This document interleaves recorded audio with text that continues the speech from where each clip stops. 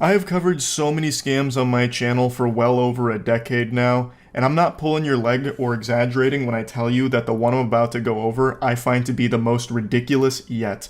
Not in terms of how intricate or in-depth the scam is, it's not some galaxy brain supervillain scheme, it's your standard, classic, pump and dump cryptocurrency hogwash. However, it was run by an online pastor and his wife, and they brought in over $3 million and personally pocketed over $1 million into their own little piggy bank.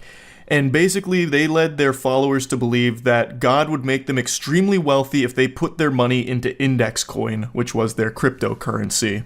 I've mentioned this before, but I used to be extraordinarily religious. I actually got baptized twice because I was concerned the Lord might have missed my first baptism. You know, maybe he slept in and didn't get to see it, so I wanted to make sure to do it again just in case. I feel like I can say on good authority that this is just downright blasphemous.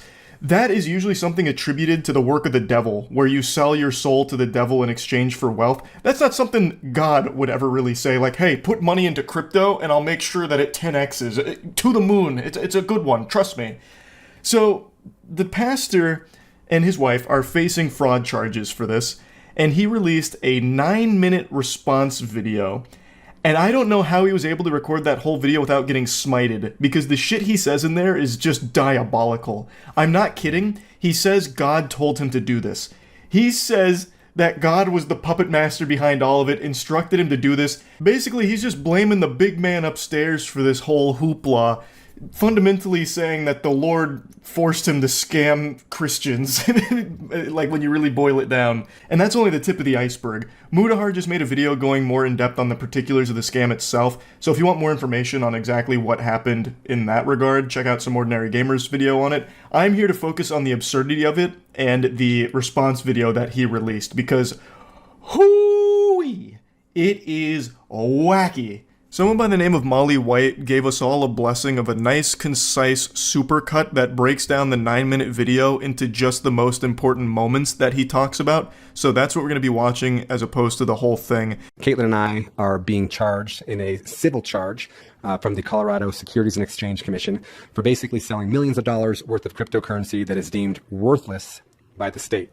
And by everyone else in the world with eyes. So he's trying to cushion it a little bit, like it's a civil lawsuit for all of this, and it's deemed worthless by the state, but it is worthless, completely, by every possible definition ever. It is worthless. This was, from the get-go, it seems, designed to just make them a lot of money and fuck a lot of the followers in the ass. So there's a lot of people that lost a lot of money on this. And now they're looking at some repercussions, and this is his attempt to try and spin himself as kind of the victim here. Now, the reason that they're saying that it's worthless is because there is no exit for people who have bought. Do you know what we call that? A scam. Basically, people who bought in can't exit. Their money is now stuck there. But you know who could exit? The pastor and his wife. Oh, and they did. They made off like bandits with over $1.3 million. We launched an exchange, the exchange technology failed, things went downhill, and from that point forward, we've just been waiting on the Lord literally for a miracle. So the charges are that Caitlin and I pocketed $1.3 million, and I just want to come out and say that those charges are true. So there's been $1.3 million that's been taken out of, I think it was a total of $3.4 million. But out of that 1.3, $500,000 went to the IRS, and a few $100,000 went to a home remodel that the Lord told us to do. Yes, you heard that correctly. Go ahead and rewind it if you're still in disbelief. He said that a few $100,000 went to a home remodel that the Lord told them to do. What an insightful conversation that must have been with God. I had no idea God was so into interior design. Not many people get that privilege of being able to speak to him directly. I love to imagine that. Pastor Eli just hanging out one day and God gets him on the horn, rings him up, and he's like, hey, Eli, buddy, listen, your house is atrocious. Am I a joke to you? You worship me in a place that looks like this? It's embarrassing. It's revolting. Listen here.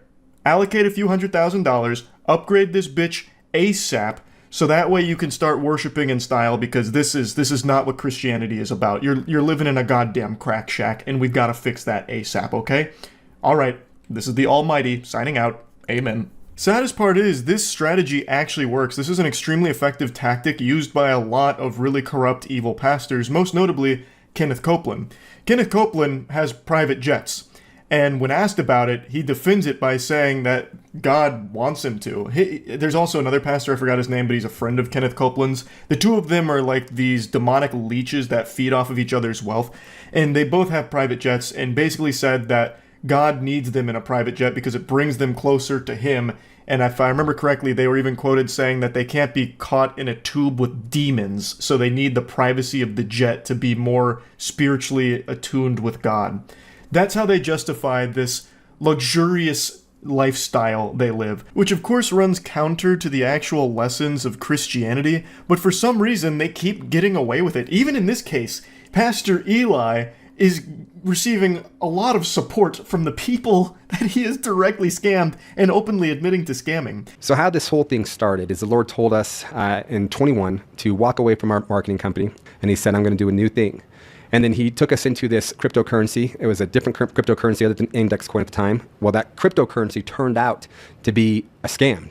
Oh my goodness, he's portraying the Lord as like a reckless investor here, a crypto bro. How many NFTs does God have, you think? How many Bored Apes does he own? Also, Pastor Eli and God must be like this. They must be tight because they are constantly talking, so much so that the Lord tries to pitch him on cryptocurrency. Like, hey, bud, brother, take a peek at this thing. Have you ever heard of cryptocurrency? It uses this holy technology called the blockchain. We should check this out. You should look into this a little bit, Eli. And then, like, the first coin that God leads him down the path of is a scam. He even just openly says it right there. So, like, the first coin, you know, right after going down the spiritual journey with God, it was a scam. How anyone can hear this senseless drivel, this gobbledygook from Pastor Eli and actually take it seriously and believe it is beyond me. But let's play ball with it for a second. God is the creator, and he's omniscient. And yet somehow he fell victim to a cryptocurrency scam? In his infinite wisdom and knowledge, even he was bested by the cryptocurrency menace. What hope do we have? I can only imagine the white paper on that first cryptocurrency that Eli and God went halvesies on there. That must have been the most convincing thing ever, if it was enough to convince the Lord that it was real. And so the Lord says, give that to them, but also give them a 10x. And I'm like, well, where's this liquidity going to come from? And the Lord says, trust me. Well, as money is coming in, we would be sowing it. And at first it was hundreds of dollars and thousands of dollars, then tens of thousands of dollars. What is God cooking here? It's like a multi-level marketing scheme. He's about to start running a Ponzi scheme or something here. What? He actually hit Pastor Eli with the trust me bro there on where the liquidity comes from? Interesting. Maybe Pastor Eli is innocent after all. It's so... Obviously dropping the sarcasm here for a second. It is crazy to me that someone like Pastor Eli Regalado, or however you say his last name, is actually trying this right now, and that it's actually working. That's the saddest fucking part. I'm gonna skip ahead real quick here. I was going to save these screenshots till after I finish the response, but it just feels natural to put them in right now. Here's some of the responses that he's received from people in the community. What a crazy ride, Eli. I can't imagine what you guys are going through. Prayers going up. What about the crazy ride that all of the victims are going through with over $3 million stolen from them in this scam? Why are your prayers going to Eli, who made off with over $1 million here? Those prayers aren't even falling on deaf ears. Pastor Eli actively uses prayers as toilet paper to wipe his ass with. This guy took the prayers of hundreds of people that were praying for a miracle, a financial miracle, and completely trashed them. Someone said, standing with you, and then someone else said, unending support. Why? Why are you standing with him? He is openly admitting to a scam. Why are you supporting him endlessly? He is openly admitting to a scam. He doesn't even have the courtesy to take responsibility for his own actions here. He is blaming God, which is like the worst thing you can do in Christianity, to blame God for the evils you have committed. So sorry for stress you passed through. God has the plan for you and your team. He will lead you through to the success of this project. And Eli just says, yes. The project is dead, much like the bank accounts for many of the vulnerable people that Eli exploited here. What do you mean you're sorry for his stress? What about the stress of the actual victims? Someone else says, stay in the boat, trust in the Lord, and stop looking at the storm. Amen, Sean. What do you mean stay in the boat? The boat has capsized. There was no boat. It was a fucking yacht that Eli was buying with the money that he scammed from you and people like you. What do you mean? This is not God's plan. Thanks for the update. No one can close a door the Lord has opened. This is not a door the Lord has opened. This is a door Eli kicked open into fraudulent activity, taking advantage of a ton of people that were vulnerable. And Eli says, Isaiah 22:22, brother, thanks for standing and encouraging us through all of it. Of course, everybody is familiar with Isaiah 22:22. It's one of the most famous sermons. It's the excerpt that states, buy low, sell high. These are just a few examples of people still supporting him. It's just this perception that pastors are infallible, and that if you don't support a pastor, that might be sinful on you. It's not. This guy is openly admitting to his scam that he and his wife ran, and he is blaming God for it. That is as sinful as it gets. It is ridiculous to try and paint him as a victim or something like that. It's so unreal. Money would come in, we tithe, we sow, more money would come in. And so we were just always under the impression that God was going to provide, that the source was never ending, that God was doing a new thing, and that we had nothing to worry about. And we sold a cryptocurrency with no clear exit. We did. We took God at his word and sold a cryptocurrency with no clear exit. And so the prosecutors have to take that and say, these people willingly sold a cryptocurrency with no clear exit. What we're praying for and what we're believing for still is that God is going to do a miracle. God is going to work a miracle in the financial sector. I'm going to go ahead and spoil how this anime ends. There's not going to be a miracle in the financial sector. This is a bunch of baloney. He and his wife are scammers, and they have used Christianity and God's name in vain here in order to pocket an outrageous amount of wealth for themselves. I feel bad for the victims here because I have no doubt that they're on the older side of things, at least judging by some of the comments I've read, so probably had no clue what cryptocurrency was and just trusted the pastor at his word that God was helping and steering this in the right direction. It would help improve their financial security. I imagine a lot of them were probably desperate, especially given the current climate of things right now. There's a lot of people struggling. So hearing something like this from someone you trust, a pastor, who's saying like, put money in here and the Lord will provide and help you out when you need it most. A lot of people would likely buy into that, and they clearly did, and now they're fucking ruined for it. And meanwhile, this guy and his wife have made over $1 million from it and are still trying to spin this as though they're not evil when they are. This is a terrible, horrible thing to do, made even worse by the fact that he won't just own up to it and instead continues to blame God for it, and then still tries to sew in that like little bit of hope that, hey, maybe there'll be a miracle because God's on our side and helping us out. When that's not going to be the case, this was from the very get-go, it appears, a scam. So yeah, a pretty ridiculous situation here that I just had to talk about a little bit. It is foul. That's about it. So yeah. Last night I had an urge that I was fighting off a demon for which I was battling internally, and I swore to myself I wouldn't make a video covering this topic. I looked at myself in the mirror, I said, Charles, look at you. Strikingly handsome, 5'6". You could suck a titty standing up. You don't need to talk about this. It's beneath you. Don't do it, Charlie. Unfortunately, I'm failing myself. I can't stop myself. It's like SpongeBob when he has the water and he's drying out. He's like, I don't need it. I don't need it. I need it. That's me right now with this topic. It's too goofy to not talk about. But the reason I was going to avoid it is because I do actually feel bad for the victims in this case because it's not their fault per se. And I've already made so many videos making fun of NFTs and NFT bros, the entire community. There's no reason to just come in and fucking slam and jam fucking windmill dunking on NFT bros again. But goodness gracious, heavens to Betsy, I can't help it when you do stuff like this. Yesterday, there was a Bored Ape Yacht Club convention, Ape Fest, where it's just supposed to celebrate your bad investments because NFTs are down like 99% value. It's collapsing. They're going extinct faster than silly bands and fidget spinners. NFTs are eating more shit than pinworms right now, and yet they still had the gall, the chutzpah, to throw an event to try and convince people that it wasn't all worthless, that there's still value here.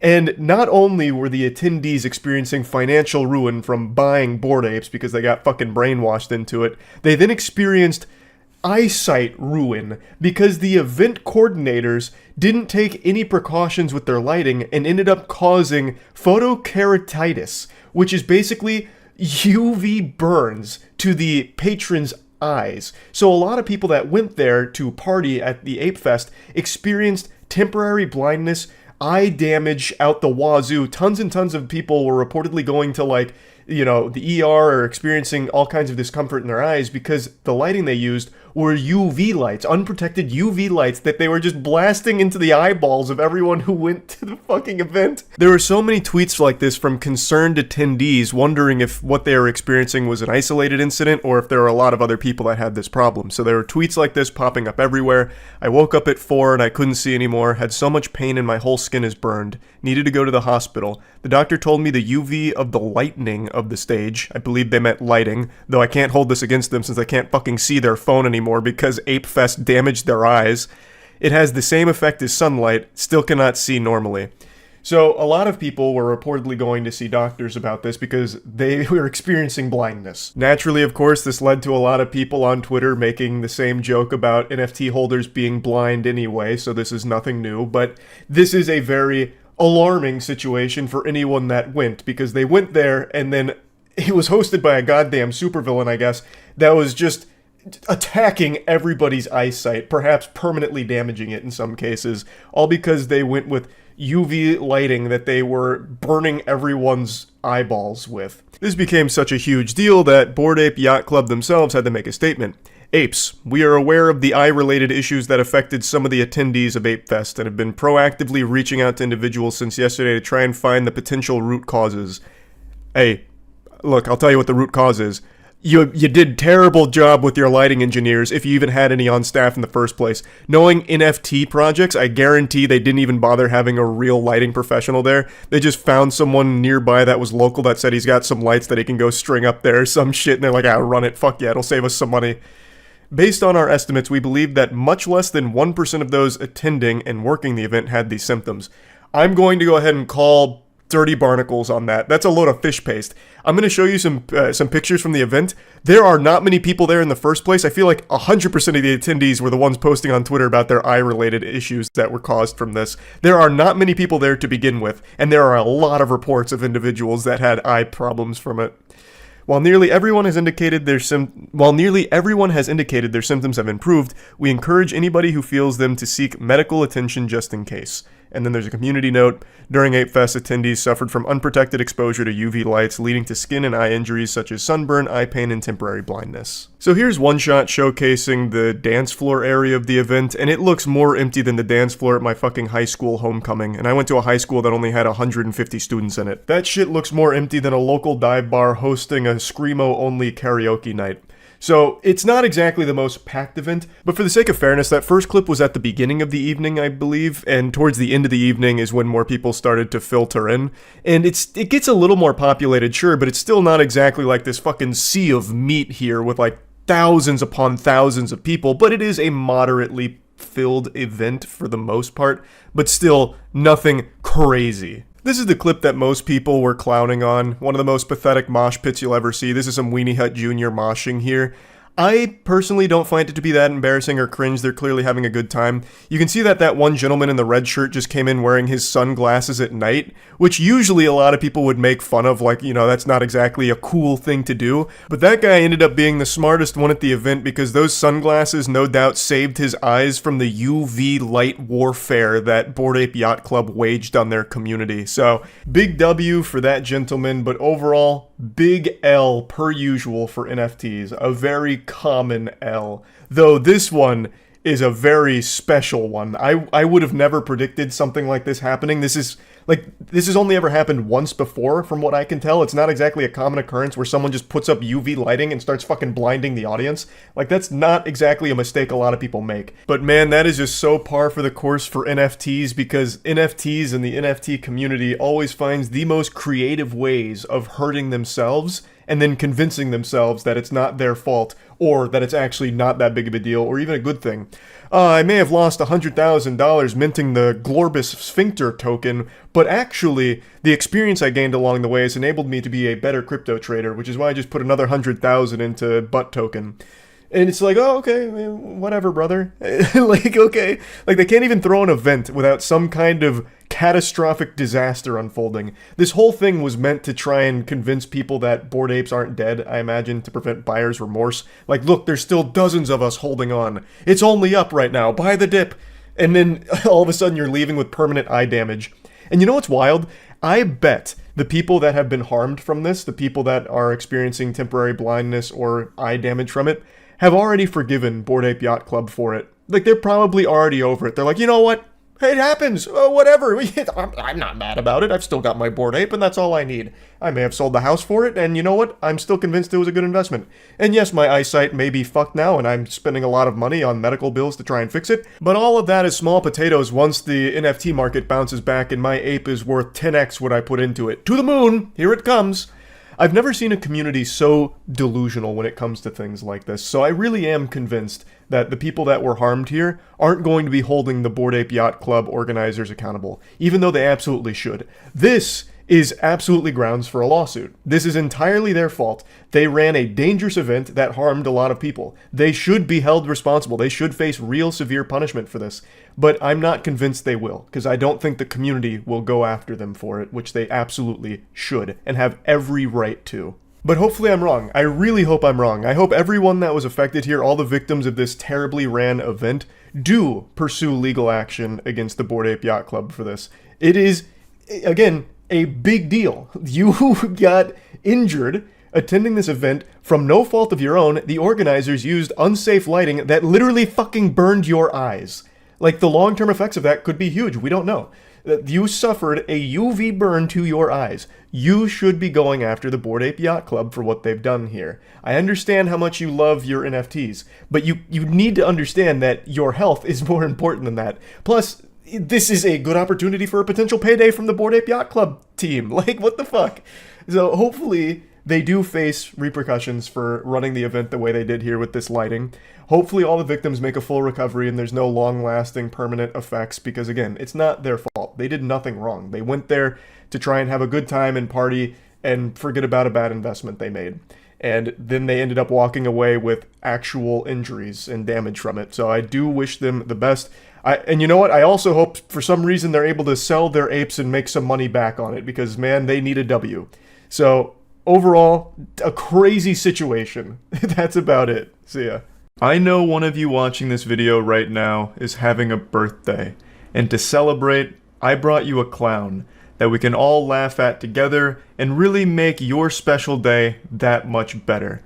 So please allow me to introduce you to Bozo. His name is BitBoy Crypto. He's a YouTube crypto influencer who's currently suing another YouTuber named Atozi. BitBoy is seeking $75,000 due to defamation and emotional distress that he experienced when Atozi made a mean YouTube video about him, saying less than pleasant things. And I personally am mortified to learn that someone was being rude to another YouTuber. That just makes my blood boil. That's just fucking unacceptable. So this lawsuit is one that's really hitting close to home here. Atozi was not playing by standard Weenie Hut Jr. rules, clearly. He made a video talking about BitBoy's past with shady crypto and just the general history of sketchy shit, which made BitBoy upset enough to file a lawsuit against him for the video. Now, I'm not here to opine on whether or not BitBoy is a scammer or anything. I'm not here to make any claims against him or any allegations. I'm just here to make fun of him. So don't worry, BitBoy. Don't blow a gasket here. I'm not going to defame you. I'm just here to laugh at you. Every now and then, some pathetic, stinky worm decides it's a good idea to try and legally strong-arm a YouTuber they don't like with some lawsuit to scare them, or get money out of them, or get the video taken down, or something like that. and I always can't help but find it comical because it never works out in their favor. This whole thing was about him being, upset and riddled with anxiety, worrying that Itozi's video ruined his reputation, even though BitBoy's lawsuit has done significantly more damage than Itozi could have ever done. Angrily filing a frivolous lawsuit on the internet is like publicly guillotining yourself. It's reputational suicide. I promise you, Itozi's video did negligible damage to your brand. However, you have just completely wiped your ass with it.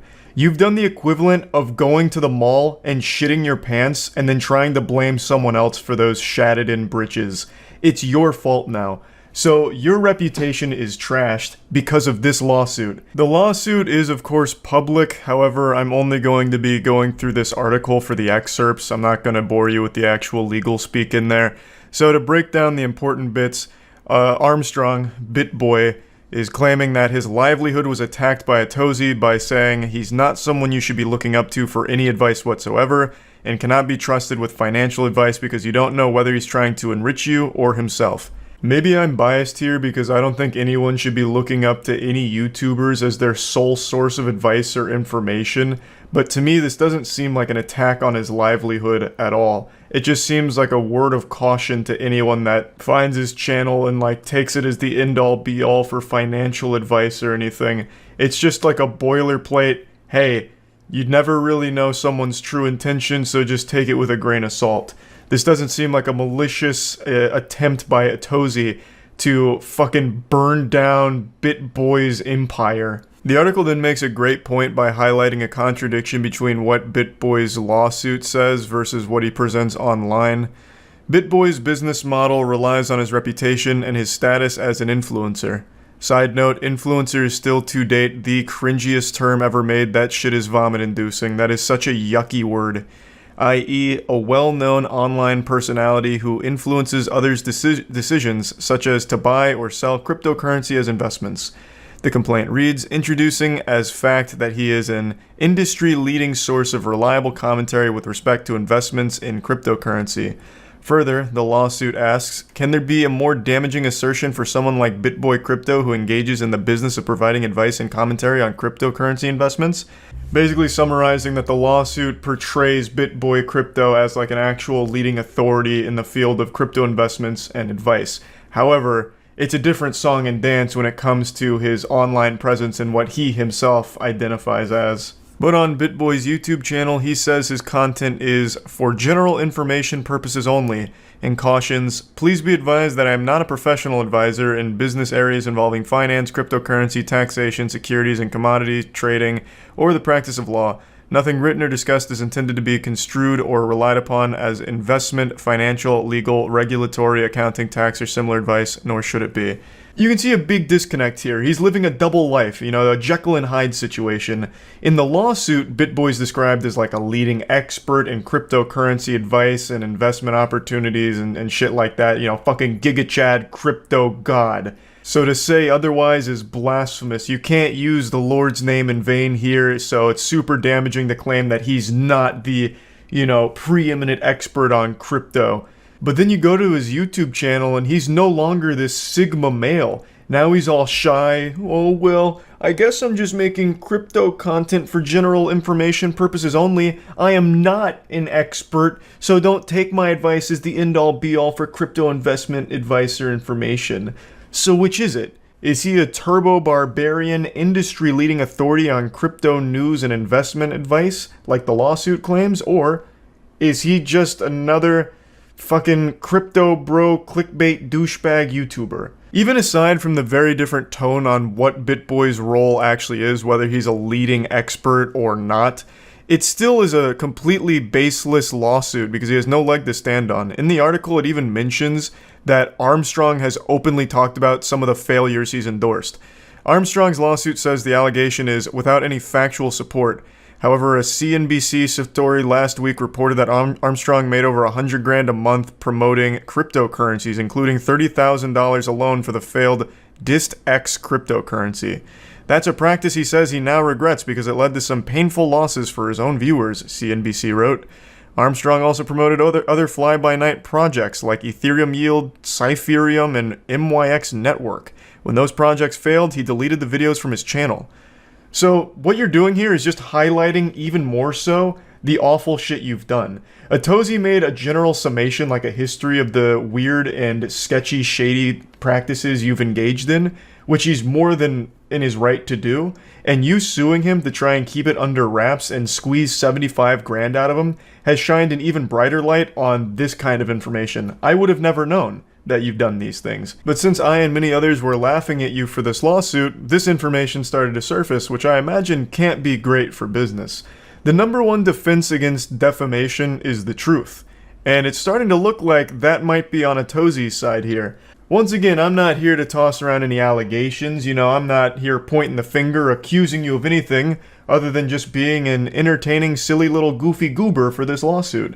The article finishes with one more excerpt from the lawsuit saying that BitBoy's emotional state is fragile, and he now suffers from severe anxiety that he will be perceived as a felon, a fraud, and untrustworthy in business or in general. The suit goes on to say that BitBoy now has recurring bouts of depression about whether defendants' defamatory statements will harm Armstrong financially and socially, and whether he'll be able to recover his good reputation in business as a result. You know what loses people's faith in you faster than just a random YouTube video? You making an absolute fucking fool of yourself by lashing out with a frivolous lawsuit. How do you expect your community to trust you going forward, even setting aside all of the scamming accusations? After this lawsuit, how do your viewers perceive you? Oh fuck, I can't speak out against this guy. He's ruling with an iron fist. I don't want to say anything less than tasteful. It might flare up as goddamn PTSD from being called a dirtbag on YouTube and he'll sue me. Shit. Oh man, BitBoy's really off the hinges now. Like, you lose faith and trust in your community because of this lawsuit, not because of his video. The people that watched Atozy's video aren't watching you, BitBoy. The people watching you are either geriatric or too fucking stupid to even find Atozy's channel in the first place. So you weren't losing money. You weren't suffering damages financially. Which is why you're not claiming like actual damages or losses, because it's fucking crypto and you can't prove it. So you're just claiming emotional distress, saying that you need 75 grand to wipe your tears with in order to feel better about one guy calling you a dirtbag. It's absolutely pathetic, and it's a super see-through attempt to try and strong-arm someone who's probably unfamiliar with the law and try and scare them. It's sickening. It's just a blatant attempt to try and bully a guy who called you out on YouTube. It's fucking sad. Trying to state things like anxiety and depression from what? Him just talking about you? Like mentioning your history and giving his opinion on your practices? It makes no sense, and I think it's very wrong. And now you look real stupid. Like you just seem like a completely insecure, untrustworthy asshole. And that has nothing to do with any of your crypto shit. I don't know anything about that, aside from what I just read in this article. So again, I'm not calling you a scammer. Don't even try and throw the word defame around here, BitBoy, when you watch this. I'm just talking about you as a person, your character. It's trash. This is dumb. And I can't stand it when people like BitBoy do this kind of shit, where they try and sue someone over absolute nonsense. So anyway, I just wanted to talk about this a little bit because it happens every now and then and it always gets me a little fired up. So I wanted to at least bring it up. That's about it. So yeah. Do you see the Bored Ape game comes out? No way. No way. Is that actually coming out? Oh, wow. First Bored Ape NFT game cost $2,300 for 3 weeks of play. Oh my. Oh goodness. I don't know if that's accurate or not yet, since I clearly don't know anything about it, aside from the tech demos they used to show, which were absolutely laughable jokes. You have to pay hourly for access to the game or something. Bored Ape Yacht Club's next chapter, what you need to know about sewer passes, the skill-based mint, and more. The skill-based mint, huh? A whole lot's happened in the swamp recently. Let's recap. I'll do a quick recap for you. NFTs have never been less valuable. Recap's over. It crashed and burned. We started down here. Competed for glory when we got over here. And a whole bunch of other really cool stuff took place in between then and now. And it's all gone. It all started when Jimmy took a shit so atomic, he ripped a damn hole in the space-time continuum. Curtis was handed a mysterious box and a key from another universe, but instead of opening it, they partied. And now Is this where Justin Roiland went after the whole domestic violence stuff? You write this? Chocolate pocket through the sewer. Starting January 17th, each ape and mutant can claim a sewer pass that grants access to the bowels of the yacht club for a skill-based cool. called Hype. Dookie Dash that begins January 18th. Like, how there has to be some level of shame when you're Bored apes were very expensive. Now they're probably worth less than a pack of cigarettes, but at one point they were very expensive. How can there not be that level of embarrassment where, like, I spent thousands of dollars for my Dookie Dash? Like, you're telling your friends about, like, your investments, like, guys, you guys really need to get the sewer pass from the latest Bored Apes. It allows you for 5 Dookie Dashes in the skill-based mint through the glorb hole. Like, that's wild to me.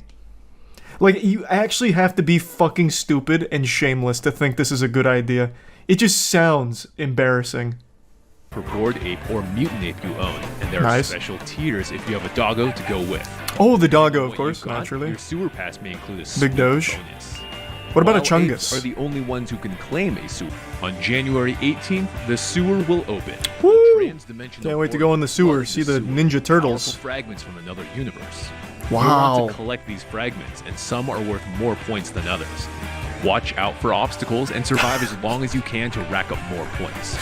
It's so beautiful. This is the game. This is not what I saw originally. They tried to do a Bored Apes MMO. I thought that's the game that was coming out. This is legitimately a Flash game from Addicting Games, pretty much. But this is one that you have to put a lot of money into. It's a fucking NFT game. And not only an NFT game, a Bored Ape one, which was the most expensive NFTs. Pay attention, this next part is important. You've got my undivided Your attention. high score in the game is tied to the combination of your wallet and your sewer pass.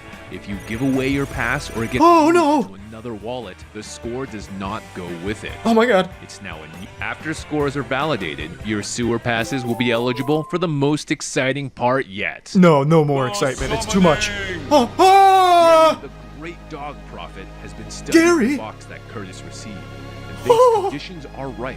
How much money? A summoning ritual that will bring incredible power sources from another dimension Oh my god. to our world. Wubba lubba dub dub. Gary will be watching you in the sewer. So keep those sewer passes close by. The reveal is just My the god, beginning. those sewer passes are Power worth more than source will be gold. able to evolve through a They're sequence diamonds. of various ape coin powered minigames. But before you go posting about it on Twitter, screenshot this Nobody graph did. so you have something to Just to illustrate the massive fall off on NFTs, this flew so far under the radar, none of the like crypto bro brainwashed NFT drone bots even bothered posting about it. I never heard about it, and I am glued to these kind of goofy NFT fumbles. And this video would have been something that would have been dunked on by like half of the people on YouTube, and no one even bothered talking about it. That is how far they have fallen. Beautiful. Absolutely, they have really hit the shitter. They are deep in the sewer without a pass to get them out. Poetic. Sewer passes are being offered for sale for absurd amounts of money. The floor price for a sewer pass on OpenSea translates to nearly $3,100 in real money. The total volume of sewer pass sales on OpenSea at this moment stands at 13k ETH, which works out to nearly 21 mil. And some fucking goofball paid $9,700 for a tier 4 sewer pass. Those are still very high numbers. Still plenty of gullible idiots parting with some money. I imagine it's only whales left, though. Because this used to be nothing to Bored Apes. Bored Apes was a multi-billion-dollar business. So their big game here only doing 21 mil total. That's quite a colossal fall off. But it is higher than I would have thought given how little people even discussed it. This is insane to me. Who are they buying to flex it to? I don't think they're doing it to flex anymore. They truly think they very much adopted that belief as, buying the dip. All of the NFTs are in that big dip, and they are thinking that they're 10 steps ahead, that they're buying the dip and they're going to make a ton of money in the future. Though I just don't see a world where shit like NFTs, Bored Apes bounce back and the hysteria starts again. It's a fucking joke, and it's become synonymous with scams. So I just don't see that happening. But who knows? Maybe it does. And maybe all of the people that have a sewer pass and a dookie dash are going to be the prophets. The ones that saw the future and made out like bandits. We minted 2 sewer pass, and this is what we did. Ladies and gentlemen, when does the game start? Anyway, opinion of it was the pro wrecking long, pretty much floor. Okay. Back, yeah. After this, got link for the pass, obviously. Cool. Amazing gameplay. Oh, here we go. A Dookie Dash high score run. You'll pay 2 ape coin for a power shart pack. If it was free, it would actually be like charmingly shit. But keep in mind, this is $3,100 for access to this game for 3 weeks, and then you're paying money on top of it for a power shart pack. They are actually laughing in your face. They are feeding you shit, literally, and you're paying for it. It's amazing. Absolutely amazing. I have no sympathy for all the people that have lost incalculable amounts of money on this.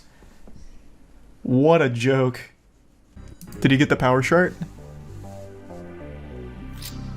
Nice, good power shart. This should be a good run then. Alright, we're in. Let's go, gamers. Woo! Move over, Elden Ring. There's a new sheriff on the block. Oh, yeah. Oh boy, we're going in. This is a 65,000 point power shart.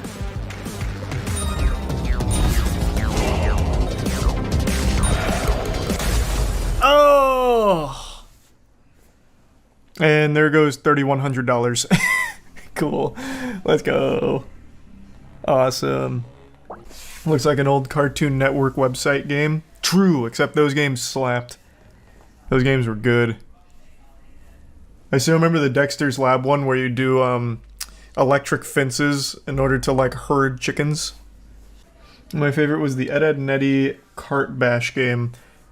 That one was good. I think another absolute banger was the Evil Con Carne one where it was battle islands. So you'd equip your island with a lot of weaponry to fight the other island. It was really fun.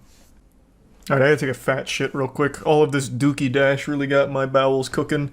I'm gonna go drop a little sewer pass in there. I'll be right back.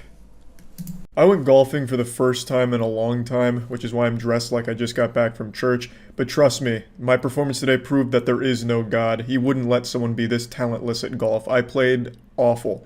It was trash. I ate more ass than a toilet seat. But I had fun, which of course is what everyone says when they do absolutely fucking terrible at something. But anyway, I came home and I was feeling a little down because I was disappointed with my performance. I looked silly in front of my friends, so I just needed something to help me feel better. And what better way of improving your mood than going on Twitter? Nothing as cathartic as pouring gasoline on a fire, I suppose. So I went on Twitter and I saw something pretty disgusting. This is the official Stan Lee Twitter account, and it's being used like a fucking fleshlight to promote NFTs. From championing diversity to embracing new tech, Stan was one step ahead of the curve. To honor his innovative spirit, Stan's first Indian hero, Chakra the Invincible, debuts in his own NFT, digital art collection. If Stan Lee was still alive, this would have killed him. It would have put him in the grave. Regardless of how you feel about NFTs, whether you think they're all scams or if you think a picture of an ape with a cigarette in its mouth is worth millions of dollars, it doesn't really matter. You can at least recognize why this is so shitty, just using the reputation of Stan Lee to make a quick buck off of his legacy. This isn't the first thing that Stan Lee's Twitter account has been used to promote since his death. It's constantly like selling things from what I can see. So this is just the latest in their money-making scheme. It feels like any day now they're going to make a tweet saying, "We decided to uncover Stan's decaying corpse, you can pay to come visit it." I don't know who runs the Stan Lee Twitter account, but I can make an educated guess. It has to be Mr. Krabs. They are greedy as fuck. I feel like we're only a month away from them just going full Weekend at Bernie's, where they get Stan Lee's carcass up and pretend he's still alive. Like, hey, Stan Lee was so pleased with the NFT auction, he's come back to life through the power of the blockchain, baby. Or if he's like too decayed and he's just a bunch of bones in the coffin, they'll start auctioning off individual bones as NFTs from Stan Lee. They're just not allowing Stan Lee to rest peacefully. I've never been one to believe in the supernatural, but I have no doubt he is still anchored to this world as some kind of vengeful spirit. Because there is some silliness afoot here with whoever's running this Twitter account. They are keeping Stan Lee fucking chained to this dimension, no matter how much he wants to just move on. They will not let him. They have to try and squeeze every last dime out of his legacy and milk him for all he's worth, and it's sad. It's fucking gross. Again, I don't really care how you feel about NFTs, if you love them, if you hate them. You can recognize why this is still frowned upon and shitty. Even Crazy Frog left this comment condemning it. All of us have seen Crazy Frog's dick, but we've never seen him put it in someone's mouth like this. Even Crazy Frog, who is also selling NFTs, is openly saying that this is terrible. Crazy Frog has their own drama going on right now because they're also selling NFTs. I don't really know too much about that. I don't even know what the fuck kind of NFTs Crazy Frog is selling. I guess it's going to be like different variations of his cock, like circumcised versus uncircumcised. I mean, I have no fucking clue what they could possibly be doing, but people are very mad at Crazy Frog, and they still openly condemned how low this was. And then Dictionary came in there and even dunked on him a little bit by just reminding us what the definition of defile is. And this is very much a textbook example. It's just so shameless, and it's laughably obvious how desperately they want to suckle from the bosom of all the other popular NFTs being pumped currently. Like CryptoPunks and Bored Apes, they're doing the exact same thing. So they have 7,000 unique generative chakra pieces, meaning you could get normal chakra, or you could get chakra who's shooting laser beams out of his eyes with face tattoos and a grill. Or you might get chakra who looks normal but is actually missing a tooth, which means he's a rare permutation. They're just copying the exact same formula as all the other goofy fucking NFTs. They're not even doing the bare minimum to make it something different. They're just doing the exact same shit that every other producer of NFTs is doing because they all have this fear of missing out on easy money. And the only difference here is they're putting Stan Lee as the face of it, despite him being dead. He's the one that's going to promote it for them. So they're just parading his corpse around as just an NFT billboard. It's wild. But who knows, maybe people are just so upset about NFTs in general that we've all convinced ourselves that Stan Lee would never want this. Maybe there's a chance that whoever's running Stan Lee's Twitter account actually asked him if he would support this project, fund it, in fact, like a Kickstarter backer. Like maybe they got a spiritual medium over and they contacted Stan Lee and they asked for his blessing and he gave it. Maybe that's the case. Who knows? All I know is I still think NFTs are fucking stupid. Or at the very least, all of these dumb art NFTs are extremely fucking stupid. Anyway, that's about it. So yeah. Seems like Bitcoin's gonna fall to the ground since everyone's still dumb enough to fall into NFT scams. I mean, I doubt Bitcoin's gonna collapse, but it looks like all the other ones are. What's Bitcoin at? She's still tanking a bit, eh? Man, they were killing it in 2021. It's just a correction, as they say. Why the lost interest? Because I think it's solely from NFTs and shitcoins. Keep in mind, all of this growth was at the time when NFTs, like their hype was at their highest. Even your dad was hearing about crypto. And then your dad got scammed. Then your dad got scammed again. Then your dad found more shitposts from Elon Musk, got scammed again. Now your dad hates crypto, he sold, everyone's selling. I think it is solely from NFTs and shitcoins. How much money have you lost? I haven't checked this since last August.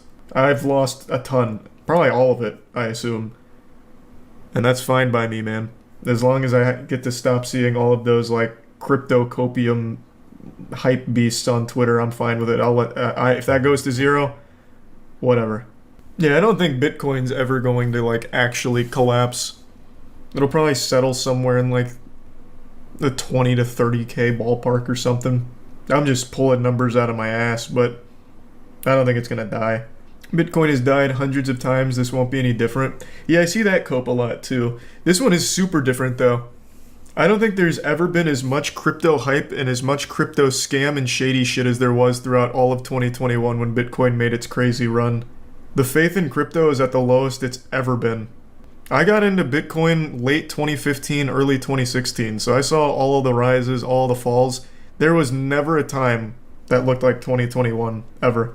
There were plenty of scams though back in the day. True, there was BitConnect. There was one other big exchange that I never remember the name of. I think it was like Mt. Gox. I think that might have been it. That's true. But the only people that got scammed back then were normal crypto bros. Now, in 2021, the people that got scammed were just average, normal, not internet savvy people, not tech savvy people.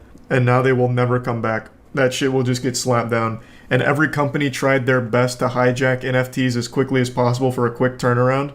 I don't think there's a chance anyone believes in NFTs again. Even Poppy's Playtime made NFTs. Yeah, they did. Everything. Literally everything. The moment I saw Paris Hilton shilling Bored Apes on Jimmy Fallon was the moment NFTs died. I feel like you can kind of pinpoint the day NFTs died. I really think it was when Gwyneth Paltrow introduced her own Bored Ape. I really feel like that is when it actually went into a death roll, like an actual death spiral. Because after that, I recall everything going down.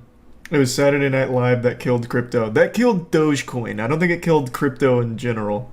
Weren't they trying to make a Bored Ape movie?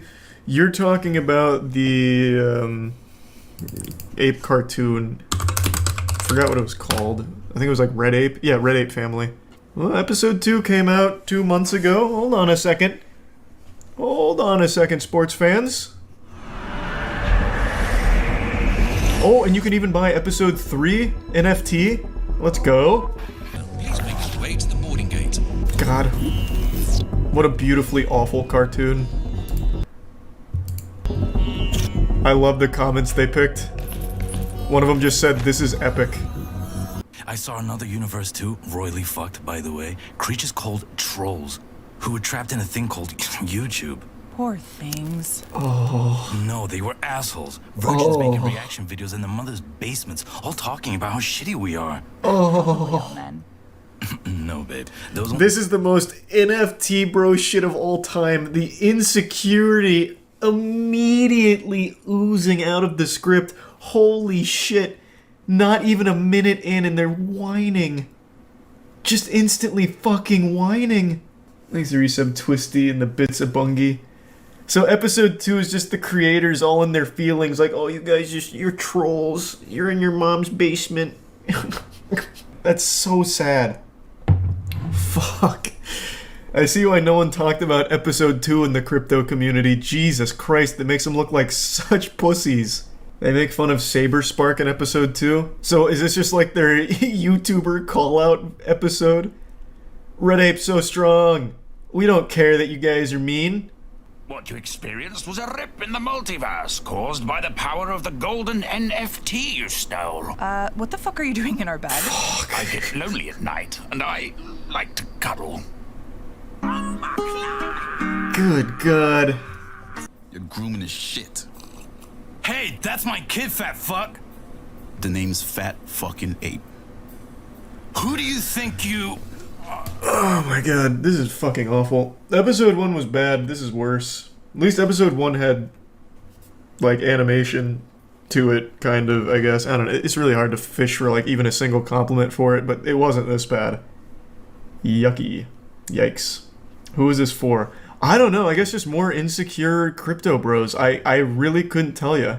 Like, even the comments just eat them alive. So I don't know who watches it for, like, entertainment. They even hide their own likes because I'm imagining the likes were so little compared to the view count that it also looked bad. Yeah, I don't get it. I don't see the point. No, the whole point was well, I don't know why I said I don't get the point. The point was to drum up hype for the NFTs, and they sell them on OpenSea. Spoilers, the final episode will be locked behind a crypto paywall, calling it now. There's not gonna be a final episode. NFTs died. All of the money they were hodling is lost now. I'm assuming a lot of those are just them on puppet accounts to artificially drum up the price and the amount of members. How much is this in money. I mean, that's definitely not as much as they spent on creating it. So they haven't made their money back yet. It's not exactly the money printing NFT machine they were hoping for, I don't think. 55 Ethereum, which is about 7K total. I don't think this is... Like, I think these owners are the ones that actually bought the episode, and this is the amount of sales total, I think. Or maybe I'm wrong. I don't remember how OpenSea works. Regardless, it's not exactly popping for them. And I can't imagine why when all they're doing is whining. Do not fall into the trap of other universes. Other universes. What the fuck is happening? Who? Our bloody neighbors. Exeter Did you sub not hear him say fetal he in a has the golden syncty. NFT? Chill out. I walked away from that life. I want nothing to do with NFTs. I make an honest living now. Well, I am. You fucking fool! It's safe, trust me. Come on, guys. Can I come on the heist next time? If that needs Yikes, help, man, this is fucking rough. This is a lot worse than episode 1. Episode 1 was like tolerably goofy bad. This is just fucking miserable. It's so slow and cringy. Cringy is a word that has completely lost all meaning, but my god, this is like the epitome of uncomfortable, absolute dog shit, like nearly unwatchable. Even if you like NFTs, even if you like the project, this is bad. They called Saber Spark Saber Fart in this episode. That's kind of genius. I'm pretty sure they write the script based on like what they read. So like his pull-out game, I wish my pull-out game was better. Just something he read on Twitter sometime is some kind of insult. The old dick twist, just a reference to a video you can point to and be like, ah, the old dick twist, I know that one. So I'm sure they saw Saber Fart somewhere and couldn't even think of that much. Well, of course, the reason they're insulting Saber Spark in this is because he insulted them. He made a whole video on the Red Ape family. I will say, though, this is better than whatever Seth Green was going to make. Have you guys seen the trailer for that shit? Oh my god.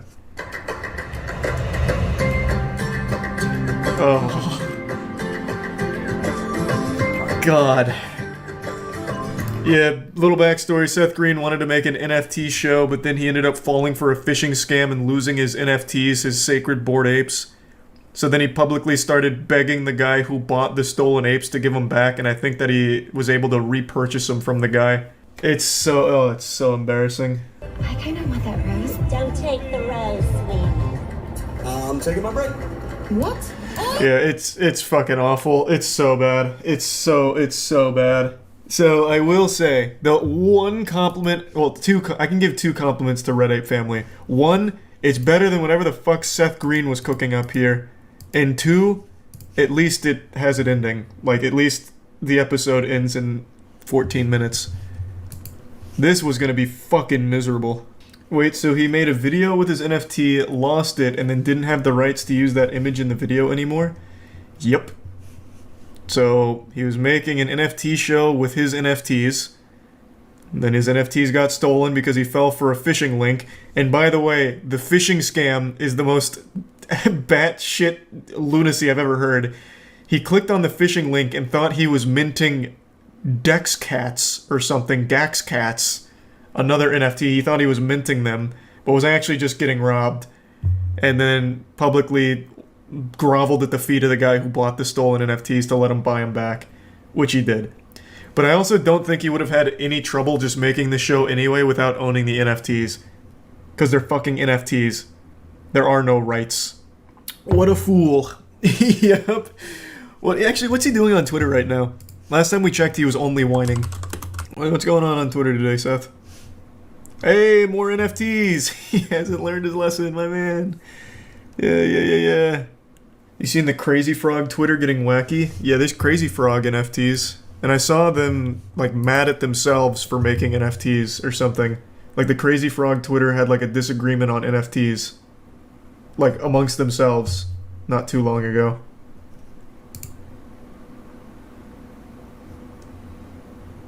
The Mandela effect is real. That's referencing the Crazy Frog penis.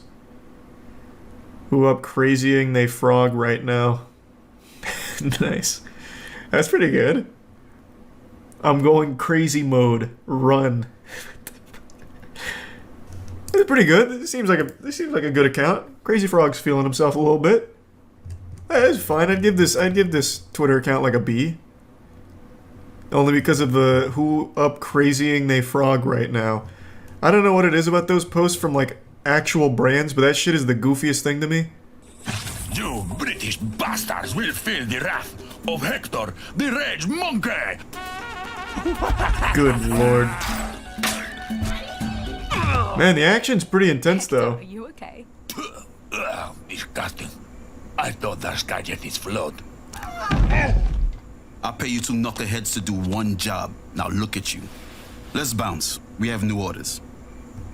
Man, that was epic. Finally, home sweet. Okay, yeah, there's probably nothing else worth seeing here. Good. It's so bad you want to keep watching, don't lie. It's not fun bad, though. Like I said, episode 1 is fun bad. This one's just more sad. Jesus Christ. All cats stand by. That was it? Cannot underestimate the red ape family. Alright, a little cameo. I thought it was gonna be like a written joke or something, but I guess they couldn't think of anything. Wrong Bitcoin. Wrong Bitcoin. Show the Bitcoin. Holy shit. Come on, guys, let's go. Oh my god. Get to the Musk one, quick! Chucky. Holy shitballs, you can talk? Yes. The Bitcoins have set me free, Chucky. You have no idea what is happening, do you? Not the slightest fucking clue. All will be revealed, Chucky. Here, it will reveal your origin and show you your... Why are you saying 1555? Chosen one. Why did you tell me to come to this? The baby is Elon Musk? Idiots. They don't have. Oh, I didn't even connect that. I'm not gonna lie. I didn't connect that at all. The Staples announcement for a new logo was more quality than this. True, but that logo slapped. That new Staples logo, whoo-wee. Shit went hard. Yesterday there was an event so bad that it's being called the Fire Festival of Kids Events. It was a Willy Wonka experience that charged guests $40 and used AI-generated images to drum up hype to get people in the doors, and when people actually showed up, it was legitimately like that scene out of SpongeBob with Krabby Land. It was a disheveled mess. Like a complete scam from top to bottom. Some attendees compared it to a meth lab, and I can clearly see why, because this is absolutely just a meth lab that the creator just repurposed for his exhibit here at the Willy Wonka experience. This is supposed to be an Oompa Loompa at a flavor station or something, but man, the Oompa Loompa actor here looks miserable. I don't think I've ever seen someone look so visibly ashamed of the position they're in quite like this. This makes me feel bad, and I didn't even go to it. This hurts my feelings on like a deep level. I can feel the pain in my soul for this individual. Before they took down their website, this was the poster used to promote the event, and my god, what an absolute catastrophe here. The AI clearly malfunctioned here, but they said, fuck it, we'll do it live, it's good enough. They didn't bother fixing anything or doing it again. It's just like the worst translated English ever. It's like they walked it through Babelfish, then walked it back through Google Translate, and then just hit their head on the keyboard and said, print it. It's enchurning entertainment, which I imagine is supposed to be enriching entertainment. Catgackating, live performances, Karchi Tons, Exarcerdre lollipops, a paradise of sweet treats. That's their marketing material. That was their fucking poster image. On the left is one of the images they use to get people excited to attend, and on the right is what it actually looked like in person. It looks more low effort than a backyard mini golf course that a father would put together for his children. It actually looks like it just uses the sloppy seconds from whatever holiday sale Home Depot was doing over Christmas, and the creator just haphazardly threw it all together in here and called it the Willy Wonka experience. It took place in a dirty warehouse they couldn't even bother cleaning, and here's just some more pictures of the space. It's the most joyless place on earth. I love the bottom right one where it's actually just shower curtains. Like just checkerboard shower curtains that he hung around. I guess it's supposed to be a maze or something. I don't really know. This doesn't really scream chocolate factory, it screams Nike factory sweatshop, really. But I will say I do appreciate that they created their own original villain. This is the Unknown. What is that? It's the Unknown! Very creative name. So the Unknown is an evil chocolate maker who lives in the walls. And that's him. And basically, he was there just to scare the children. So you can hear some of the kids start to panic and cry. So not only did you pay $40 to go to just a warehouse with basically fucking nothing in it, you go to a warehouse to give your kids trauma. You'd be better off spending that $40 to get your kids on an episode of Scared Straight. At least then they'd know what they're getting into to a certain extent. Here, you take them to the Willy Wonka experience and you think you're just going to get some candy and have a fun day, but instead you got the goddamn Phantom of the Opera here fucking floating through the walls and giving everyone a jump scare. It's a beautiful disaster. I am beyond impressed. I don't think you could purposely make something as dog shit as this. This is like the Moonfall of events, where everything is wrong in the most impressive way. It's a masterpiece. And speaking of masterpiece, Godslap issue 5 is here, baby. This is the standard cover, and these are the 2 limited edition covers for Godslap. Issue 5 is out now. You can get it at badegg.co. I'll put a link to it in the description of this video. Issue 5 is the conclusion to our introduction arc for the Godslap world, so there's never been a better time to get into it than right now. The Godslap universe is the best in the comic book business, baby. I'll tell you that right now. We also have a bundle, so you can get issues 1 through 5 and get caught up in everything Godslap related right now. So badegg.co, get yourself a copy. Now, as you noticed, there were a few actors present for the Willy Wonka experience. May God have mercy on them for that, because good heavens, I couldn't imagine a more miserable role to land. And one of them came forward to talk about their experience, the actor who portrayed Willy Wonka himself. Hello everyone, my name is Paul Connell and I was one of the actors employed to play Willy Wonka at the Wonka's Chocolate Experience fiasco that happened in Glasgow this weekend. So the first red flag for me was when I was cast as Willy Wonka. Anyone who looks at me and thinks Willy Wonka and not Oompa Loompa is out of their mind. The script was 15 pages, monologue, pretty much, of AI-generated gibberish. It sounds like this whole scam was run by ChatGPT itself. I think we're reaching the point in the Skynet progression where it's becoming sentient, and ChatGPT wanted to see if it could host its own event, so it created the Willy Wonka experience. AI-generated images to get people excited to go. AI-generated script for the actors to read, which is nonsensical fucking gobbledygook. And then also randomly hiring actors to play these roles that don't really fit them. As he mentioned, he doesn't think he should be Willy Wonka, and that's not what he was auditioning for, I don't believe. Not to put the tinfoil condom on here, but it really seems like all of this was orchestrated by ChatGPT. It seems like AI just went rogue and hired 3 actors completely at random to play these nonsensical roles, like the unknown evil chocolate maker that lives in the walls and serves to terrorize children at the experience, or the Oompa Loompa going through an existential crisis surrounded by an easy bake My First Chemistry beaker set. It's all so weird that I can't actually wrap my head around someone that would actually put this together. There's also no rhyme or reason to the decorations of the Willy Wonka experience. It really feels like someone just went into a Sims house and started randomly dropping pieces of furniture and shit just all over the place with no real explanation for it. If you weren't told this was the Willy Wonka experience, you would have thought you just wandered into a killer clown's warehouse where he murders children. It just doesn't have anything to do with a chocolate factory or even a candy factory in general. And it actually gets worse. We were told on the experience to hand out a jelly bean, 1 jelly bean per child, and a quarter of a cup of Tesco's own brand lemonade. What in tarnation? A single jelly bean and a quarter cup of lemonade. That's what you got when going to the Willy Wonka experience. Not even chocolate. It is the fucking chocolate factory and they give you a single jelly bean.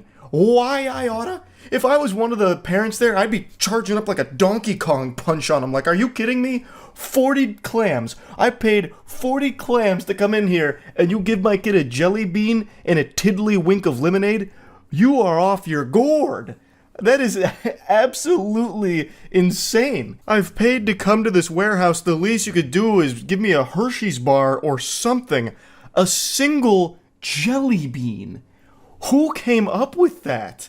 That doesn't make any sense at all. Now, since the story is blown up, the creator of the event even came forward with an apology saying, "I'm really shocked the event had fallen short of the expectations of people on paper. My vision of the artistic rendition of a well-known book didn't come to fruition. For that, I am absolutely, truly, and utterly sorry." There's no doubt in my mind he's getting high on his own supply here, huffing the fumes from the Oompa Loompas' dirty meth lab. What do you mean you are shocked?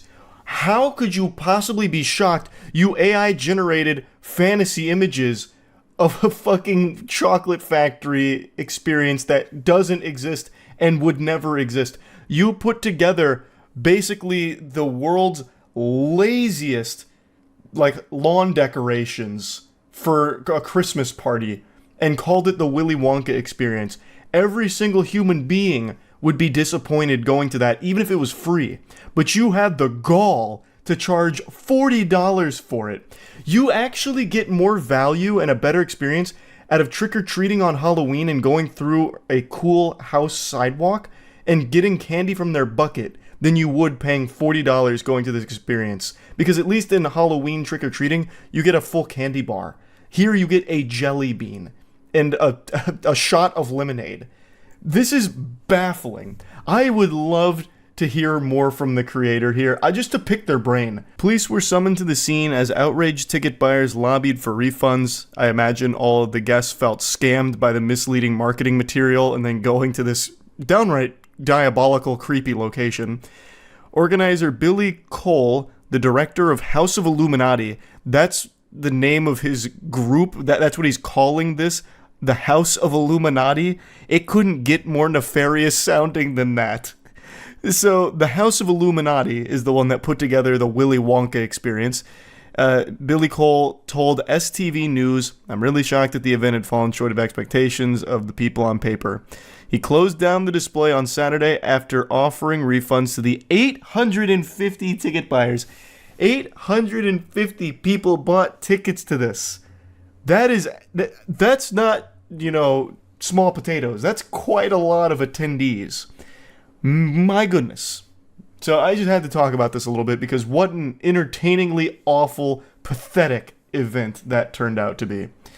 So yeah, I thought that was pretty fun and just wanted to share that. And since I mentioned this earlier in the video, I'd also like to share a goofy little trailer we made for Godslap to celebrate issue 5's release. So please enjoy this.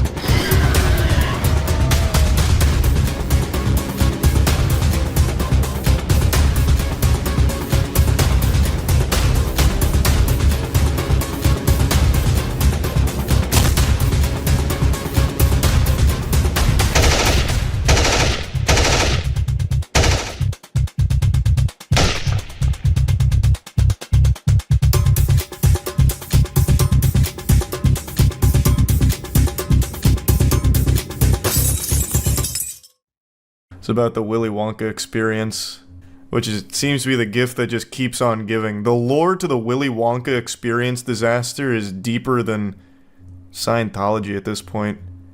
Somehow it just keeps going. So the Willy Wonka experience organizer Billy Cole says the event ruined his life. "I have lost my friends. I've lost the love of my life. I was made out to be the face of evil, and genuinely that's really not the case." He received hundreds and hundreds of hate messages and has been dubbed Willy Wanker. Absolutely goated name. Despite claiming to only use AI for spell checking the Wonka scripts, it's been uncovered that he published 16 AI-generated books last summer on Amazon. There are so many things to immediately debunk just in this here, it's crazy. Such as the mind-bogglingly stupid claim that he only used AI for spell checking when one of the promotional pieces talked about serving up sweet teats as opposed to sweet treats. Like, it was all AI-generated art that he used to drum up the hype. And yet he's trying to claim with a straight face that he only used it for spell check. Hold on, let me pull this up in case you guys don't remember. But I need to find, like, the full breakdown of the OGs. So shit like that. And then this was in real life. All of these. Very clearly AI-generated up there. He removed it from his original site, like the House of Illuminati, which is what he calls himself. So, like, this was on their website. This was, like, their main poster. And he's trying to claim that he only used AI for spell check when there is no spelling even close to accurate in this whole thing here. Enchurning entertainment, catgigating, live performances, Karchi tons, exarcerdary lollipops, a passadice of sweet teats. Man's out here offering fucking sweet teats. Trying to claim that he's not using AI for anything more than spell check. He should be smited where he stands. That man should never be able to hold an event ever again. Not even a birthday party for his own children. It should be a criminal act. Also, I'm pretty sure this is just a lie, too. I've lost my friends. I've lost the love of my life. I was made out to be the face of all evil, and genuinely, that's not really the case. You weren't made to be the face of... You weren't made to be, like, the face of evil. You were just made to be the face of a clown. Just someone to point and laugh at. And there's no way you lost the love of your life. You're telling me your wife left you? The wife saw this blunder, and she's like, alright, I'm packing my bags. I'm out, Billy. This was the final straw. If you were his wife, you're telling me you'd stay? Yeah, what? Okay, let's assume I'm Billy Cole's significant other. And I actually loved him. I'd weather the storm together. I'd be like, listen, Billy, the fuck were you thinking? You'll get through this, though. Just do anything else. Just do any... No one even knew what you looked like until you started singing your sad song on the world's smallest violin. You could have easily done anything else and no one would know it was you. Like, you would have been fine. I would have helped steer him in the right direction as opposed to be like, alright, I'm out of here, Billy. Though, respect to her, I guess. Whatever. God, this was so cringe. I can't be seen with you anymore, Billy. I'm gone. Yeah, Willy Wanker is a great name. Also, he could have easily leaned into this, by the way. The Unknown was a phenomenon, so much so that there's even talk about an Unknown movie, which was his AI generative Willy Wonka villain about the evil chocolate maker that lives in the walls to frighten kids on the Willy Wonka experience who's only defeated by tidiness. Like, he could have absolutely crushed it with that. This guy's such a fucking goober. He doesn't understand anything at all. Like, he had gold in the palm of his hands. He was behind one of the most talked about disasters since Fire Festival, and he had the Unknown right there in his fucking meaty little claws. And he let it slip away by singing this sad song about losing his wife. I'm assuming it means that whoever his significant other is left him. But also, there was a little bit more information about Billy here. So, apparently, this isn't even like the only scam he's run, which I knew. He'd run others in the past, but he did more than I thought. So a few years back, he also canceled a Santa event after collecting a bunch of toy donations. Like, that, I mean, that's about as low as it gets. Like, okay, scaring kids with the unknown and a really shitty warehouse Willy Wonka experience from Fiverr, whatever. But taking a bunch of toy donations for a toy drive for Christmas and then just running away with it like the Grinch, like, come on, you are the unknown. You think the unknown has a chance of showing up in the Pooniverse? I think so. They already have their lineup put out there. Let me pull it up. There's probably room. I love the name, the Pooniverse, as well. That's so fucking cute. Well, it's not cute, but, like, they cooked with it. They have the Twisted Childhood Universe, Bambi the Reckoning, Peter Pan's Neverland Nightmare, Pinocchio Unstrung, and then Winnie the Pooh Blood and Honey and Blood and Honey 2. That's the universe. And here's their promo art for it. I guarantee none of these movies will have above a $1 million budget, but they'll probably make at least 10 mil each. And they're all going to be just as bad as Blood and Honey. Billy Cole, one of the 3 trustees and co-founders of the organization, said initially we were putting on a Santa's grotto for local children who are disadvantaged and vulnerable and sending out selection boxes, but we were worried and concerned about the Omicron virus, the no crimbo virus as we call it. What? Who is this guy? The no crimbo, huh? Is this guy's brain AI generated? Jesus Christ, Billy. We decided that having too many people in and out seeing Santa would be a risk we would not want to take. The main reason is to safeguard us and our service users and wider community.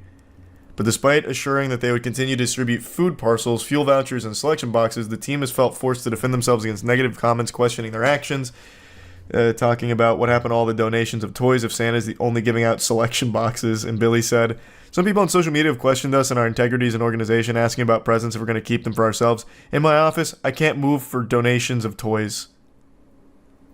What? These are people who have never stepped foot in our doors or used our services despite numerous invites from us. We are all about helping people in the community and enabling organizations to work together. We are a hub, a crisis support center. We work with local nursery schools, and everywhere you will find people in crises and families who are in need. You didn't answer the question. What are you doing with all the toys that were already donated? Billy's just still got them. Maybe he used them for the Wonka experience. It's such a weird hustle. It really is such a peculiar hustle. Like, it's not a lucrative scam either. And for some reason, it's always at the expense of children. So I feel like maybe Billy's got some, like, trauma he needs to work through, and the only way that he finds any kind of relief is through, like, ruining children's fun. He feeds off their misery, like some kind of dementor. Because you'd find a lot more success scamming adults. In this day and age, adults beg to be scammed. Dude's an AI-generated R.L. Stein. Yeah, I guess kinda. Oh yeah, and the AI-generated books, I didn't even bother touching on that. Yeah, he just publishes AI-generated books as well. This guy's just all about the weirdest hustles. Amazon is inundated with just shovelware books. Like, I highly doubt any of his are moving units.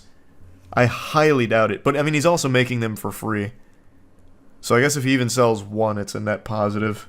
Lots of kids. They made a documentary on this. Why?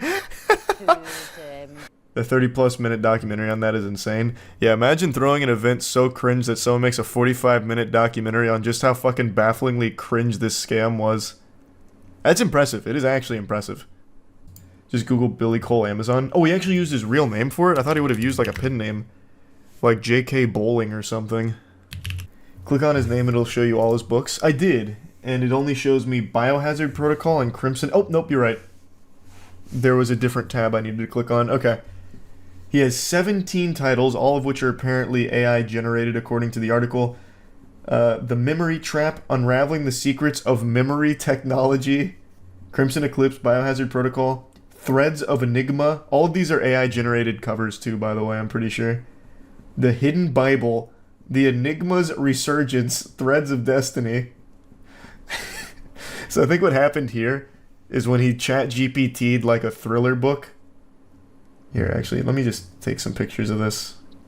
When he AI generated, like, hey, make me a thriller book, it spit out a couple different ones, and he just decided to use all of them as different books. So, he's got this series, The Threads of Enigma, and then The Enigma's Resurgence, Threads of Destiny. These two are remarkably similar.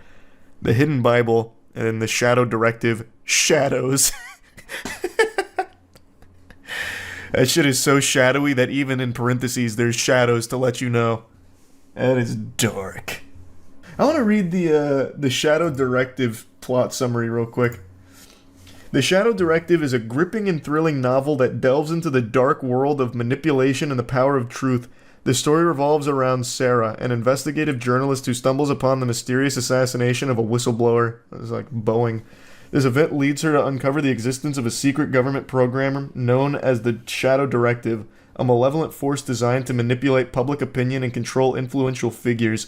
Driven by her determination to expose the truth, Sarah joins forces with two allies, Cassandra, a tech-savvy hacker, and Aiden, a fearless resistance leader. Together they embark on a dangerous journey to unravel the puppeteer's hidden agendas and reveal the extent of their manipulation. Sounds like a real page turner. What about Threads of Enigma? The Enigma. Threads of Enigma is a captivating novel that seamlessly weaves together the realms of art, history, and mystery. Through the eyes of protagonist Evelyn, readers are immersed in a world where hidden messages encoded within artworks lead to a journey of discovery that transcends space and time. Cool. What about The Enigma Resurgence? And an enthralling second installment of the captivating trilogy, The Enigma's Resurgence Threads of Destiny, Evelyn's journey deepens, leading her through a mesmerizing labyrinth of time, art, and history. As she deciphers hidden messages and unravels the Enigma's layers, her determination remains unshaken even in the face of loss and adversity. This is so fucking ridiculous. You can't keep getting away with it. Read the reviews on Biohazard. What is this? What in the AI is this? If I could give this book 0 stars, I would. I ran the free sample through an AI detection tool, and then post a picture saying that it's 88.43% AI GPT. Cool. Here's another shadow one. Shadows of Deception, unveiling the deep state conspiracy. Look up the Bible. Oh yeah, I know. I see the hidden Bible here. I'll read the synopsis. All of them start exactly the same, by the way. This is the third one, I think, in a row that has this for the intro. In the hidden Bible, a captivating tale of mystery and discovery unfolds as Emily... Like, all of them start with a captivating tale of mystery and discovery, manipulation, shadows, enigma. A curious and determined protagonist stumbles upon a forgotten manuscript that holds the key to unlocking ancient secrets. As she deciphers the cryptic verses within its pages, a journey spanning time and space begins, one that challenges the boundaries of knowledge, faith, and human understanding. Set against the backdrop of enigmatic symbols and echoes of antiquity, Jesus Christ. It has everything. Shadow, enigma, captivating tale, mystery. I really want to know more about the love of his life leaving him because of the Willy Wonka experience. Maybe he really will move into trying to sell a docuseries on himself. My name is Billy Cole, and I lost my wife because I put on a cringe event. I was sick to the pit of my tummy. I was hoping for an event that would be joyful, happy. I wanted people to experience happiness. Even his responses are AI. I was sick to the pit of my tummy? What in the hairs on my chinny chin chin kind of statement is that? I'm excited to learn more about Billy Cole down the line, I guess. My tummy, I had a whole host of emotion. Our world still bears the scars that we suffered from the Willy Wonka experience. God rest the souls of all who lost their time and money at that event. It is by far the silliest scam event, and it became a massive worldwide phenomenon with people talking about it. It was like Firefest, except for Willy Wonka fans. It was just such a beautiful tragedy that really grabbed the whole world by the tits. Even the victims of the scam couldn't help but recognize how fucking wacky it was.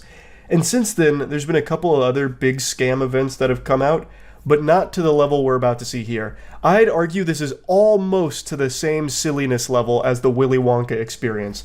It just happened recently with a fraudulent Bridgerton ball. So Bridgerton is a massive show, I'm sure you've all heard of it, and there was an event organizer who was putting on a big Bridgerton event, charging 300 clams to attend, promising to deliver a wet dream, an absolute fantasy of an event, but when you got there, it was a nightmare. Who say they're now out hundreds of dollars and have no regal experience to show for it.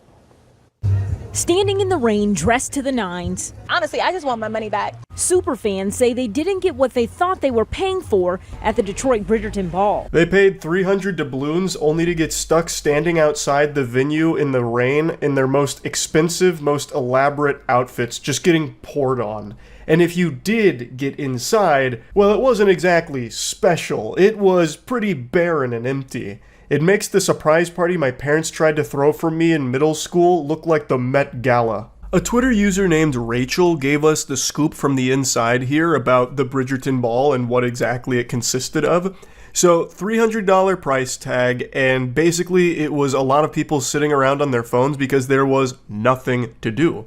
There was no ball. There was no anything. It was like the fucking void that Squidward goes to be all alone, except you're not alone, you're just surrounded by multiple hundreds of other people that also got scammed and paid to be there. There's also some hoopla before the event even took place because of a rescheduling that didn't make a lot of sense. So originally the event was supposed to happen in August, but then there was hoopla, they pushed it to September, and then there was even accusations that the reason that they had to push the date is because they weren't paying the previous venue, which is why they got, kicked out of using the venue or something to that effect. But regardless, the event did happen 3 days ago, or lack thereof an event, really. Here's the decor of the Bridgerton Ball event. Stellar, absolutely jaw-dropping, breathtaking even. This is straight out of a wet dream. I mean, just look at how great it looks. So, as you can see, it wasn't exactly the best put-together venue. That looks like something you'd see set up at the state fair for photos, not a $300 Bridgerton Ball event. And I think the Twitter user really hit the nail on the head. I have a game theory here. I think the organizers got all of this money from all of these attendees, and they were just extremely happy. And then as it came closer to the date, they realized, oh, we can't just take their money. We're going to go to jail for that. That's illegal. We have to put on some kind of event. So they panicked and then went to Party City, grabbed this furniture, and just set it down haphazardly there. It really feels like this whole event was put on like the actual day before. And even less, perhaps. Like maybe a few hours before people got there, they had like a couple of friends and family scrambling to get like some chairs and, hire someone to play the violin. Because one of the advertisements was like live music. Well, here's the live music. A single violin player, like probably playing the saddest song you've ever heard too. Like that must feel awful. You get hired for a gig and it turns out to be this. That's gotta feel like shit. So you just sit there forced to play for people that are miserable after having been scammed, after having been stood out in the rain for God knows how long, and you have to sit there as the only source of sound in the venue, aside from like tears from people who realized how much money they just wasted. But don't worry, the event wasn't without entertainment. The organizers hired a stripper for some reason. They hired one stripper for the Bridgerton Ball.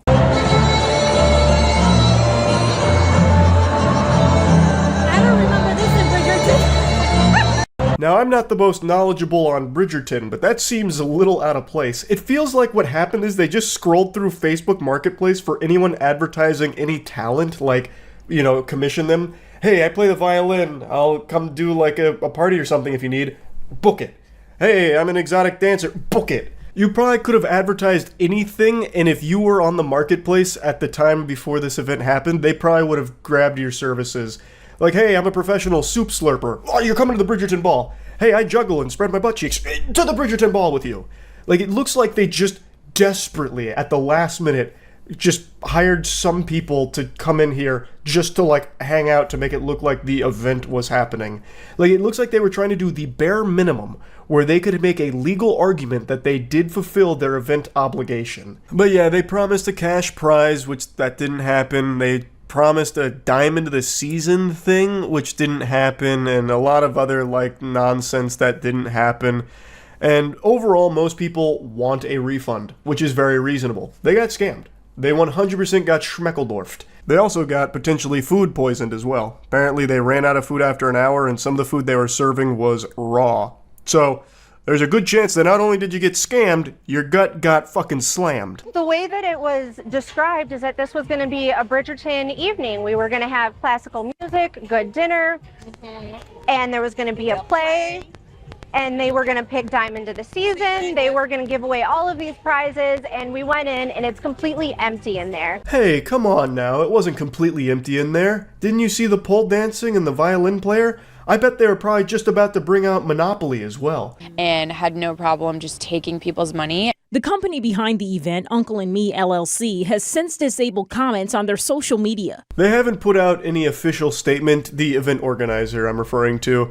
They've just gone silent. So I'm guessing this is just another little game theory here. I'm guessing what's going to happen is the classic. they're going to shut down their socials, they're going to remake the company under a different name, and pull another scam like this again in the future. That's my hypothesis. I just don't see a world where Uncle and Me can somehow put out a statement that allows them to continue to do business down the line. Like, this fundamentally stops their whole business, because who the fuck is going to pay money to go to another one of their events? Even if they said they were just giving away free donuts, I bet nobody shows up because they wouldn't trust it. Like, they'd still feel like there's some kind of scam there. It's not something an event organizer can come back from. You have scammed a lot of people, and they're not giving refunds as of this moment. So how the fuck are you expected to do business again? And I don't think they're going to try. I think they're going to rebrand. That's my guess. I am hoping for a happy ending, though, for the people that lost their money in this. I'm hoping they get a refund. Also, this scam, like this event, is probably the only one so far where people probably lost a lot more than just that money in that time. Because of the scale of it, like a Bridgerton ball where it was all about like elegance and dressing up and all of this, I have no doubt there's people that spent like an entire week picking out their outfit, buying accessories, buying other things, buying outfits, buying dresses, all just to prepare for this event, which turned out to be a big fucking fraud, a big scam. So I do think that this is probably more than $300 that people lost in this. That's just how much they lost on the ticket. And that super sucks. But anyway, want to talk about it a little bit. That's it. See ya. I've covered a lot of scams over the years, but this product might just take the cake for being the most diabolical. It's an automatic litter box that is killing cats. It kind of stops being a litter box and becomes like a pseudo guillotine that executes some of the cats that use it. It is horrifying and heartbreaking. There's a YouTube channel called 1 Man 5 Cats that just posted an incredible breakdown going over how dangerous and deadly this device is. Those two adorable cats pictured there, Mochi and Charlie, are two of the who knows how many victims of this death trap. As a cat owner myself, the thought of this is really infuriating. And from what I can tell through looking it up, this automatic litter box is a very popular one. And it's being sold under numerous different brands. It keeps getting rebranded or repackaged and sold by a ton of different other companies. So it's not like it's coming from one place that you can always track down. Like, oh, this is, from Jerry Inc., designed to kill Tom and every other cat or anything. This is a bunch of different brands selling the same device with the same problem that can lead to your cat just being killed by it.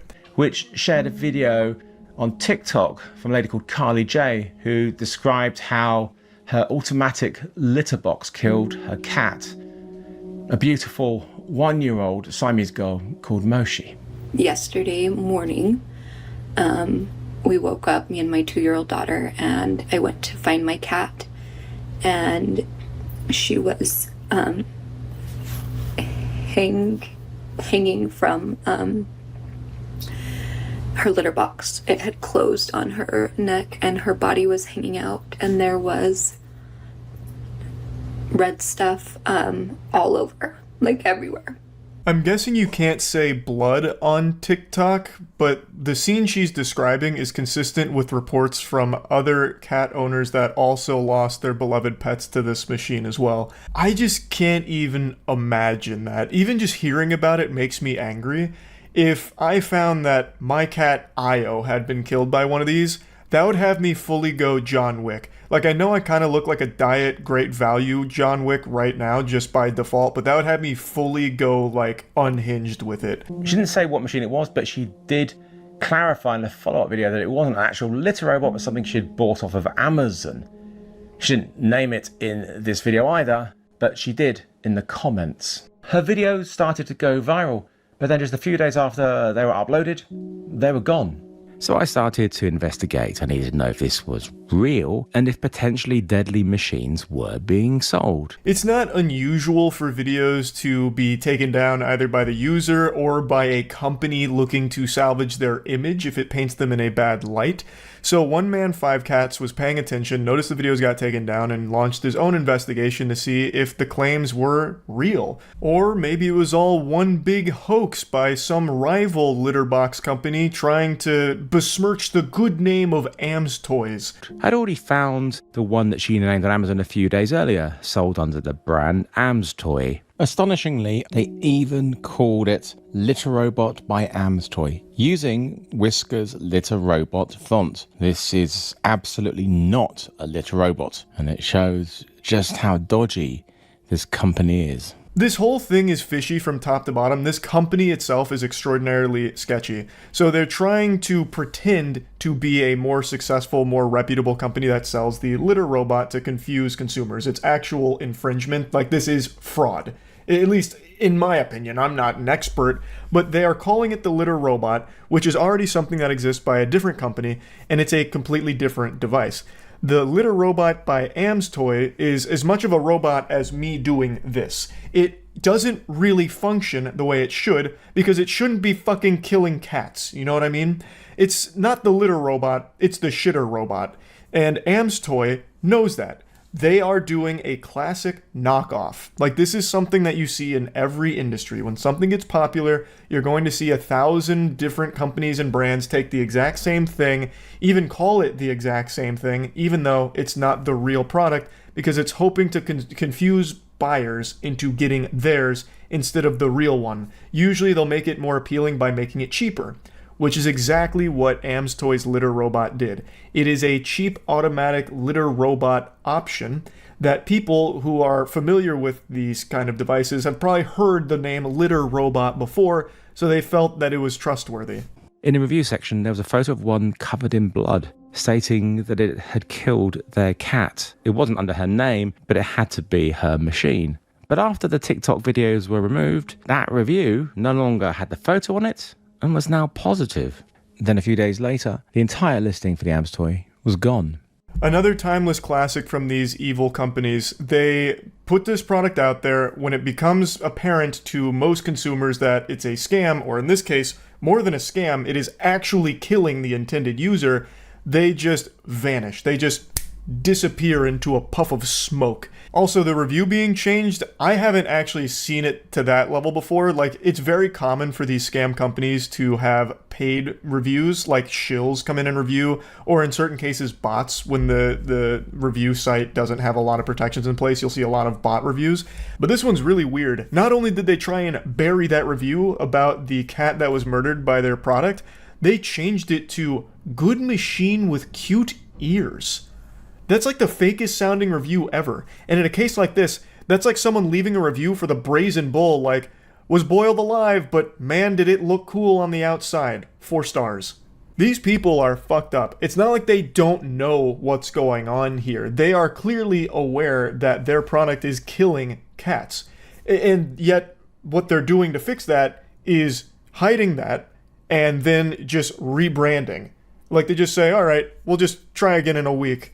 That was so good, I think I'll try it a second time. What about second breakfast? Here we go, new brand, same machine. It'll probably kill a couple cats, and when that happens, we'll just do it all over again. Rinse and repeat. There are also a lot of very similar looking machines and different names on Amazon and Wayfair in the US, not just under the Am's Toy name. After looking at the photos and videos of them, I saw a potential danger. So I had to buy one to see for myself. And they didn't actually send me the one I ordered, which was identical to the Am's Toy version, minus the ears. But what I received was still the same fundamental design. It's one of the countless generic machines which are generally bought in bulk and branded by a random company. That's why you see so many identical ones online with different names. Without the ears, this shit actually does just look like a minion. It looks like a minion that was trapped in a noir film. So as you can see, this machine is being used by a ton of different sellers under a ton of different names, ton of different brands. But it remains the same fundamentally terrible product that can kill a cat. I immediately started testing it straight out the box, as shipped, and had my fears confirmed.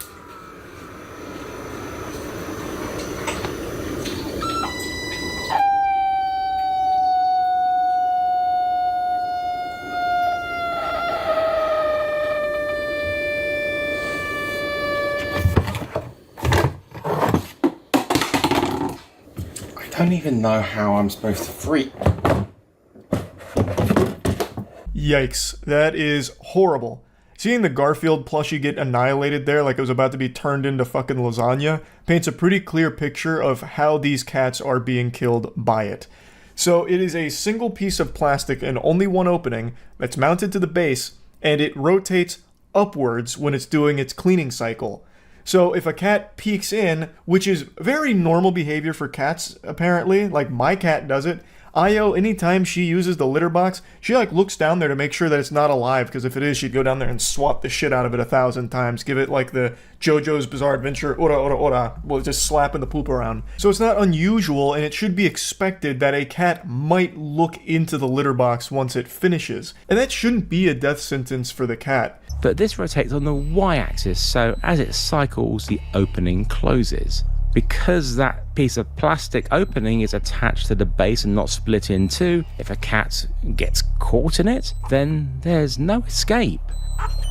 There's the weight sensors, an infrared sensor on the front entrance that will pause the machine if a cat gets close to it or enters it. The third safety measure is the pinch detector. Now, this has sensors, but clearly they don't work very well. The sensors are supposed to be in place to prevent this kind of thing from happening, where if there's still a cat like around while it's doing the cleaning cycle, it should abort that mission. Like, it shouldn't continue the cleaning cycle because it could be dangerous to the cat. Here, I'm pressing down, putting my weight on it, and covering the infrared sensor. Both indeed pause the cycling, briefly. It should not resume like this. If a cat put its paws on the front and peered in, it should wait until those triggered sensors were cleared. Instead, it just pauses briefly and resumes, which is making both sensors redundant. Now the pinch detector should, getting a sense of resistance from here and reversing, but it doesn't, it carries on. Ah.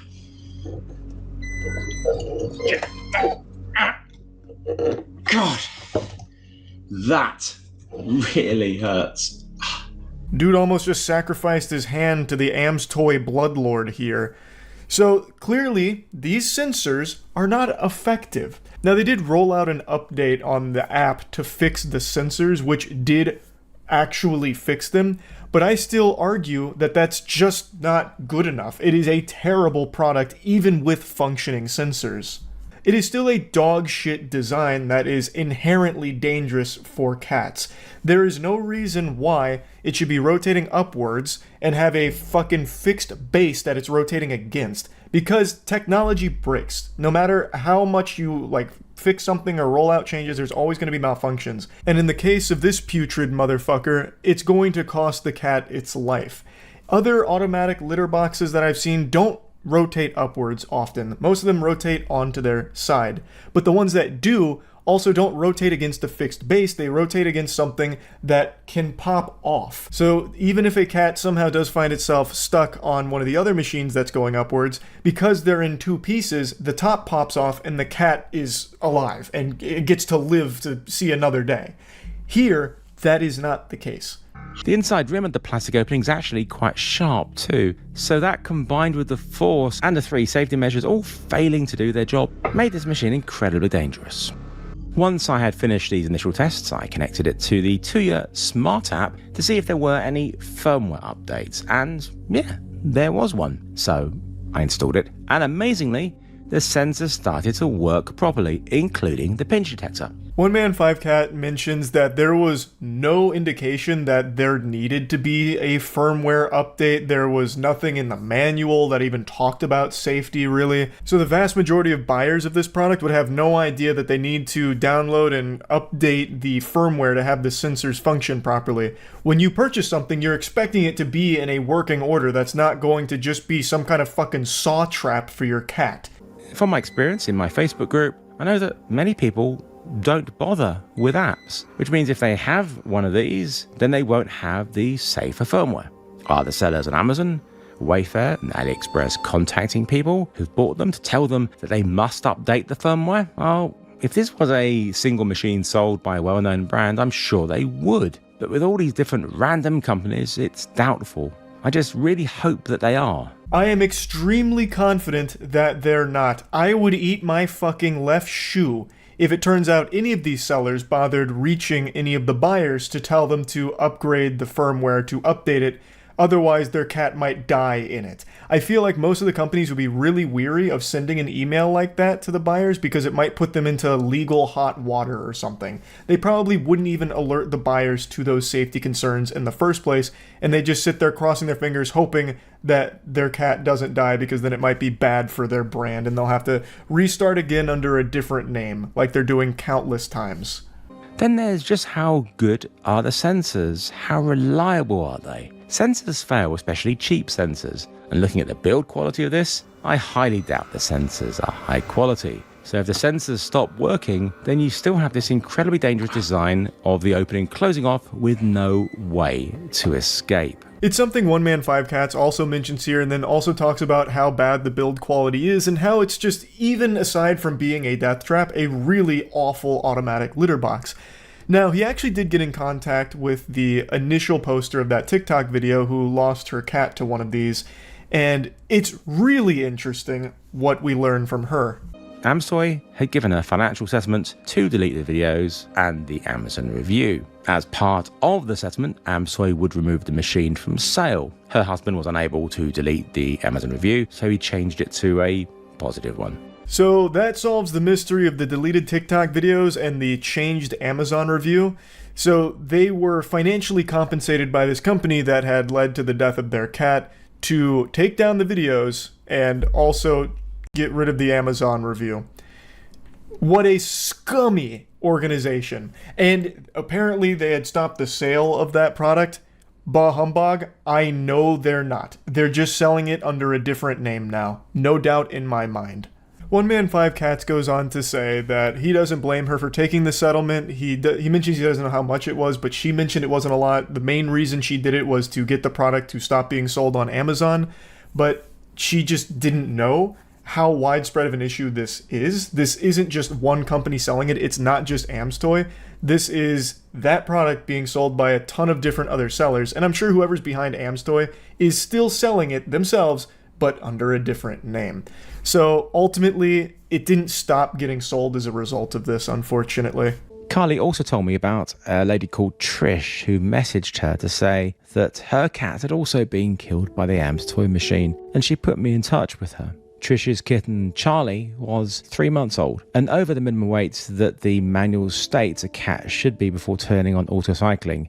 On the 19th of July, Trish got a video call from her 13-year-old daughter frantically telling her that Charlie's neck was caught in the closed opening.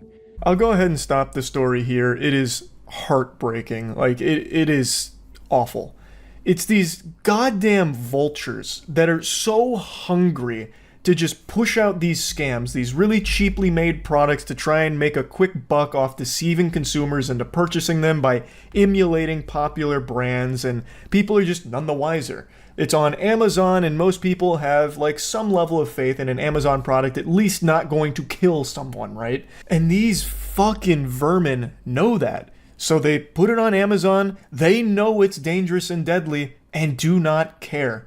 Because they're trying to make some money on top of these kitten corpses. Trish also shared with me a review on the now deleted AmsToy Amazon listing about a cat that had also gotten stuck in the opening, but the owner was able to rescue her in time. But it doesn't end there. There was another Facebook post in my Facebook group that shared this story about a 5-month-old kitten that was found suffocated in a waste drawer. This one actually had the cat pass away in a different fashion. As opposed to being trapped between the opening and the base, this one got trapped under the scooper and suffocated in the litter. Now, the last sentence here is something very important to note. Perhaps warn your customers since it's the most affordable option I've seen for a litter robot. That's what makes these so popular and why they're being resold by so many brands, because they're manufactured super cheap and cheaper than all of the alternatives. So a lot of people have been purchasing them not knowing that it could kill their pets. And since companies like AmsToy just delete the listing or pay people off to delete negative reviews and take down videos talking about it, people don't even get the information to let them know that it could be dangerous, because they just get a fresh listing with the same machine and none of the reviews are there anymore. I tried to contact AmsToy to get a statement, but their online presence is very minimal. and especially now that their Amazon listings are gone. I did find their YouTube channel, so I left a comment asking if they could get in touch with me. They didn't reply or email me. Instead, they deleted my comment. Deleting seems to be their way of dealing with things. I hope this video can help get all of them removed from sale everywhere and get to the people who already have them to warn them. I wasn't surprised that they deleted that comment. I was actually more shocked that they had a YouTube account still up. Usually when a company, goes tits up and decides to sail off into the sunset before rebranding and selling the same shit, they make sure to scrub the entire online presence of their previous scam. Amstoy forgot one, clearly. So, overall, massive thanks to One Man 5 Cats for talking about this, showcasing it, and warning people, because I imagine there's a lot of people that watched his video and may have actually had one in their home, and it probably saved their cat's life. Like, unironically, it probably saved that animal's life. Hopefully, the products can be removed from Amazon and every other seller that has them. It's a dangerous product. It's a scam product. So it should be very easy to just slap to the shadow realm, I would think. So yeah, great work by One Man 5 Cats. And my heart breaks for anyone that lost their cat to this thing. Hopefully going forward, this product will just not exist anymore. That's really about it. Go check out One Man 5 Cats channel if you do want to see like good automatic litter box options that aren't deadly or dangerous. And yeah, that's really about it. So yeah, there's a lot of bad news in the world, so allow me to cleanse your palate with some good news. A very tasty treat for you today. 8 months ago, I made a video covering the story of a Rhode Island criminal named Nicholas Alaverdian. Nincompoop Nicholas here tried to avoid punishment for his crime, and he fled the country after faking his own death. It wasn't an elaborate fake death ruse, it wasn't a galaxy brain scheme, he didn't exactly call up best quality vacuum from Breaking Bad and order a Hoover Max or anything, but he was successful in leaving the United States and evading authorities, and he started a new life with a new alias, Arthur Knight, which was only one of many names that he went by. He was changing his name more frequently than kids used to on Club Penguin, but Arthur Knight was by far his most used alias. Now, it's important that I tell you what charges he was trying to run away from. Rape charges. You see, Nicholas Alaverdian, Nicholas Rossi, Arthur Knight, all one and the same. A rapist. He faked his death in 2020 by feeding media outlets a bunch of baloney and horseradish about how he's about to die, he's about to meet his demise, but the reality was, he was just trying to get out of the country while the authorities were investigating the rape allegations. So he did get out of the country and he tried very hard to bury his past, but in 2021 he had to check himself into the hospital for COVID-related symptoms, and that's when the authorities were able to identify that this patient is actually the wanted US fugitive Nicholas Alaverdian. And while parading around as Arthur Knight, he tried desperately to convince people that this was all a complete misunderstanding, or that he had been framed, claiming that it was all part of a grand conspiracy to connect him, the innocent Arthur Knight, to this rapist, Nicholas Alaverdian. He kept trying to insist that it's a miscarriage of justice what's happening to him, it's wrong, it's outrageous. But it's not like they just gave it the old eyeball test or the smell test to connect him. They had every piece of hard evidence possibly required to say beyond a shadow of a doubt that these are the same person. They had DNA evidence. He had identifiable tattoos that they were easily able to connect to Nicholas Alaverdian. Like, they had everything, fingerprints, all of it, the whole kit and caboodle. And the judge even said as much as well. In July, Knight was arrested again, and prosecutors matched his fingerprints to Alaverdian's. Friday, prosecutors of the Scottish court revealed they were able to tell he was Alaverdian after matching the tattoos on his arm. I am ultimately satisfied on the balance of probabilities. And even in the face of overwhelming evidence against him, he kept trying. Like the world's worst anime character refusing to give up, Nicholas Alaverdian kept desperately trying to convince even a single soul on this planet that it was all just a misunderstanding. He's Arthur Knight, damn it, not Nicholas. So he now has this infamous interview he did where he tried to prove it.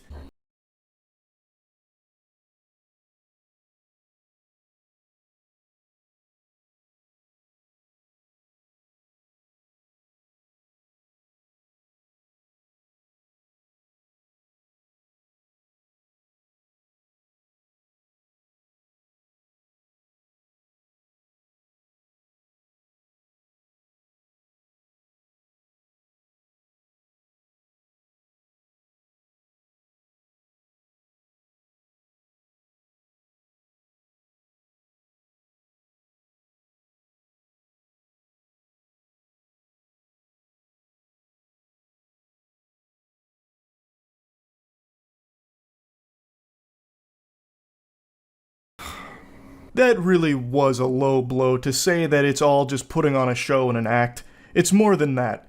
He's out here with a fucking performance that would make every thespian troupe in America jealous. This is Oscar-worthy material that we're working with here. To suggest that it's just a show or an act, it's disrespectful, honestly. This is one of the finest, most convincing pieces of anything I've ever seen in my fucking life. But as you might imagine, this didn't work super well. Nobody believed this. Actually, nobody on the fucking planet believed this. However, he does travel with his supporting actress here for this interview, where she sits next to him and she's like trying to calm him down, like, no, don't do that. Not that death-defying stunt where you stand up. Oh, you're gonna hurt yourself, dear. Please, no. No!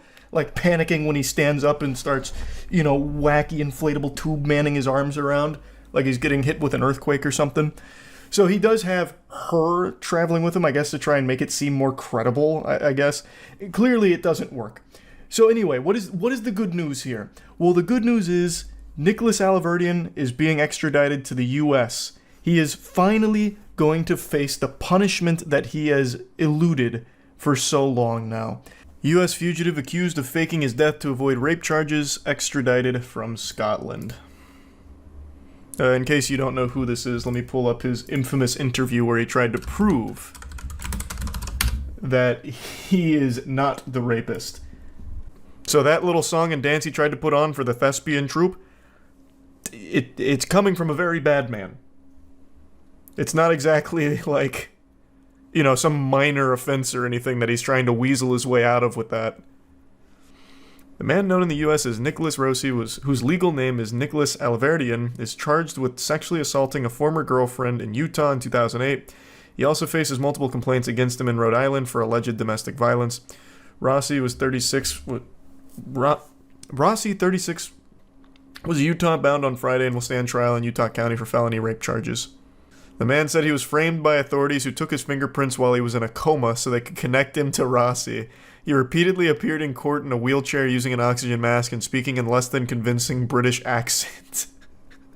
I'm glad they didn't just let it go. I'm glad that they did fight to get him back so that he could finally face punishment. I can't believe Arthur Knight could be slandered like this. I know, I'm as shocked as you are. Now, even amidst all of this, he still has the gall to continue to state that it's a case of mistaken identity and that he is an Irish orphan named Arthur Knight. That's his story, and he's sticking to it. Even though he is dead to rights with the overwhelming amount of concrete proof that he is Nicholas Alaverdian, he still keeps wiggling his finger saying, nope, that's not me. You got the case all wrong, Buster. I'm Arthur Knight. It is actually that scene out of SpongeBob with Man Ray and Patrick when he drops his wallet. I also just have to include this because it is so unbelievably outrageous. So again, he is sticking to a story that he is Arthur Knight. No ifs, ands, or buts about it. This is all just a big misunderstanding. A case of mistaken identity.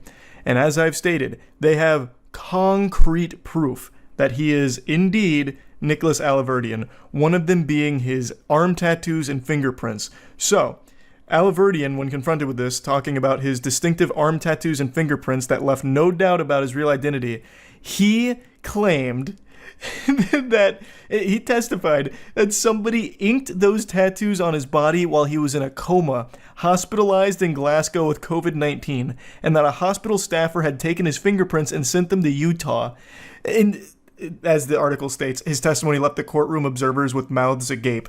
It leaves my jaw on the floor too, that he would even try to say something like that. That is the most nonsensical story ever told. Let's just go ahead and play with that idea for a moment. Why would a hospital staffer take your fingerprints and send them to Utah, of all places? Again, he is not in the United States. Why would they send his fingerprints internationally to Utah to just frame a random guy? What kind of fucking conspiracy would that be? And then also, who the fuck would tattoo a man in a coma at a hospital just to connect him to the guy in Utah again, this Arthur Knight academic Irish orphan? Like, what is, like, I don't know why he thought anybody in the world would believe this. Not even the most delusional individual would hear this and think there is an iota of truth to it. Yet he continues to stick with that story. It's fucking wild. But again, he has been extradited to the US now, so he will finally be facing punishment that is long overdue. So that's good news, and I just had to give you the update to this. That's really about it. See ya. Today, I just learned about one of the most bafflingly unhinged criminal cases I've ever read or watched. And it's honestly made me disappointed in all of you for not making me aware of this situation sooner. Shame on you in particular for hoarding this filth to yourself and not letting me into the lunch table to learn about it with you. I'm talking about the wild case of Nicholas Alaverdian, otherwise known as Nicholas Rossi, aka Arthur Knight. This man's got more names than a phone book. He goes by many different gamer tags. I wouldn't be surprised if more aliases come to light and there's shit like Dark Ruler 52XX or something. And his story in this whole situation is an unbelievable, true story of absolute lunacy. Dateline recently ran a piece on the Nicholas Alaverdian situation, trying to untangle all of the wild web of mysteries that have been woven here. It is just vile, evil shit. Nicholas is a degenerate worm of a person, but he's also a goofball goober who came up with the dumbest idea ever when he was confronted with the reality of his crimes that he is accused of committing. He is accused of extremely serious charges. He is accused of raping multiple women in Utah. And he came up with this galaxy brain scheme in order to escape the repercussions. He faked his own death. He must have been inspired by Dino Spumoni from Hey Arnold, when Dino Spumoni faked his own death to increase record sales or whatever, but in this case, it was a lot darker than that. He faked his own death to get away from rape charges, and then he fled the United States. He was recently put back on the radar after he checked himself into a hospital for COVID-related symptoms. Eventually, pieces of this puzzle started falling into place, and authorities were able to connect the dots that, this guy claiming to be Arthur Knight may actually be this wanted fugitive that the US really wants to have extradited. And that's led to about a year-long battle with Nicholas Alaverdian or Arthur Knight or Nicholas Rossi in order to have him face justice for his actions. I'm going to go ahead and play you a quick clip from 5 months ago when a different news organization was covering the basics of the story, just to give you a more concise breakdown than what I just provided. It was breaking news on 12 News this morning. A Scottish court has ruled that a man who goes by the name Arthur Knight is actually a Rhode Island man who faked his own death and is wanted on rape charges. Kate, Nicholas Alaverdian, also known as Nicholas Rossi, claimed to have been the victim of mistaken identity and insisted his name was Arthur Knight. A court in Scotland ruled that evidence showed that was not the truth. The person appearing before me is Nicholas Rossi, the person whose extradition is requested by the United States. 35-year-old Nicholas Alaverdian was arrested last year after checking himself into a Scotland hospital with COVID-19 symptoms. So it's been this ongoing battle where he is claiming that it's a case of mistaken identity. He is not that guy wanted for rape charges. This is a huge misunderstanding. Everything's all cattywampus. You got it all wrong. That's an innocent man right there. Unironically pulling the old cartoon gag of wearing like glasses and a fake mustache and pretending that you're not the person of interest. Like the ultimate disguise.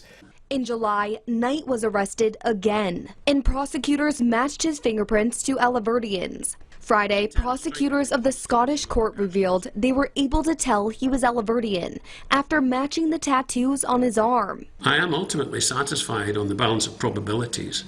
Alaverdian is accused of raping 2 women in Utah and sexually assaulting another in 2008. I wanted to include that section from the broadcast because I didn't want to leave any wiggle room for some pseudo-intellectuals on Twitter to try and make some brain-dead argument about how the authorities got it wrong. They did do their due diligence in gathering evidence to try and confirm that these are the same person, that Arthur Knight is not real. That is not an innocent man. It is the same man who was wanted for those rape crimes. Like, it is not a case of, well, maybe they just didn't do enough. It's not like they just had one investigator, pounding cheeseburgers and wiping the grease on like some papers of Nicholas Alaverdian, and then he saw that after looking at a picture of Arthur Knight and he's like, Eureka, it's the same person, they look similar. That wasn't the case. They have the fingerprint evidence, they also match tattoos, they do have a good bit on their side to lend validity to the claim that this is the same person. But if you're still not sold on that, maybe the interview will be enough to get you on the right side of history here, because they have an interview with Arthur Knight, and it is one of the wackiest clips I've ever seen in a criminal case in all my days. It is gold. It is absolutely fucking extravagant. This is like some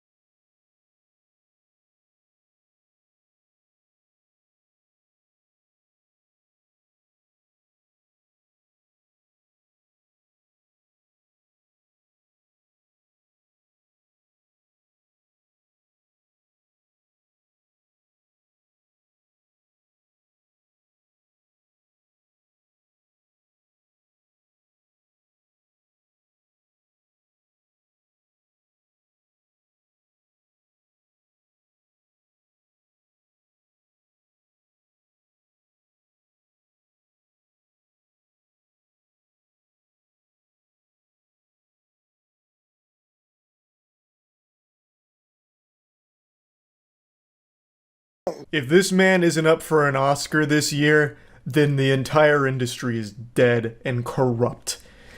Absolute unreal. That is a passionate performance. He is literally performing for his life right now. Like, this is high stakes. This clip is how I found the story, by the way. I thought what I was watching is James Corden's only entertaining piece of content ever. I thought it was James Corden playing a character. And I was like, wow, James Corden actually did a decent job. Like, this made me giggle a little bit. And I was like, holy shit, wait, this is real.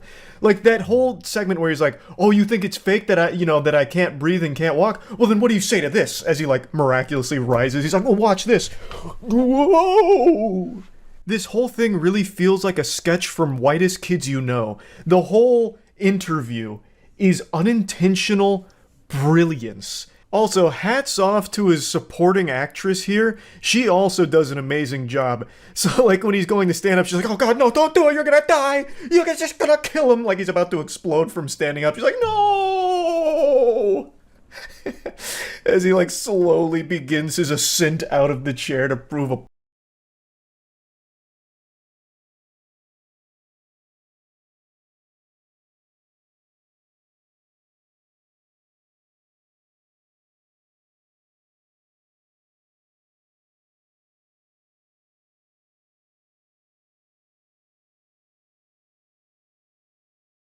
so fantastic, very reminiscent of SpongeBob Rockbottom. I can't understand your accent, except here it's gasps for air, which of course is all part of the act, but I really appreciate that he's not afraid to draw clear inspiration from other art, such as SpongeBob.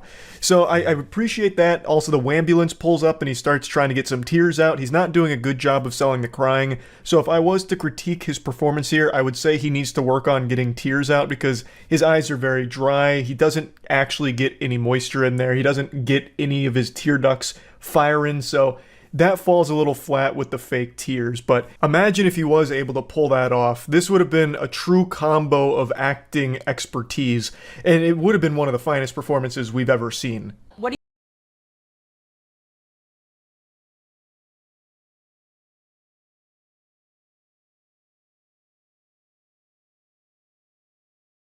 What a dynamic duo here. A power couple. The chemistry between them, the synergy, is immaculate. So the interviewer asks, what do you say to people that are saying these are just crocodile tears and you're putting on a show? Without missing a beat, the woman there is like, oh, geez, come on. Have some class. Can't you see this is a broken man we're dealing with? Oh, jeepers. Zoinks, come on now. Where's the professionalism? Really? You're gonna hurt his feelings. And this is the cue to Nicholas to immediately, go fucking hog wild into the fake crying, which he's not great at, but it's complemented by the woman sitting opposite of him to kind of like egg him on and try and be there as like this shoulder to not cry on. So really just a fucking fantastic team they make. What a great pair. Now, unsurprisingly, the great acting here wasn't enough to get him an official pardon or anything, so it's still not looking great for Nicholas Alverdian at the moment. And here's hoping he will finally face justice for his crimes that he is accused of. This is just an incredibly wacky fucking story, and one that's been, like, many years in the making.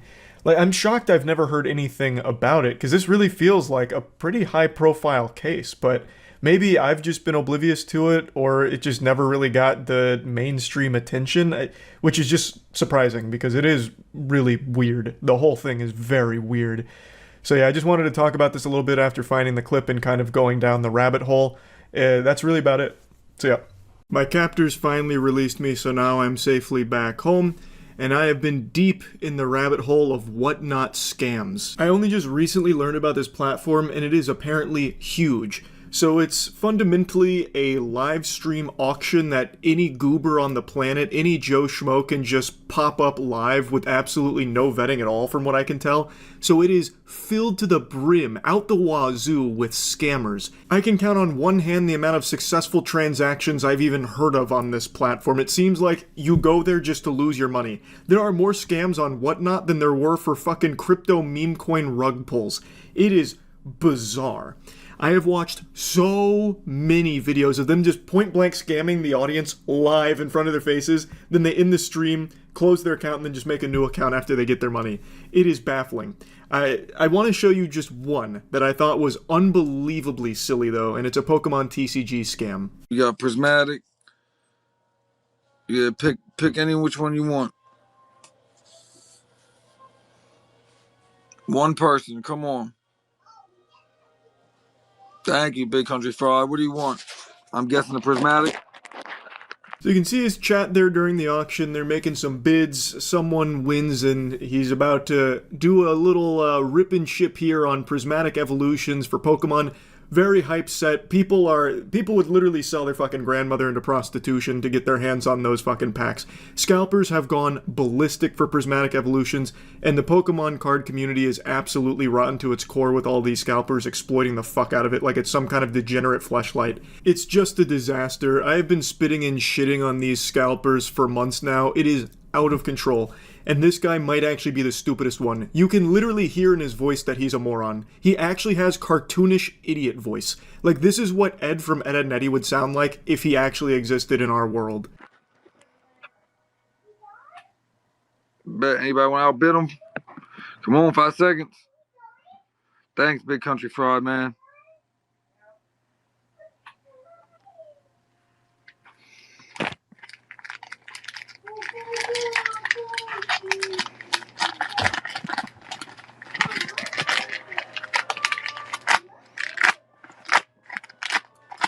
I'm assuming all of you have eyes, and I imagine I don't need to tell you that that was not an officially sealed Pokemon pack. That was what we call in the business resealed.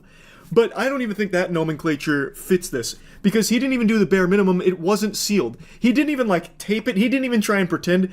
That was a completely open pack that he kind of just loosely held together with his hand and then like pretended to rip it out. But he also didn't even pretend, because he goes in there and the top is already fully open, so you can see the cards poking out, and he just grabs the cards from the top and he's like, oh wait.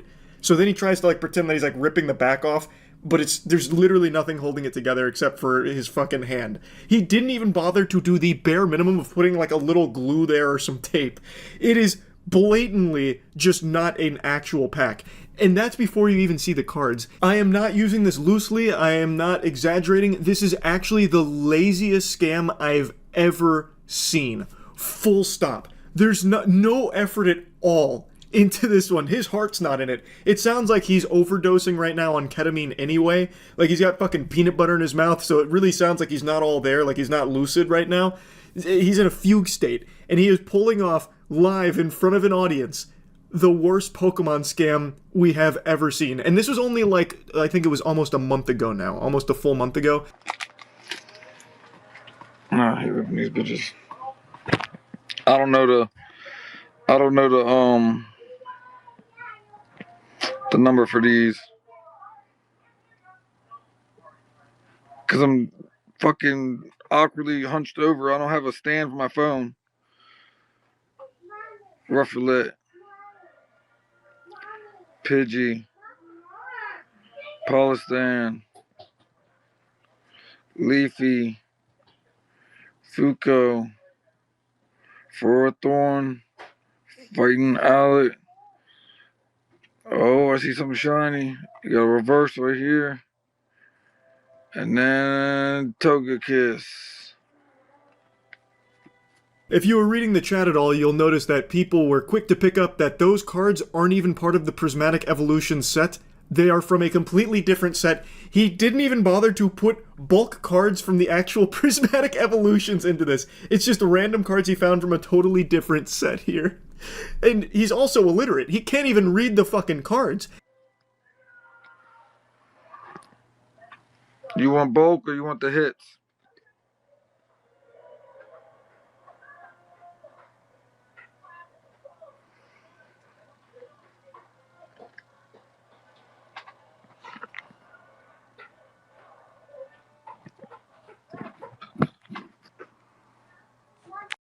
God, I love that line from him right there at the end of the climax after everyone has found out this guy is just a degenerate fucking loser scammer.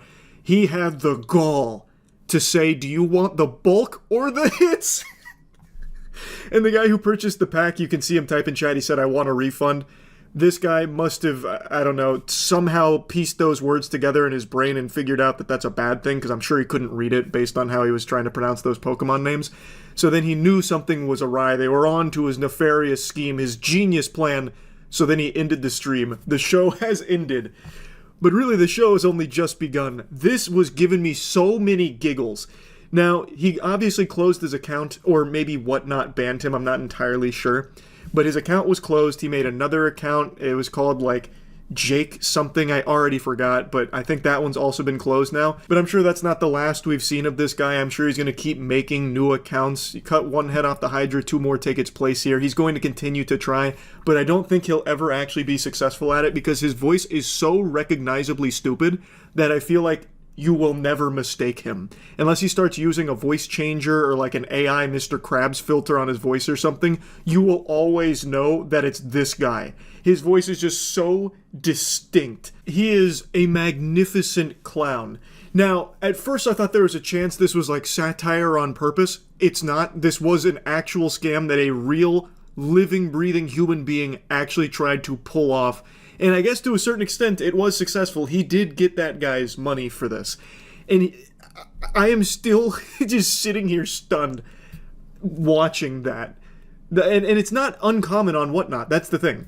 I've seen so many scams of similar caliber to this. Maybe not as lazy. Like, he didn't even try and reseal the pack. It was actually just in fucking pieces. Then he pretended to open it. But, like, there's so many other scammers. Like, just today, I saw one that was posted today on Whatnot where a scammer forgot to end the stream, and then he was literally talking to his friend about all the scams that he runs himself on his own page, and they're just going back and forth about the scams that they're conducting in front of their audience because he forgot to end the stream, thinking that he had like raided into another channel or something. I don't exactly know how it works on Whatnot, but it went on for like 3 minutes. I saw another box break scam. Like, there are so many scams there, but this is, I think, completely in a league of its own in regards to how stupid it is. This guy is like the ultimate dweeb loser. Obviously, I can't stand these assholes, but if there's any solace to take from this clip, it's that going forward, when you see a scalper or a scammer trying to exploit people online in the trading card community, just know that behind the keyboard, they probably look and sound a lot like this guy. A complete bozo. An actual fucking super specimen of stupidity. So anyway, I just wanted to talk about this. That's really about it. So yeah. I know a lot of people have made a hobby out of celebrating crypto bros taking L's, and this week they were eaten good. Their bellies were stuffed because the largest L in cryptocurrency history, perhaps, just happened this week. FTX, the second largest cryptocurrency exchange, just went tits up and collapsed almost overnight, wiping out billions upon billions, which of course has financially ruined tons of normal people who never really understood anything about this shit in the first place and just were told how safe and smart it was to be in it. So they treat it like some kind of magical entity where, like the Tooth Fairy, they'll put money under their pillow and the FTX Fairy comes through and leaves a little extra under that pillow for them. But this time the Tooth Fairy came through and just burglarized them, and now that money has just been flushed down a toilet. Actually, it's even worse than that. It hasn't even been flushed down a toilet, it just vanished as if it never even existed in the first place. Now, a lot of people are looking back on this now with post-nut clarity, wondering how they could have ever ignored all the red flags about FTX, and more specifically, the man behind FTX, Sam. He went into an interview once and openly celebrated that it's a Ponzi scheme. Like, you're just like, well, I'm in the Ponzi business, and it's pretty good. And even after this, and him being very openly describing a Ponzi scheme, people continued to put tons and tons of money into FTX. And now, that's all just been vaporized. This seems to happen a lot in the crypto community. I think a lot of people are under the impression that everyone that has money is a genius, so they'll write this off as just Sam being quirky or something, until it all ends up with them losing all of their money.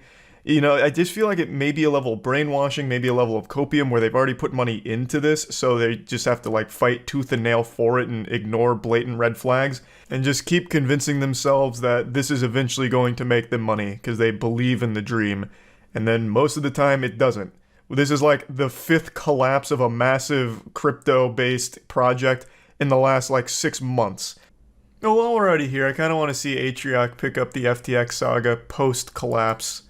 All right, I'm going to try and explain what's been going on with FTX, which is the largest crash in crypto history and probably the end of crypto. I'm going to try and do it as fast as I can. So here's this guy, Sam. I will say, off rip, I know he's exaggerating. Unfortunately, it won't be the end of crypto, but god damn it, is it a wonderful fucking dumpster fire in and of itself. Sam Bankman-Fried. He's like 30 years old, and he's been described as a wonder kid. He was put on the cover of Forbes as the next Warren Buffett, an investment god. He's also described as the most generous billionaire. Yeah, that's what I was saying. That's what I showed you. Next to me is the most generous billionaire in the world. Hi, my name is Sam, and this is my story. Sam has crazy hair. Sam it is crazy hair. In the Bahamas with Sam is 29 years old only, but Sam has $22 billion. Or so he did, because as of today, he is worth exactly 0 and facing jail time. So let's get... Damn, I read that he had $22, but maybe they were just being nice. Yeah, I wasn't exaggerating. His net worth is legitimately non-existent right now. It's just wiped out. Also in the video, I don't know if Atrioc's going to play much more of it. Big A probably won't let this one ride because it's a really stinky video. But when they're interviewing Sam, they ask him how he gets started. And I shit you not, he made it sound super easy that anyone could do it. He said, oh, well, you start with $10 million, and I noticed that Bitcoin was at $10,000 on a US exchange, but $11,000 on a Japan exchange. So I put my $10 million into Bitcoin at 10K, and then sold it for a 1K profit on the Japan exchange. And I did this every weekday, making $1 million a day. It's that easy. You just gotta start with $10 million, and you too can be the next Sam. Literally, step 1, start rich. That is almost every billionaire's story. It's a safe and easy way to get into crypto. God. I don't think so. And I'm never wrong about this stuff. And he never was. Don't be like Larry. Don't miss out on crypto, on NFTs, on the next big thing. God, that feels so good. Oh my lord. I don't remember that commercial like that, but that is beautiful. Larry was not wrong.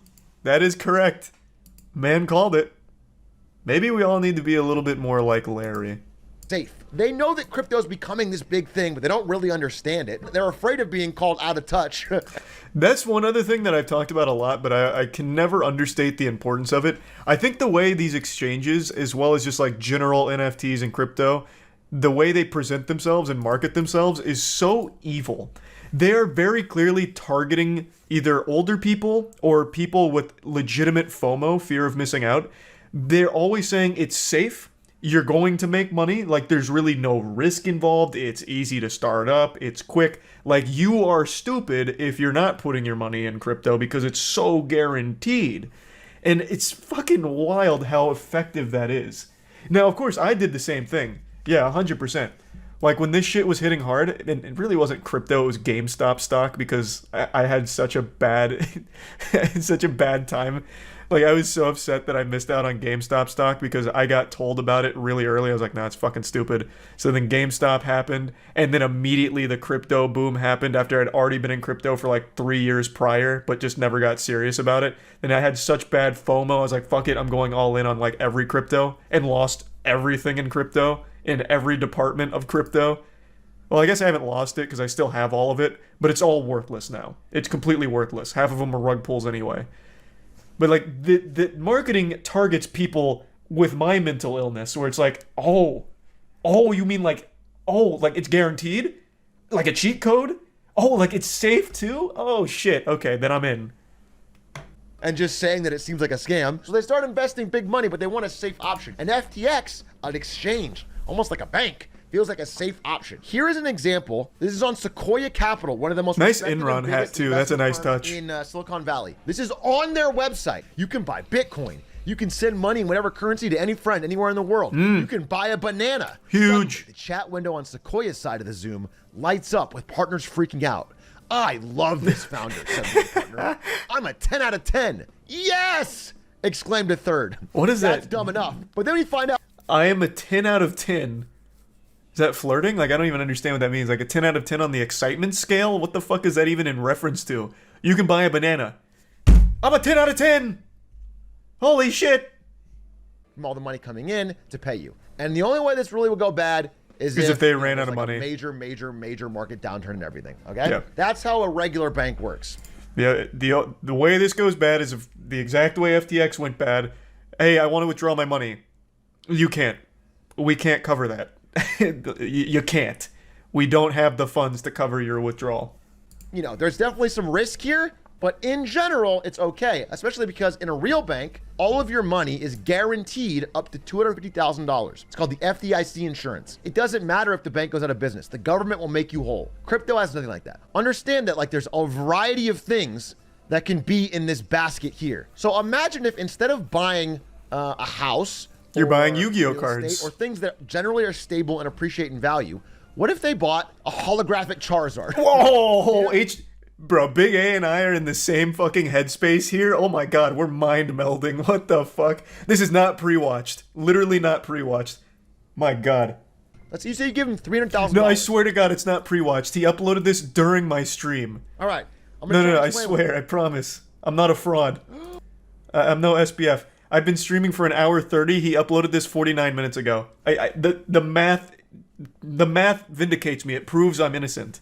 So they have your money. They have more than what you've given them, but they don't have it liquid. So not in order real to give you money your money yet. back, if you're asking for it, they would have to sell the Charizard, collect their money, keep a little bit of profit, and give you your money back. Sell all of these Charizards at once without tanking the value of Charizards. Suddenly a Charizard is very cheap because they're selling so many at once. Now imagine if instead of a Charizard, it was a dog shit crypto token. That so doesn't good. even have any basic value to begin with. What if... So this ties back into the CoffeeZilla video, in case anyone was confused when we were going over that. They put it, apparently, it came out in the research, they were putting everyone's money into shit coins. So I believe they had like Solana in there. They had their own like native one, the FTT token. What were the others? Shit. There was a couple more. Literally just taking this money and putting it into shitcoins. So when people had this bank run, they couldn't pay them back because they couldn't sell those coins or anything. They couldn't actually give money back. So that's how all of it just started to crumble and collapse. Ooh, little jump scare here. Wanted to further explain this just a little bit in case anyone's still a little confused. So when you were putting money into FTX, FTX was then taking your money and putting it into shitcoins like the FTT token. And when people started to all try and sell, withdraw, and take their money out, they couldn't sell off all of the shitcoins because they didn't actually have that money you put in anymore since it was now locked up into those other shitcoins. It wasn't liquid, so they couldn't pay it back, which of course leads to the eventual collapse. And actually, eventual is not even the right word. The sudden collapse of FTX as a whole. Honestly, the way that my brain keeps processing this whole thing is that it feels like you fell for a RuneScape scam. Like it's 2006, you were hanging out in Varrock and a guy said, "I'm doubling your money." So you give him like 100k GP and he just runs away with it. And you just never get it back. That's the way I'm looking at this whole thing now. Now, of course, I never had money in FTX. I always found it to be a little shady, so I never put anything into that, so I haven't lost anything here. I, of course, feel bad for the people that have. But man, looking at this in hindsight from an outside perspective, it really feels like people just got fucking blasted by a RuneScape scam. Who had something to say about Sam Bankman-Fried? Big advocate for Sam because he has two parents that are compliance lawyers. If there's ever a place I could be that I'm not going to get in trouble, it's going to be at FTX. So, what they're doing right here is... Hey, this is Mr. Wonderful, the guy that said people living in poverty is great because it gives them something to work towards or whatever. Fuck, I'm misquoting him. It was even worse than that. God damn it, what did he say? Oh yeah, Kevin O'Leary says 3.5 billion people living in poverty is great news. This, according to fantastic Oxfam, news. The world's 85 richest people is equal to the 3.5 billion poorest people. It's fantastic. And this is a great thing because it inspires everybody, gets the motivation to look up to the 1% and say, I want to become one of those people. I'm going to fight hard to get up to the top. This is fantastic news, and of course I applaud it. I applaud the 3.5 billion people living in poverty. Wonderful news. Now you're all motivated, idiots. So if you're not a billionaire like Kevin, it's your own fault. Alameda Research, which is the other company that he owns, was making all of these terrible, terrible bets on crypto, with their CEO being a 28-year-old Harry Potter fan who also dated Sam Bankman-Fried. And I've seen interviews with her where it clearly shows she has no fucking idea what she's talking about when it comes to investment. Whatever weird, like, meta food things, I don't know. Meta foods? Yeah, I feel like I did manage to get. Starts taking money out of customer deposits at FTX and secretly funding Alameda Research illegally. This is illegal. That is where this becomes an Enron moment. Interesting, Okay. It okay. becomes like a... This is what's called a pro-gamer move. Sam taking money out of FTX to fund Alameda Research is illegal and very big-dicked. So big dick, in fact, that it might just land him an actual prison sentence. You're not allowed to. It's illegal. And it's not shocking to hear that this was going on, given how blatant Sam was about, like, Ponzi scheme and all of that. But man, is it wild to actually see it confirmed and come out. That almost all of the money on their books, it's just FTT token.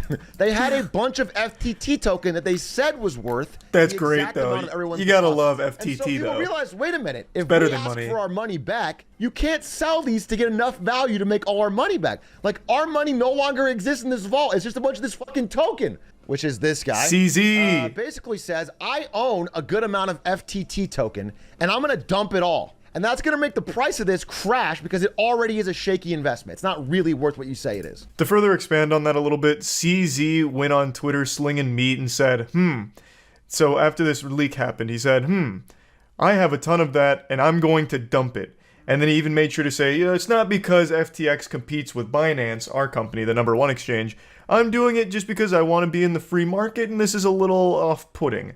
So he makes this very public statement, which of course sends everyone that has FTT token or anything related to FTX into a frenzy like, holy shit, CZ is about to crash this whole empire. So then everyone in the community, of course, starts to get scared because CZ's walking in like the Undertaker and about to hit the entire FTX with a steel chair at WrestleMania. So he comes in, threatening to flip over the table because now it's been revealed the cat's out of the bag. FTX takes your money and makes worthless nothing burgers out of it in the form of FTT tokens. So when CZ comes in with a fat load, there's no way that they're going to be able to sell those FTT tokens at that price to give that money back, and everyone else that's now asking for the withdrawals and wanting their money back before the worst comes to pass, they can't fulfill it because all they have is these FTT tokens now. They don't have the liquid assets to be able to give those people what they're asking for anymore. And so Binance originally offers... I do think, like, extending this further beyond FTX, I really feel like this is like something that could happen to any crypto exchange. Maybe not Binance. I think Binance is at a point where they're too big to fail. I don't think they're like insolvent or anything. I don't think they could be hit by something like this, but I feel like every fucking other crypto exchange can. You never know. Hey, again, you never know. I did say that behavior from CZ, while being a Giga Chad move, has historically been like a dagger in the future. Do Kwon said something similar, did something similar on Twitter days before Terra Luna died, in very similar and tragic fashion. So it could. It absolutely could. Nobody can get their money out, including this fucking man, Tom Brady, who's probably going to have to play football till he's fucking 59 now. Oh, no. Like TSM. No. Like the Miami Heat, all of which accepted major FTX sponsorship deals that lasted 10 plus years, are all not getting paid. TSM is built almost entirely on this FTX money, which is not getting paid. Well, all of the audits for FTX were performed by the first ever CPA firm in the metaverse. This is the firm that Wall Street relied upon to do accurate accounting on fucking FTX. Well, let's hold on. Let's talk about the first ever CPA in the metaverse. Is there any point ever so far where the metaverse hasn't copped a huge L? I wouldn't even think metaverse would be implicated here, and yet it still somehow finds a way to be front and center at another major fuck up. That is so beautiful. That is the gift that just keeps on giving. Oh my god, what a joke. And there are still people that firmly swear by the viability of the metaverse. Everything that it even remotely comes in contact with is ruined and trash. That's so wonderful. And I said Pepe laugh, because guess what? Oh. As of today, a few hours ago, it shows that Binance's reserves are almost half of its holdings in its own token. No! It's the same problem. So crypto as a whole, basically every exchange, Binance, maybe buying Bitcoin on Coinbase, is fucking fraudulent.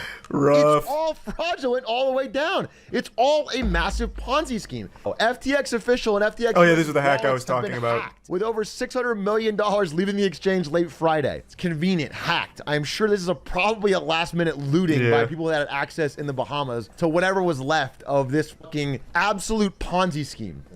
Yep, the Miami Heat arena is named FTX. We said it on stream yesterday.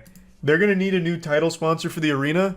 We won't pay anything for it, but if they just need to slap a name on the Miami arena in the meantime while FTX dies and burns, they can call it the Moist Miami Arena. Like, we're down. We'll be the title sponsor for fun. I don't know if that really helps them in any way, but we're super open to it. Until they can find someone that will pay the millions upon millions that FTX was paying or promising to pay. In fact, we'll probably... You know what? If we paid them $100, that's probably more than FTX will ever be able to pay them since they're worth $0 now. So if anyone works at the Miami Arena, reach out to our guys. We'll make it happen. That was a great video from Aatrox. From Atrioc there. That was beautiful. I would say even if you have your own Bitcoin on your own wallet, be very afraid. You don't know what the fuck's gonna happen with that anymore. This shit is so crazy. What's Bitcoin worth right now? Along with the rest of the world, TSM has been closely following the situation surrounding FTX. We have no insight into the matter other than what has been reported publicly. We are currently consulting legal counsel to determine the best next steps to protect our team, staff, fans, and players.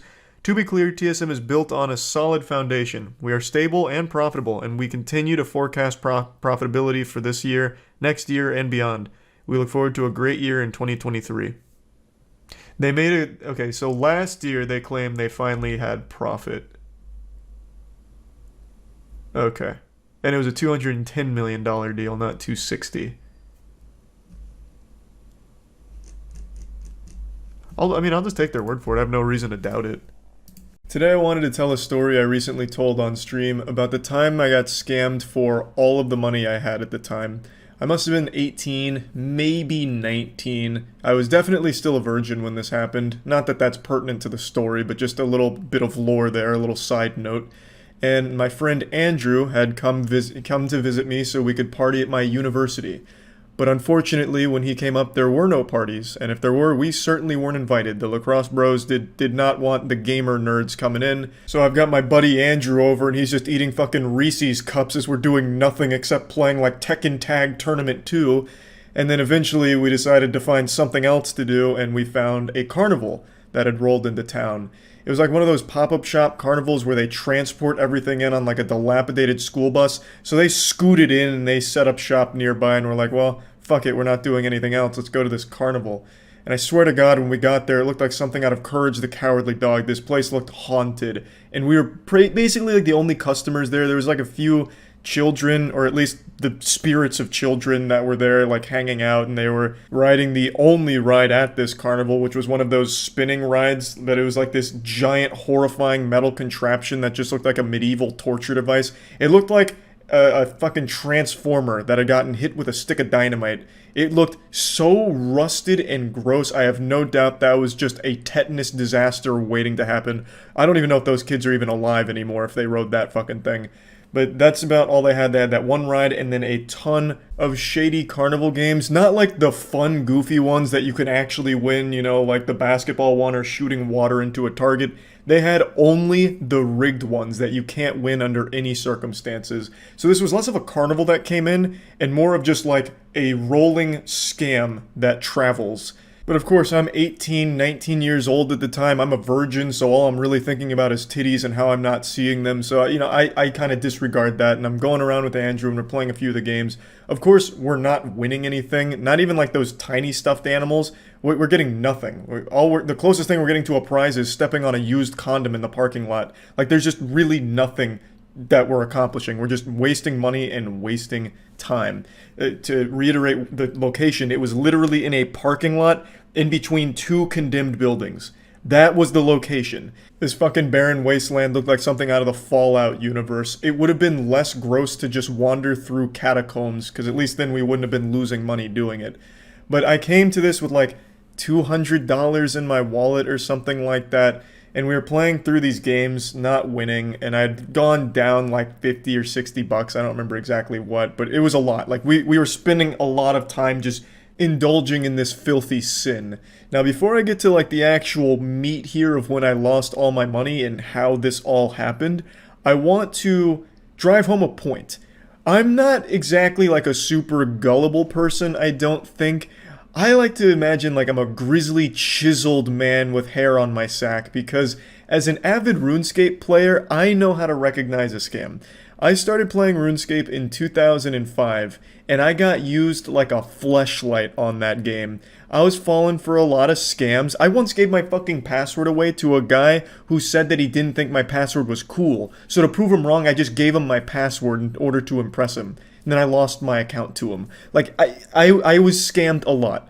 And it was an invaluable lesson it taught me. When someone's trying to take advantage of me, how to recognize a scammer, and just like all of these red flags that should go off in people's heads when they're faced with a scam.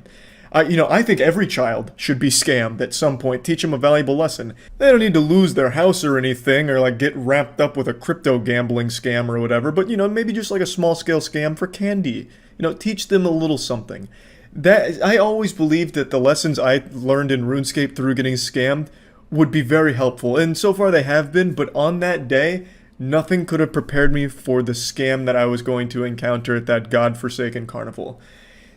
The game was the toss a ball off a backboard, make it land in a bucket, and you win one of the jumbo prizes, like the fucking Wumbo-sized unicorns and bears and shit.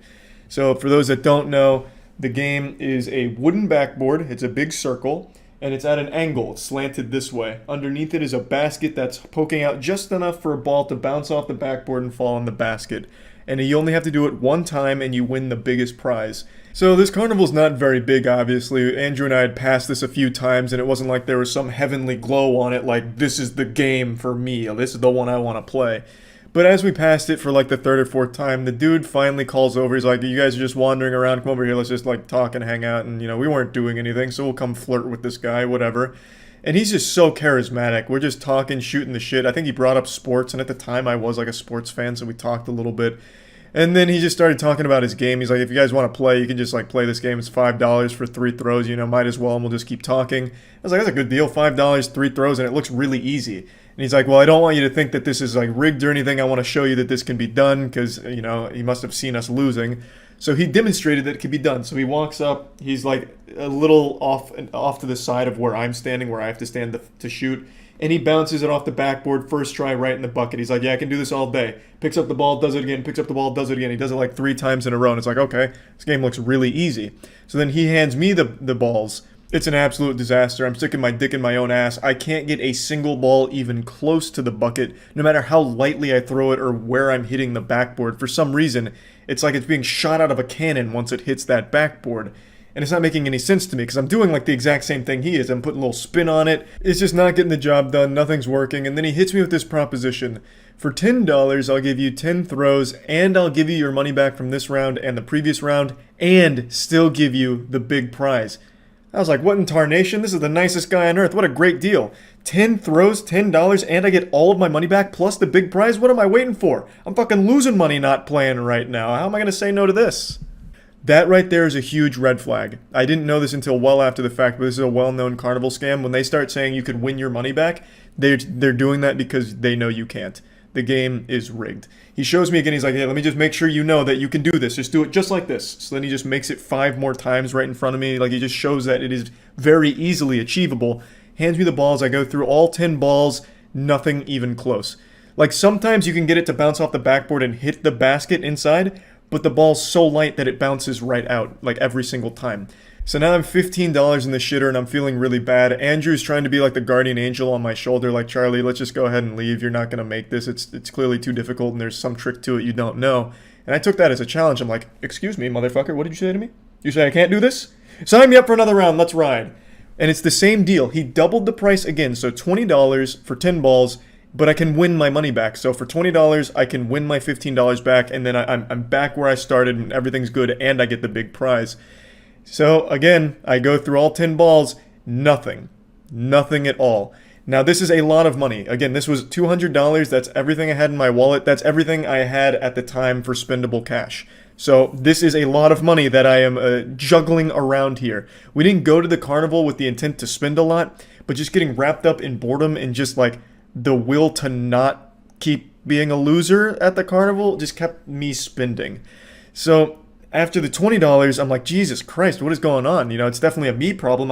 I've seen this fucking guy do it, 10 times now. Now, let me paint a picture of the guy for you because it's not like he was some kind of athlete where it's like, oh, this guy, he probably plays in the NBA. He's just got real talent. No, this guy had a body like a bag of hot dogs. Like, he is not some guru of backboard bouncing or anything. So, clearly, if he can do it, I should also be able to do it. Anyone should be able to do it.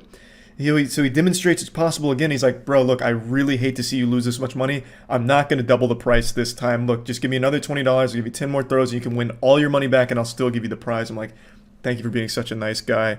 Damn near wanted to lean over and pat him on the ass. I was like, man, this guy, what a saint. So I give him another $20 and I do my 10 throws and you know how the story goes. It doesn't go in. None of them go in. They're not even close. So at this point now, what am I, $55, $60 down almost? And it's been like half an hour of just this. Andrew's sitting there watching this whole train wreck happen. And it's not getting any better. The guy's gone from charming to full-blown scam mode. He like completely drops the facade of being nice. After like the second time I did $20 for 10 throws, he's like, yep, you want to do 20 more? You can win your money back. You probably want that money back. So he starts guilting me into it. And I'm like, he's right. I need that money back. So I give him another $20. I go through the balls. It's not even close. I lose again. And I'm sweating. I am sweating so fucking hard. Andrew is begging me not to keep playing the game. But I'm seeing red now. And I can't stop. I have to. So I do 20 again for another 10 throws to try and win my money back. I don't do it. I fail again. This fucking, like, this guy is still just prodding, still trying to squeeze every cent out of me. I'm just this dude's little dirty cum rag that he's wringing out and getting some money from. So we continue for another like 15, 20 minutes or however long it was. It felt like an eternity, and I'm down to my last $20 in my wallet. And, you know, I'm praying, you know, fucking give that $20 a kiss, and I spend it. I rolled the dice, I went for it one more time, and I don't win. I'm now completely out of money. I tell him that, and I start to just ask if he could just give me some of it back. I'm desperate. I wanted some of it back. I needed some of it back. And he's like, bro, I just can't do that. My boss would be really mad at me if I let that happen. But look, there's an ATM over, like, it was like a couple blocks away. He told me the location. He's like, just go to the ATM, get some more money, come back, and I will absolutely show you the perfect tricks. You're just not getting the technique right, and I'll show you what you're doing wrong. So this piece of shit tried to get me to go to an ATM to get more money out to keep playing his game, which was rigged. There was no way to win from the start. I'm shocked he didn't try and get me to sign some kind of contract with blood, this fucking demon. And I strongly considered it. I did, because that's a lot of money. It was like $140 that I spent on that game. $200 in total at that fucking carnival, but on that game in particular, there was $140 right in the goddamn toilet, right into that stinky dumpster. And I needed that back. Like, I really wanted that back. But Andrew talked me out of actually going to get more money from the ATM, like from savings or something. And I didn't go back. I ate the loss. That, to date, is one of like the most shameful moments / scams of my life. Now, it wasn't until way after the fact, in fact, even on stream is where I learned how he was actually able to do it. I thought that I remembered on one of those shows that bust carnival games that are rigged. I thought the reason he was able to make it and I wasn't was the angle he was able to throw from. He was able to throw much closer than I was. In this game, there is a line that you have to throw behind. There is like a little barrier that you have to throw from behind that in order to participate. And I thought that was the key. He was closer than I was, and that's how he was able to ricochet it off every time into the basket. But it's actually deeper than that. That does play a role, but he actually used a heavier ball. He didn't use the exact same balls that he gave me. His ball was weighted more, so when it bounced off the backboard, it didn't fly as far. So he was able to get it off the backboard into the basket and have it stay in the basket. And that's why mine couldn't do it. It was something I never noticed at the time, that he wasn't using the same balls he was giving me. He had a heavier one, or a heavier set to use. So even if I went and somehow found $1,000 to put into that game that night, I would have never had a chance of winning my money back, despite this guy showing me how it was done and promising me that if I just made one single ball in that bucket, I'd get all my money back and all the problems would be solved. I still absolutely despise that guy. I hold a grudge on that shit. It takes a lot to scam someone right to their face, especially like an 18-year-old college student who is telling you how much the money means to him, and for you to knowingly keep misleading them and make them believe they can win it back and that you're a good guy. Like, you're a giant piece of shit. Besides the obvious lesson I learned from this experience, I also learned how to fuck them in the ass.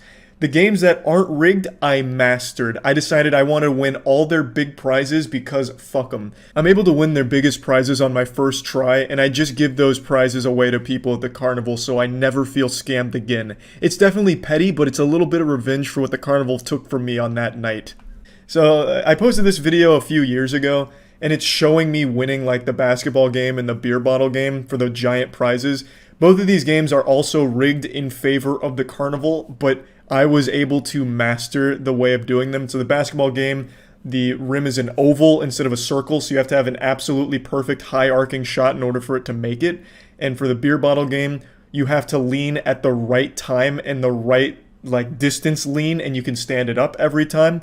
So I master these games, I get the big prizes, and I give that shit away. Just that way they lose a little bit of money on those prizes, a little bit of pettiness from Charlie. I'm like the fucking Batman of carnivals. So yeah, anyway, I just wanted to share this story. Maybe it'll be like educational for someone out there, but at the end of the day, I just thought it was a fun story. I'm over it now. I still don't like the guy who did that to me, but yeah, I just thought it was worth sharing. That's about it. See ya. There is no worse or more degenerate place on the entire internet than TikTok Live. TikTok live streams are actual hell on earth. You'd sooner find me in the adult baby diaper lovers community forums before you'd find me in a goddamn TikTok live stream chat. I would sooner go to the front lines of a war zone than venture on over to TikTok live streams. It's just so bad and pathetic. The majority of the TikTok live streams I've ever seen are just blatant scams or people non-stop begging for donations with a made-up sob story. And that's what we're going to focus on today. I'm sure you've already seen some of the more popular scammers on TikTok live streams, such as the one Mudahar recently made a video about. This is a trend where you have these adults near children who appeared to be ill, and it's a pre-recorded video, it's not actually live. Sorry to spoil the Christmas magic there. And what they're doing is they're just begging for money, like, you know, rocking back and forth, saying like, guys, this child's gonna stay sick unless you give us money right now. Your money can bring this child back to life. We have the antidote, we just don't have the money. The panacea will save them, and we just need your money to save this child's life because they're so sick. If you don't send the money, they're gonna stay sick forever. Please don't let this happen. And it's obviously aimed at exploiting people's willingness to help those in need. This one's actually a pretty deep scam because it's not just individuals doing it by themselves.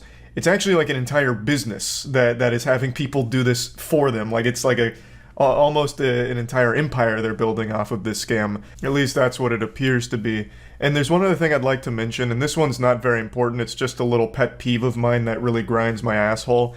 In TikTok, the way you tip isn't directly with money. They had to be quirky about it and unique. So instead of tipping real money, you're tipping goofy, dumb shit like roses or sunglasses, top hats. Oh, thanks for the 5 roses. Whoa, 14 Glurpies? Holy shit, you're too generous. Oh my god, a milkshake? No, you guys are being too nice today. I understand it's Christmas, but you can't be spending this kind of money giving me a dragon? I hate it. I hate it so much.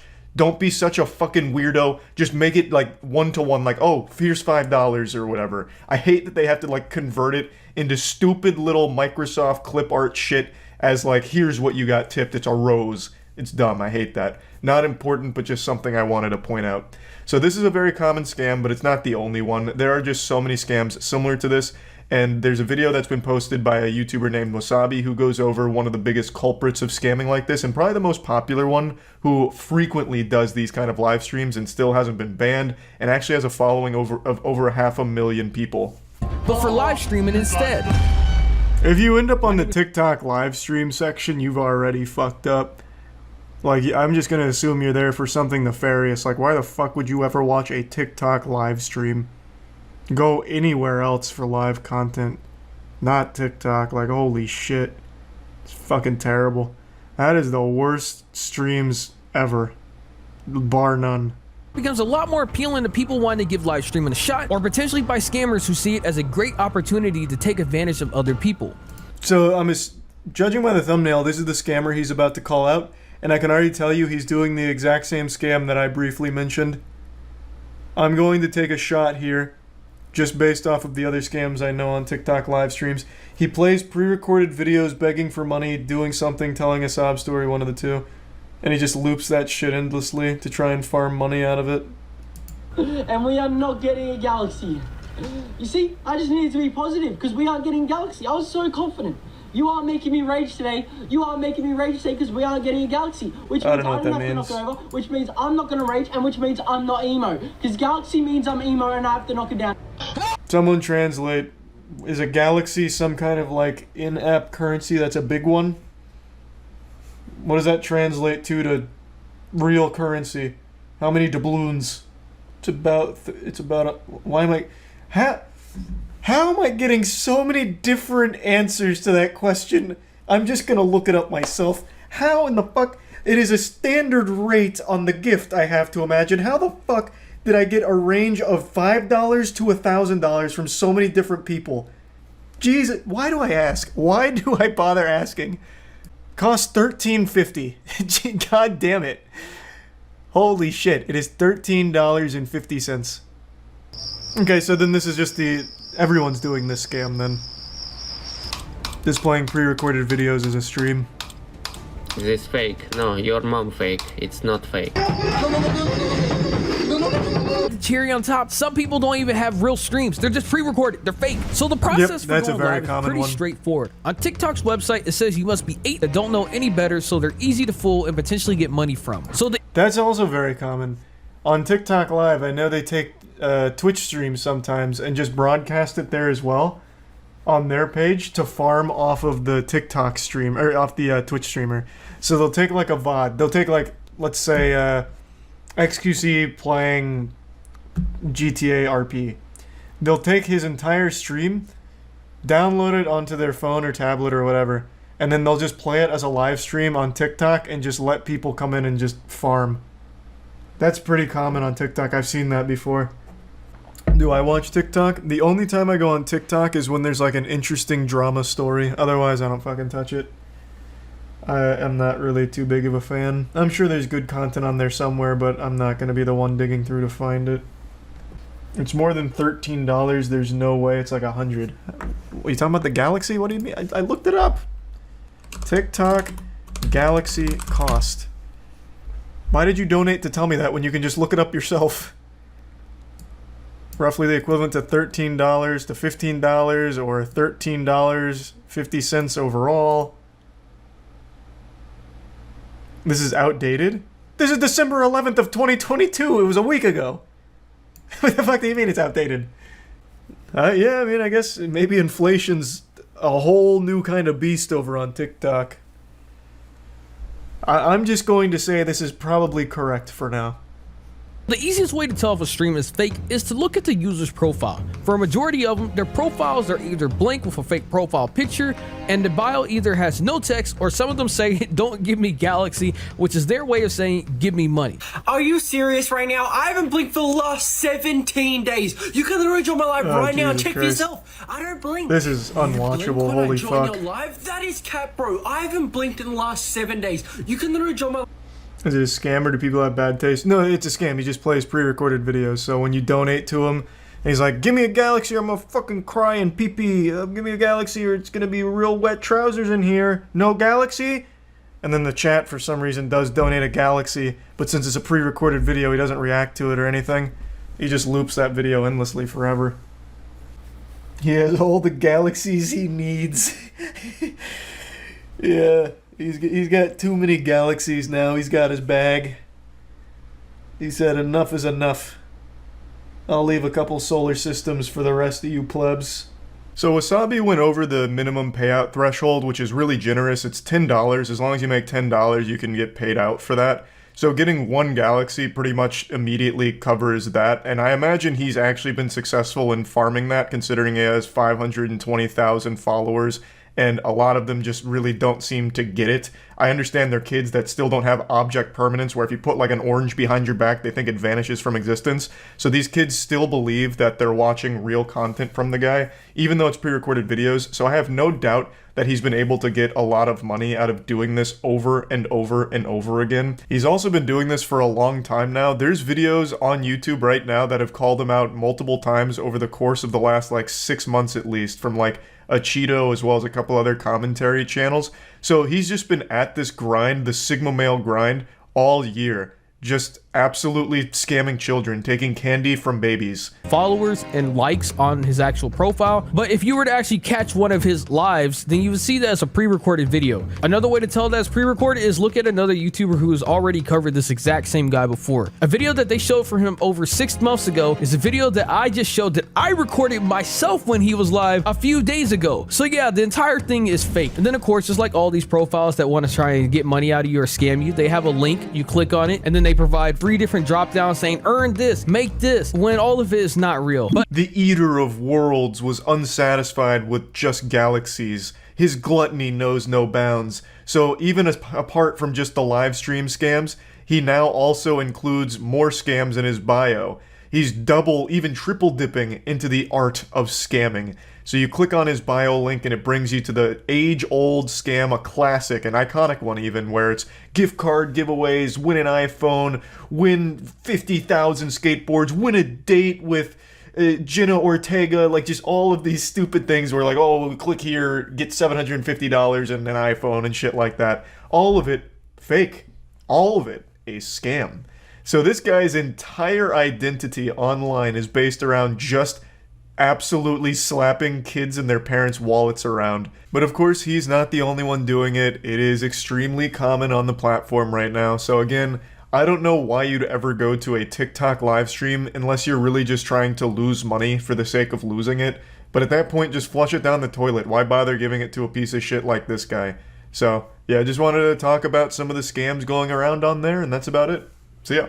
In the UK right now, there's a product that's more valuable than gold that people are going absolutely wild and wacky over. It's Prime, which is the drink from KSI and Logan Paul.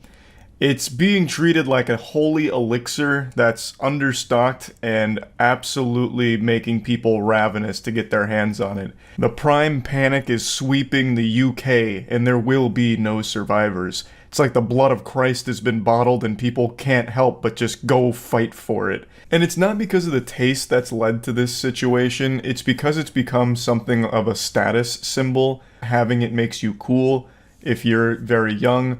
And if you're very old, having it means you can charge a huge markup for it and scam those kids that are desperate for the attention that it brings online. So there's been a lot of videos of people fighting each other for it. I'll show you a couple of clips.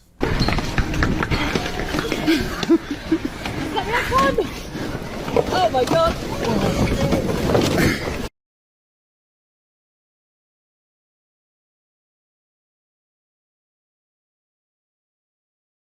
People getting in there, throwing hands, boxing each other out like it's basketball, getting ready for a rebound, all just to get their hands on some Prime. I've had it before because in the States it's not rare, it's not hard to come by. I could walk outside right now and find like an unopened pallet of Prime. It's really just in the UK that this hysteria is sweeping the entire nation. It's going absolutely crazy there. So I've tried it, I think it's good, I have no complaints, but I certainly wouldn't be beating some ass and being that desperate to get my hands on a bottle. But you know who is extremely desperate is a place called Wakey Wines that I just recently learned about. Their entire business right now revolves around reselling Prime at a huge price increase, all the way up to £100 for a single can or bottle of Prime. Usually a bottle will be about £2, but Wakey Wines is treating it like it's the fountain of youth juice here, selling it at 100 bottles, or £100 per bottle in some cases, and they're still successfully making sales. They've actually become extremely popular for this. A lot of people are buying it from them. That's how outrageous this whole thing is. Now I want to show you a great video that breaks it all down. This comes from a channel named Fat Memer, and I learned everything there is to learn about Wakey Wines here. You hear the Wakey Wines people made their own drink. What's special about Wakey Wines? They price gouge everything they sell. How are they successful then? Oh, here's a whole thing on it. Let me see. Mohammed and Abdul, aka the Wolves of Wakefield, have been hitting national headlines over the... The Wolves of Wakefield. I don't know anything about these guys. They seem like some real goofballs. I promise you, no one is calling them the Wolves of Wakefield besides them. They absolutely gave themselves that name. No shot anyone actually gives that much thought to them aside from like, wow, what a joke. The last few weeks for reselling Prime at extortionate prices and their viral videos. Ironically, they haven't become known for selling wine, but Prime. Now, of course, because KSI and Logan Paul, I'm assuming they sell more than that, though. They know that kids are willing to do anything to get their hands on this drink. For months. But why? But like, actually, why? I still don't see why people are fighting themselves over Prime in the UK. It is abundant in the States. I can go anywhere that sells drinks and they have, like, Prime filled to the fucking brim, literally leaking out of their toilets. It's everywhere. There's not that same chaos here. Why do kids in the UK want to fight each other for Prime? Even if it's from their favorite YouTubers, I don't really get it. Because you just drink it once and then you're done. Expensive and therefore cool. I guess... That's kind of become like a pretty common thing. Like if something costs a lot, it's like a status symbol to have it. But it's not like you collect Prime. What, are they putting it in like an acrylic box and stacking it on their bookshelf? I doubt it. They probably get it, drink it for the sake of a TikTok, and then they're done. €100 down the shitter. They collect the bottles to flex on TikTok. Well, you can just order empty bottles, though. The flex is they drink it. But it just seems like such a huge price for one TikTok of drinking Prime. With fluctuating prices between £15 and £30 for the standard Prime drink, and prices now reaching an eye-watering £100 a can for the brand new Prime Energy cans. Wakey Wines have taken I see. Okay, so the energy's an increased premium because it's newer. I'm assuming it's even more understocked. So now they're charging the moon for that shit. It's like an NFT at this point, goddamn. Which has led people to discover his dark past. In 2015, Mohammed received an 8-year jail sentence and served 4 years behind bars. At the time, it was reported that he pleaded guilty and was convicted of selling cocaine and heroin. With this... Yeah, it just reminded me of something totally unrelated to his charges. You guys ever see this video? It just resurfaced today about the turtle that was smuggling $53 million worth of coke. Yeah, it was back in like 2017. There was a sea turtle that had $53 million worth of cocaine that was strapped to it. That was like fucking El Chapo's pet. They finally got him, though. They finally got him. That bastard. He'd been importing this shit for years. 1,800 pounds worth. How long did the turtle serve for? I don't know. I didn't see anything about his trial. All I can tell you is Crash did not take it well after the flop of Finding Dory. Shit was rough. In all seriousness, I hope the turtle's alright. Yeah, I imagine they probably got the cocaine off of it and then just set it free again. Like, I don't think they actually threw it in cuffs or anything. I don't think it's currently sitting in, you know, county. Thanks, Reset Panda. Did I get the name of the turtle from Finding Nemo wrong? Isn't it Crash? It's Crash and Squirt, right? Why are you saying it's Crush? Oh my god, it is Crush. Oh, I'm such a fucking idiot. For my money now, I've got a shop. My dad bought me a shop, and I work hard, and I don't sell drugs now. So I just thought I put it out there rather than everybody else saying Azza's doing this, Azza's doing that, and I'm a changed person. I'm reformed. Thank you very much. Yeah, I see no reason to doubt him. He served his time. I think he doesn't even need to deal drugs anymore. He's selling something far more addictive, and that's clout. So he's able to easily tap into an even bigger market now. Like cocaine, yeah, I'm sure kids are gonna get cocaine somehow, but it's a lot harder than just going down to his shop and getting fucking Prime for €100. So it's I believe he probably doesn't deal drugs anymore. Amounts and high values. It shouldn't be worth £100 for a can of Prime, or 10, 15, 20 pounds for a bottle of Prime hydration. It's absolutely ridiculous and I hate it. To the owner of Wakey Wines, I mean, what you're doing is just unfair, and it's challenge him to a boxing match, beat his ass. It's not ethical, it's not nice. Although to KSI drops the gauntlet. If you can beat me in boxing, you can actually double the price and I'll endorse it. But you lose, you shut down the shop. Make some high stakes out of it. Scalpers are dicks. Yep, no one likes scalpers, literally. I don't know how they're in business, to be honest. They must just be very lucky that some people are so starved for the clout of that TikTok flex of drinking the Prime that they'll pay the £100. But, yeah, no one likes them. Literally no one likes them. I think scalpers are probably like one of the only unanimously hated career paths in the world. Like, even a drug dealer, you can make some arguments for, like, a good drug dealer. He's peddling escapism. Well, he's doing it because he has to feed his family at home. With a scalper, no one's making those arguments. Scalpers just fucking suck across the board. I just checked, it's like 120 American dollars. Yeah, if you convert it to freedom units, it's over $100. It is outrageous. I mean, that's scalping in a nutshell, though. Fair play, Mo. In fact, if you're a kid and you're paying £100 for a bottle of Prime, then you deserve to get scammed. You've got to write the kid off. He's got no chance. You know what? I'll make an argument in defense of Wakey Wines.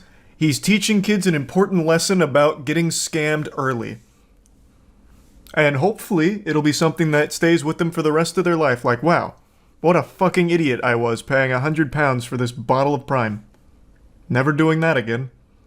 It's a low-level scam. It's very expensive for a kid. Very expensive in general. So it should be one that would resonate pretty profoundly, I would think. It's not the kids' money, it's the idiot parents. That's possible, I guess. Well, it'll teach the parents an important lesson about not raising a dumb kid. I don't know. Video emerged of Mo in a nightclub dancing the night away with women of the night. One Twitter user stated, "Sniffing lines, banging nines, and selling prime." I mean, Cool slogan. can you blame him? Put that on the He's store. paid his dues to society, and anyway, these kids wouldn't know how to spend their money properly. Wakey Wine seems to be going from strength to strength, and now even have their own song. Get my scent, you wakey wine. Oh! Wait! This is the Paradox Metaverse crypto place? Where the Amio Talio tried to get like Wakey Wine's endorsement behind him and not even they were able to make anything out of it? That's crazy! Wow, they actually just do go scam to scam. So they're even in metaverse scams. Holy shit. Crypto scams. Wait, that's fucking wild. That's a full circle. They're just like this giant fleshlight that scams will filter through. Cool.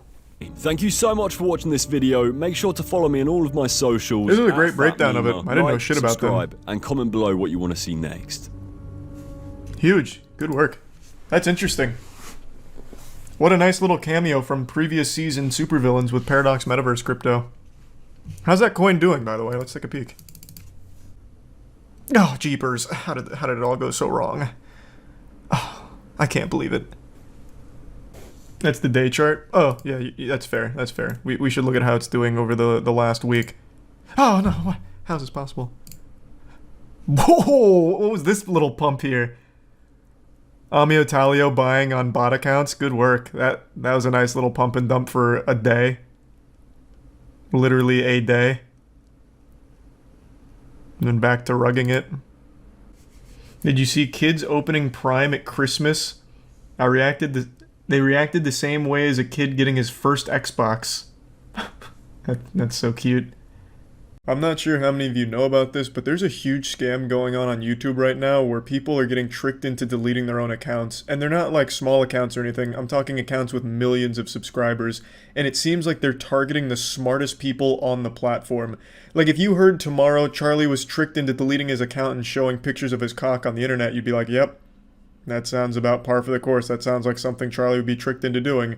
But when you hear Jim Browning was tricked into deleting his channel, you're wondering what the fuck went on? Who could outsmart Jim Browning? For those that don't know, he's an extremely large YouTuber who's famous for taking down scammers and taking down entire scam operations around the world. He's super good with computers. He is literally that cyber boogeyman that your parents were afraid of in the year 2000, where they thought if you opened Microsoft Office and typed :XD, that you all of a sudden your emails were going to be hacked, your credit card information stolen, your bank account drained. He is that guy. He can do like anything with a computer that you could possibly imagine. If you accidentally say hello to Jim wrong on the internet, he's got all your fucking information ready. This guy hacked into the CCTV cameras at a scam headquarters just to gather evidence on them one time to take them down. It's incredible. It's like on Xbox Live when you'd hear some asshole say like, yeah, my dad works for Bungie and we've got all your information now, so get ready to get banned.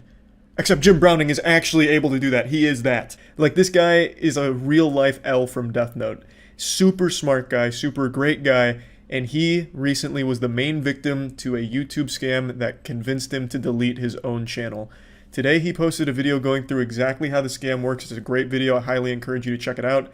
And I want to talk about it just a little bit and give a bit of a summary, as well as a little advice for any YouTubers out there on how to avoid it. He does as well, but there's a couple things that he doesn't touch on that I'd like to. He's also not the only victim of this scam. Another very smart and large YouTuber named The Spiffing Brit was also convinced to delete his YouTube account in what appears to be the exact same scam. And allegedly, these aren't the only two, but these are the biggest two that I can find that have confirmed to have fallen for the scam. So how does it work? Jim Browning has it all covered from start to finish. He recorded the entire interaction with the scammer, but I'll just do a little caveman breakdown. Bad man pretend to be Google. They were able to send a real email from a real Google account at google.com. They sent an email saying you have a duplicate AdSense on your YouTube account. As a result, we'll be suspending your channel.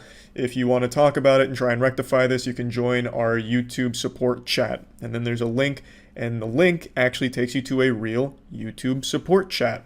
So this entire time you see at google.com, and it really is at Google. It is a real YouTube support chat. So there's nothing too suspicious about that, and that is a real error that happens on the platform, I imagine, with duplicate AdSense accounts.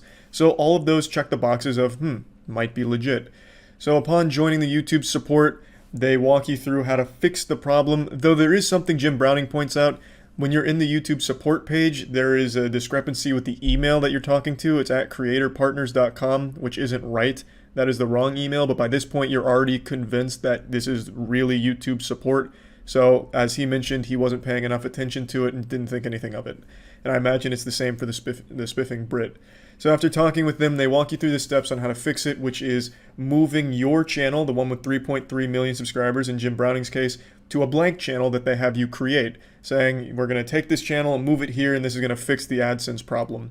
Well, in doing that, you have to, in the move, delete the original channel.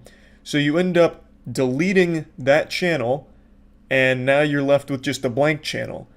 Now, this isn't the goal of the scammer. Once you get to that step, what they want you to do next is fill out a forum, so that way they can access your original account.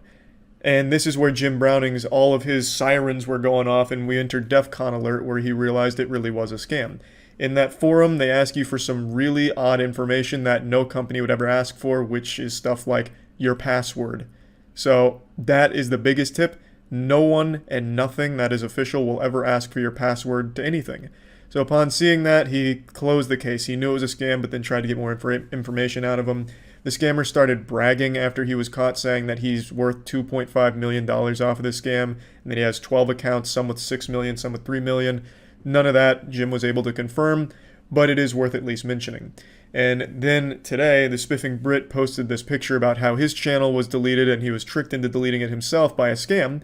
So you're led to believe that it's this same scam. Now, I don't know how far the Spiffing Brit has gone, if he actually did fill out that form and give away his password, which I would be very surprised if he did. I don't think he did that. I'm sure he noticed it was a scam at that same point, but by then, your goose is already cooked. You've deleted your channel, and now you're left with nothing except at the mercy of YouTube, who does have the capability to reinstate channels. Jim Browning is fully back online. Everything's back and running. He's got all his videos back. Everything's as it was before this scam even happened. But it is still a huge hassle, especially if they did go through with giving the password, because now the account's compromised, the scammer has it, and they can take whatever revenue the account makes. So that is a big problem. Though Jim said even if he did give the password, he thinks two-factor probably would have protected his account, and I agree, that probably would have stopped it in its tracks. But let's assume the creator doesn't have two-factor on, well, then they'd be fucked right then and there. So that's just a breakdown, very briefly, of how it all played out. It's a lot more intricate than I'm giving it credit for with my explanation. Jim goes into detail and shows just how convincing it is, but that's pretty much how it all went down. So, how can you avoid something like this? Well, the first thing you need to understand is YouTube doesn't communicate. So if you get an email from YouTube saying anything, it's probably just a fucking scam. I've been on this platform for 15 years. Do you know how many emails I've received from YouTube? Almost fucking none. I can count them on one hand, probably. I just don't get YouTube emails for anything, and I imagine that's the case for most people on YouTube. When I get like a copyright claim or anything, I don't get like an email or anything about it. I just see it on my account. You know, I never get emails from YouTube. So getting anything from YouTube about like, hey, there's a problem and we want to fix it, are you fucking serious? YouTube yet never wants to fix anything, let alone reach out to you to try and get it fixed. It just doesn't fucking happen. So that should immediately be the biggest red flag, is getting contact from Google or YouTube. The only time I have contact with YouTube or Google is through my partner manager, or anyone I know at the company, you know? DMs or emails of people that I personally know at the company, never from YouTube or Google itself. So that just doesn't seem to happen to anyone. And when it does, it's usually shady, like in this case. So that's my biggest piece of advice. And then the other big thing is, don't just trust the domain blindly. As Jim points out towards the end of the video, it seems like anyone can send an email from a real @Google domain without actually being representative of Google.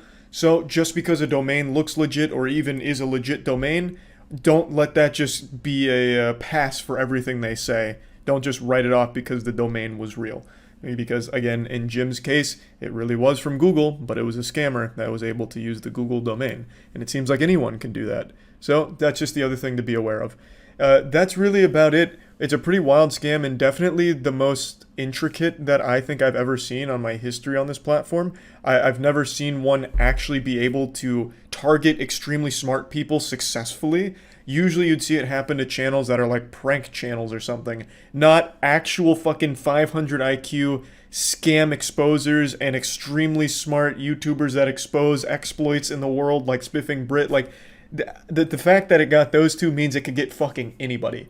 So, you know, be cautious out there. And yeah, that's about it. So yeah. This is one of the wilder stories I've seen this year. It almost sounds made up, like a fake headline in GTA Online or something. It sounds AI generated by ChatGPT. It's hard to believe this is real. A YouTube couple has now just been sentenced and will receive prison time, at least for the husband, for a series of videos where they showcased blatant insurance fraud. Multiple videos of blatant insurance fraud. And the word multiple is doing so much heavy lifting here, it's a sin. Like, that is an understatement. Over 160 videos allegedly showcasing insurance fraud attempts or collisions caused by the YouTube couple in order to get money from their insurance. Also, road rage, as well as provoking road rage.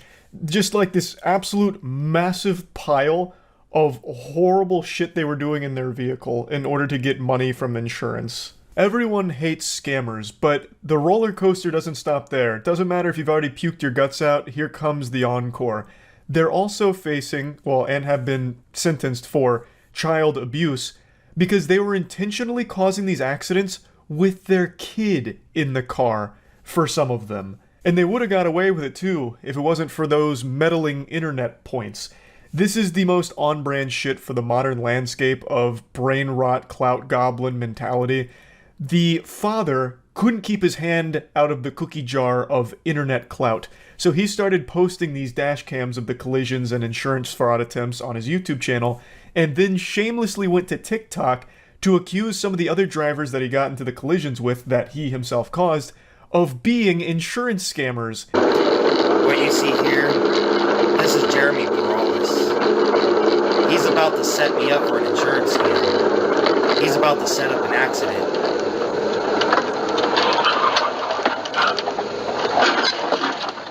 He recognized me from Facebook.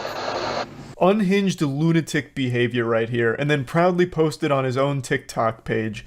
So what happened is, he had suddenly started to brake, and the driver behind him had to cross the double yellow line to get around him to avoid a rear-end collision, and then Christopher turns into him in order to force the accident. And the driver was initially found to be, I believe, like 90% at fault because he crossed the double yellow line. Christopher was actually quite gifted, an idiot savant when it came to insurance fraud. He's doing, and he knows how to not be at fault for him. It was last April. Jeremy Perales says his insurance premium shot up after this accident in Yucaipa. But was it really an accident? To think, to be able to do this to a person, set them up for an accident? I was stopped and then he hit me. Jeremy says his insurance deemed it 90% his fault because he crossed into the other lane. But it isn't the first so-called accident Phelps had been in. Just the way Christopher Phelps speaks is off-putting. He sounds straight out of Dr. Evil's lair. He just sounds menacing and, like, genuinely unhinged.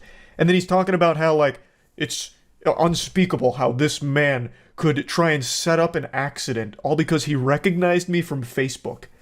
Holy shit, that is deranged. You think he recognized you from Facebook and then tried to set up this accident? That doesn't even make sense. Obviously, Christopher doesn't believe that. His whole MO was insurance fraud in order to collect on the insurance paycheck. But Jesus, it's just so weird to listen to him speak. He just gathered mountains upon mountains of evidence against himself and posted it online. And somehow investigators stumbled upon this cornucopia of evidence that the husband, Christopher Phelps, was gathering of their insurance fraud and child endangerment.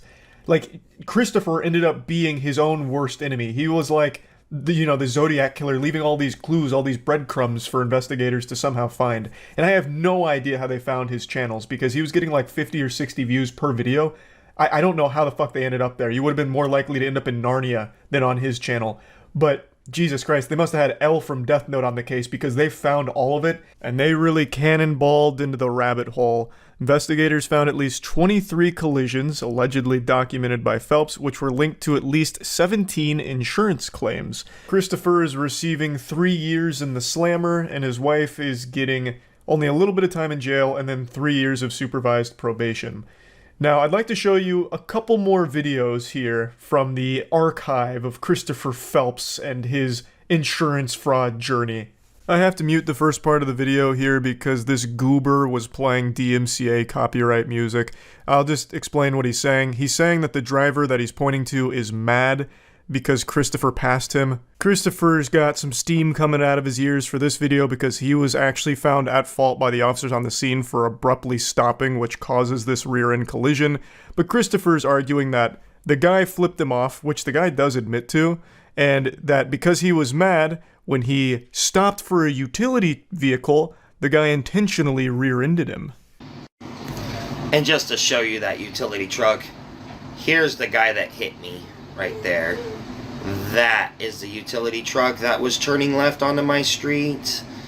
I was trying to stop for him and give him way to go down this way, and unfortunately, this guy was mad because I passed him.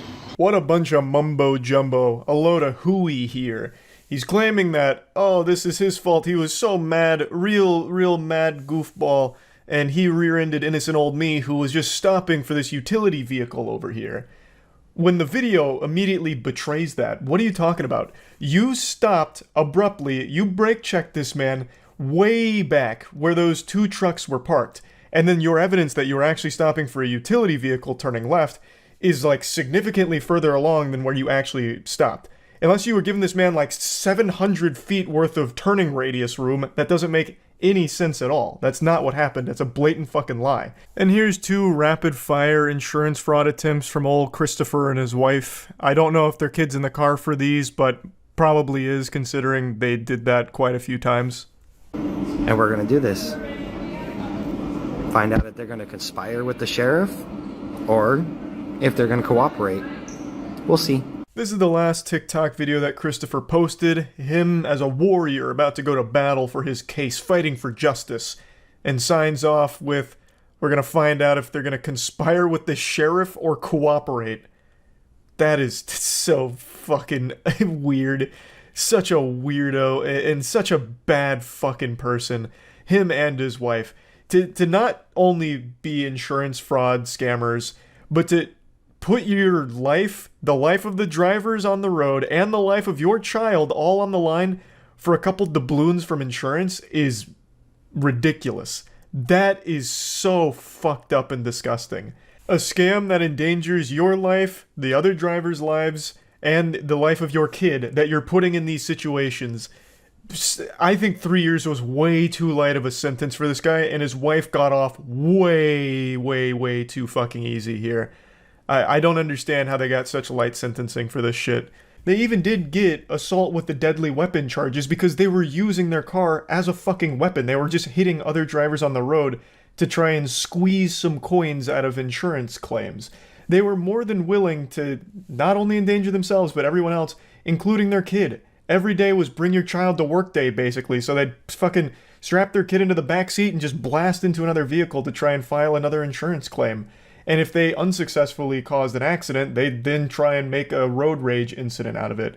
It's crazy how little they got punished for it, relatively speaking. I think the sentencing is way too lenient on how often they were doing it. This is very clearly premeditated, and it comes at a high price to everyone around them. This could have been a lot worse. There could have been deaths.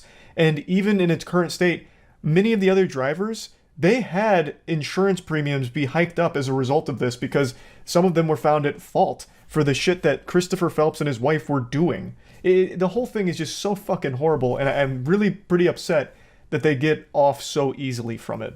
But yeah, I wanted to talk about this because I found it so fascinating. I learned about it from Otozi, who recently made a video covering it as well. It's so degenerate. It's so fucking ridiculous. So yeah, just wanted to talk about it. That's it. So yeah. We're only 9 days into 2023, and I feel like we've already reached a point where scams have become more common than the cold. I just can't believe that there are still people that are falling for crypto scams in particular. It has to be the same people just doing it over and over again and not learning their lesson. Like that bit from every cartoon ever where someone steps on a rake and it hits them in the face, they turn around and step on another rake and it hits them in the face. That's people with crypto scams and losing money. Just going back and forth, ping-ponging around, getting spit roasted by every shady crypto company ever until they're completely out of money and then blame it on something else besides themselves to avoid taking any level of accountability and responsibility for their reckless actions. The reason I'm talking about this isn't because of what you think it is. Of course, Logan Paul and Crypto.Zoo is the biggest scam right now that's been exposed and has been being talked about by everyone, including me. But there have been a handful of other high-profile scams that have all come out, but they've all fallen into the cracks, into the shadows, because Crypto.Zoo's been kind of like this bullet sponge, taking all the heat for the others so that way they can die a quiet death without anyone discussing it or making a hoopla. But hoopla is my middle name. So I'm going to come in here and make a scene out of it. I'm going to shine a light on it because there's one in particular that I'd like to talk about today that I haven't really seen anyone go over. And this is once again an influencer-led crypto scam, but it goes bigger than just one project. This was multiple, and the creator came out and said that he gambled away all of the funds. He has a gambling addiction and all of the investors' money went to him gambling it. They say honesty is the best policy, and in this case I'm glad he came forward with that information. But man, you absolutely need to be held accountable for this shit. This was a high-profile, blatant scam where you mishandled every investor's money and everyone lost all of it. That's a crime. That's just like an actual financial crime. So we'll go over it from the top, but I gotta tell you, it really is incredible just how frequent these scams are now. It's worse than RuneScape right now. RuneScape has less scams than the real world at the moment. It's wild. Now, usually I like to think this goes without saying, but I'm going to make a special exception here and just say it anyway. Please don't go and harass this guy for all of this. He does need to be held accountable, but the right way by the right organizations, and the people that were actually affected, the victims, are the ones that should be coming forward to hold him accountable. Not just like a giant mob with pitchforks after him on Twitter or Twitch or whatever. I don't usually even bother giving this warning because I think there's a level of trust between us. You know, we're like family, only closer. Like, we're related by something far stronger than blood, content. So, please don't harass this person. Just wanted to make that clear. Their name is DNP3. Now, I'm not familiar with DNP3, and I wasn't until this whole situation. From everything I can see, this is a streamer / content creator whose entire brand was giveaways. He has over 600,000 followers on Twitter, 250k on Twitch, and over 100k on YouTube, so these are pretty big numbers, but it seems like they're heavily inflated because all he seems to do is giveaways, which is basically a real-world cheat code where you just, you know, hey, like, follow, retweet in order for a chance to win $100. Make sure to follow the stream and you might win $500, this and that. It's like a really fast growth strategy, but it doesn't have any real viewer retention or audience. People just treat you like a little money block in Mario where they can just keep jumping up and hitting coins out of it because you're frequently doing giveaways, but they're not really a fan of you. It's just people that are treating you like a giveaway fleshlight that they can fuck from time to time. So he used these giveaways to get these big numbers, which in turn conveys the idea that this person is more popular than they are and more trustworthy because bigger number, better person kind of mentality.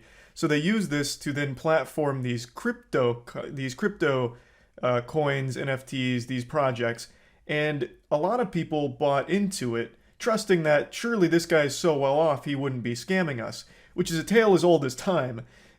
People falling for that old idea. It's like my father always said, just because someone seems well off doesn't mean they won't suck a fart out of your butt.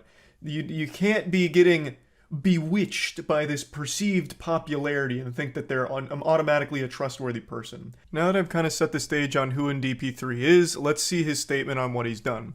It's a twit longer. It says, "I'm sorry. There's no easy way to deliver this news, and this is by far one of the toughest messages I've ever had to deliver in my life. Over the last year, I got incredibly addicted to gambling. Every dollar I could find, I would put into stake in hopes of winning big. More people have lost money on stake than they have in the fucking stock market, it seems. Even when the big wins did happen, it wasn't enough. Eventually I lost everything in addition to my own life savings. I also irresponsibly used investor funds to try and get my money back from the casino, which was wrong for so many reasons. To all my friends, family, and everyone who believed in me, I'm so deeply sorry. There aren't words to describe the level of shame and guilt I feel, and I can no longer live in this dark world, and this is my attempt to break free. I am now completely broke, both financially and spiritually. My sense of trust in myself is compromised. I'm working with a help group to start the path to recovery. I'll create a separate tweet which will have next steps for each of the projects I was involved in, including Clue, Xenia, Gridcraft, and Goobers. That sounds like a Lion, the Witch, and the Wardrobe kind of book title right there. Gridcraft and Goobers. Like, good lord. They're two separate projects. I can get into that in a little bit, but one's an NFT and the other's just another crypto cash grab.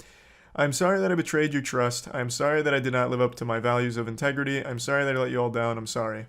The projects that he's listed here aren't small by any means. We're talking millions and millions of dollars that he gambled away. Now, I want to just go ahead and take a look at what I think is the biggest one, at least based on what I've seen, and that's ClueCoin. So I took a bit of a dive onto their website, and let's see what we got. And it is the most generic shitcoin imaginable, just unapologetic and shameless. This is probably copy and pasted from 1,000 other shitcoins websites.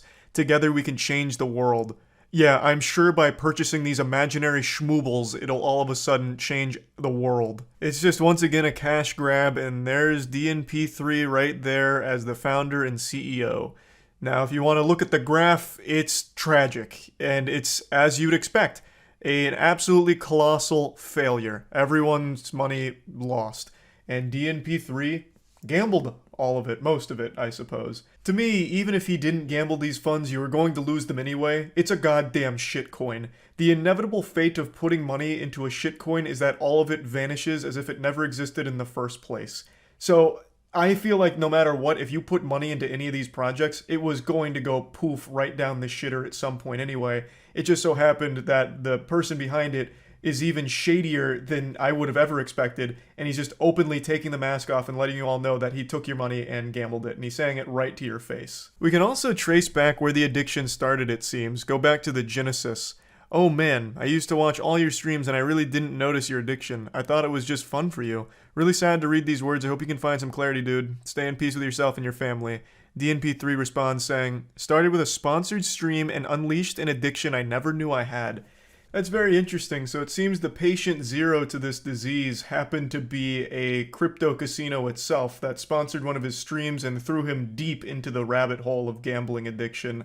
It's crazy. These crypto casinos have claimed more souls than Shang Tsung.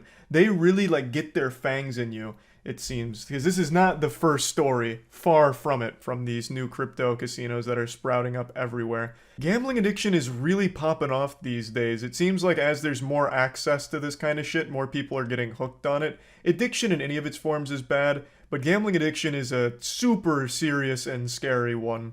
Now, having that kind of real addiction doesn't excuse anything DNP3 did here. Far from it. It's still very much his fault, his responsibility, but it is sad that he's been struggling with a gambling addiction. But it's even sadder for all the victims that he stole money from to gamble, the millions that he used to gamble. That's what's more sad than the addiction itself, is the people that were affected by it because of him. What really rubbed me the wrong way about his twit longer is he says all of these things and they're sad and it seems like he's trying to farm a little sympathy, but at no point does he offer any kind of action to help people that have been affected by his reckless gambling. He doesn't have any plan to get their money back. He doesn't have any idea on what to do to help the victims be made whole again. And I think that's one of the most important components that he needs to address. Okay, so you fucked up, you've gambled all of their money away. Well, now what? How are you going to help all of the people that you've betrayed? So yeah, that's kind of where the story's at right now. This is a rather new development. It's only a few days old, so the story's still being written here. We'll see how everything keeps playing out. But yeah, just another awful scam situation. I'm hoping the investors get their money back somehow. I don't know how, but hoping that they get their funds returned in a giant refund or something. But anyway, just wanted to bring this up. That's about it. So yeah. Who is the biggest joke in all of sports? Some people might argue the Washington Generals, which is the team that the Harlem Globetrotters always play against. They travel together and the Harlem Globetrotters always win against them because the Generals are just there to have fun with the Globetrotters in order to make a spectacle out of the whole thing. They're kind of designed to lose. But they're not the biggest joke in sports. That honor belongs to one man in particular. His name is Dylan Dennis. This goofball is someone you might have heard of because he's that coward that started a lot of shit with KSI, and then the second that it reached the fuck around and find out moment, like a week before they were actually supposed to fight, Dylan Dennis backs out and weasels his way out of it, coming up with all kinds of pathetic little excuses, and then still tries to act tough.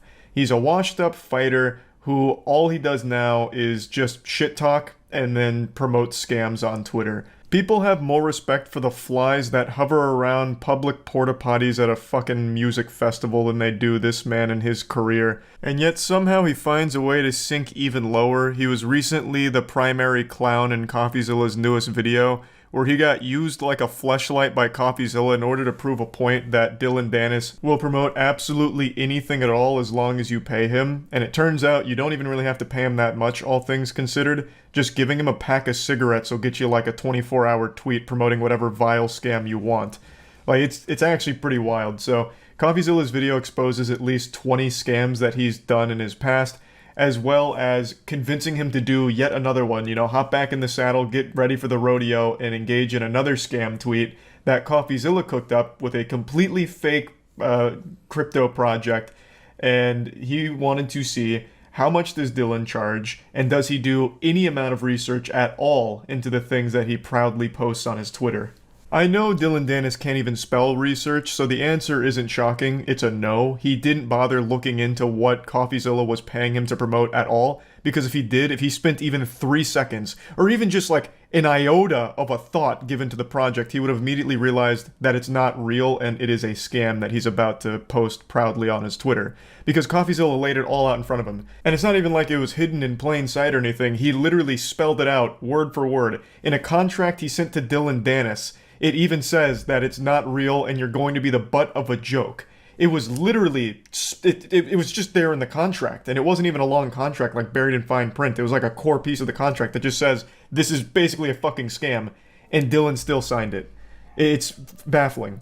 So I'm getting ahead of myself here. I'm just trying to give a general breakdown of the situation. Of course, the full CoffeeZilla video is going to be linked in the description. It's fucking beautiful per usual. I'm just going to show you some clips from it. But one other thing I want to point out is the reason CoffeeZilla went after Dylan Dennis is because Dylan made a whole song and dance, a big hoopla about how bad he feels for everyone that got scammed by Logan Paul's Crypto Zoo. And that's what tipped everyone off to how many scams he himself has done, which led to this investigation in this video by CoffeeZilla, Oompaville, and Zach XBT. And it's a fucking amazing ride. It really is. Dylan Dennis is an MMA fighter famous for two things: cage fighting and not fighting KSI. True. But on December 23rd, he decided to be famous. Also, apparently, I didn't know this until recently. He's not even famous for actually fighting. He's famous for just being a guy that, like, kind of rides Conor McGregor's dick. What's his actual fighting record? Because I said the same thing. I'm like, yeah, he actually fights. But his actual MMA record is 2-0. He has fought 2 times. Once in 2018 and once in 2019. Look at this shit. So he's not really a fighter. he's fought twice. Like, his whole claim to fame is, yeah, I'm a fucking stupid asshole. And that's it. And he won't even fight a YouTuber. 100% win rate, that is true. He is undefeated. But then again, so am I in MMA, to be fair. I am also undefeated. It's kind of meaningless when you don't have a whole lot of fights under your belt. Calling out the scammers. He writes in a tweet, "Damn, Logan Paul is a scumbag. Feel bad for everyone he scammed." Now, of Thanks, course, Dylan. No one's gonna really disagree with this, so the likes rolled in. But what Dylan doesn't What a tell you saint. is he also What a has a saint. history of scamming people on Twitter. And what Dylan didn't know is that there was a detective watching him. That detective was not me, actually. I wish it was me. It was my buddy Zach XBT on Twitter who Whoa! said, "Damn, Dylan Dennis is a scumbag. Feel." Hey, this is all coming full circle. You might remember Zach from the BitBoy Crypto thing. He was the guy that, like, tracked all of his moonshots and, like, called out a whole bunch of shit there. So I reached back out to Zach and I said, "Hey, good tweet, but I want to find out how many scams exactly this guy has promoted." So Zach started digging through the garbage bin of deleted tweets, and we found out pretty quick there were a lot more. What the fuck is it? Baby Dinger? What the fuck? Baby Dinger token is the next Shiba Inu. Oh, man. If anyone has any baby dingers, you should immediately just lose the right to earn money in your life. You don't deserve it anymore. Ringdinger. Hey, let's not besmirch the good name of the Ringdinger. That's as far from Web3 crypto as you get. That is literally an old man who snaps your head off. I wanted to trick Dylan into giving me the amount. The rough idea was to approach Smart. Dylan and say, hey, I created this dumb NFT project that's completely fake. How much would it cost for you to promote it? He gives me an answer and I have my price. Who looked like he would be serious about selling you an NFT collection. And that's when I thought of my buddy Oompaville. Yes. This is a guy who's actually really sweet in real life. I did know Oompaville played a big role in this here. So that is exciting. Very smart. CoffeeZilla recognized that Dylan would certainly say no, knowing for sure that it's a honeypot if it was CoffeeZilla that reached out. So he used Oompaville, whom, I mean, that looks like a well-adjusted man to me. Like, that's a trustworthy face right there. So he used him as the proxy. That's genius. We can provide all the marketing copy. Please let me know, as we're trying to launch relatively soon. That website is not a real crypto NFT platform. Nothing in this video is a crypto or real NFT, so Yeah, you cannot buy obviously, crypto. I want to for be sure. super clear, because Dylan immediately responds with, want to do a tweet? And then I love this next part. What is it? I like the order of that, let's promote it. And then underneath it, what am I promoting? And it's at this point I realized That's secondary. this is not only my chance to find out how much Dylan gets paid for all these scam promotions, it's also my chance to test Dylan Dennis. In fact, to do this, I basically copied almost word for word CryptoZoo's white paper, saying the following. Baby. Sour.gg may appear to solely function as an NFT collection, but it's much, much more. Sour allows users to earn sweet tokens that are openly traded via a yield that is based on the rarity of a given candy NFT. I'm going to tell you right now, Coffee, I love the attention to detail here. I think that is super smart. I'm not convinced Dylan Dennis can read. I think he might be illiterate. So he just saw words on the page and he's like, man, this is legit. All these words, they have meaning, I have no doubt. I'm in. I am confident he had no fucking clue what anything in that white paper said. But I appreciate you went the extra mile and set it up that way for it. Look out, adventurer. Now this is a sentence which means nothing unless you lay it out by the first letter of every word. And then it spells CoffeeZilla. Oh. So, don't say I didn't warn him. And obviously, that's even way if too I smart hadn't for warned Dylan. him, Dylan Dennis surely wouldn't promote a CryptoZoo project, right? Because he's, he feels too bad for the victim. And then ETH? Question mark? And at this point, I'm just a little surprised by how easy this all is. Zero due diligence is I'm not being surprised done at all. here. We have created the weakest facade possible for an NFT scam, and he's just immediately on board. After we settled on that, he sent me payment information. I am shocked he can even get 5K for a tweet. His Twitter isn't exactly what you'd call booming. The only time he gets engagement is when people are laughing at him. Like here, let me go to his Twitter real quick. Let's see, what's his most recent tweet? Because he deleted this one, I remember that. His most recent one is, if Alexander Volkanovsky beats... okay, it's a fight. I'll give one person who likes this tweet $1,500 and must be following to win. So he's actually having to do he has to farm. He has to do giveaway farming. But before that, it's literally nothing. And he got 8K likes on the farm. So even by those standards, that's pretty low. So I'm shocked that he's actually asking 5K. Though I doubt many people are actually giving it to him. Dylan gave us a brand new crypto wallet just for this transaction. Whoa! Which seems to imply that he probably makes new wallets for every new deal he does, which is definitely not his own idea. And at this point, I realized I had a choice to make. Someone told him to do that. Take what I learned, present it to you guys, and stop this little charade I had with Dylan and make my video. And Dylan would just keep doing this because his fans wouldn't know. Wait, what was that last one? Was that Face Riders? What the fuck? Did I read that correctly? Right before Baby Dinger. And Dylan would just keep doing this. Oh, I'm writing with Faceless. Gotcha. I thought that said Face Riders. I was like, damn, another fucking wild one. Because his fans wouldn't know. Which is actually pay Dylan to post a link to our fake NFT project, But the twist would be, as soon as he posts that link, it will become a website dedicated to every scam tweet Dylan Dennis has ever done. And remember that this website would be linked by Dylan Dennis himself to all of his fans until he kept the tweet for certain periods of time. And to my surprise, he agreed to the terms. And that's smart. That's super smart. Yeah, so space it out so that way you can get the most juice for the squeeze here off the tweet staying live. I can also promise you, Dylan Dennis has no idea what any of these words he's using here mean. He's used too much punctuation. There's 2 periods in there. That's far more than his reading level permits. He's got percentage sign in there, some underlines, parentheses. Dylan Dennis tapped out once he saw payment structure. He's like, all right, payment. I know that one. Okay, whatever else. Website, which is just a website with all his previous transgressions. Now, I did talk to some I want to read that one. What was that? I'm bullish on what? These all have the worst names. I'm bullish on Rock Smart Chain. Rocket Raccoon. Hype.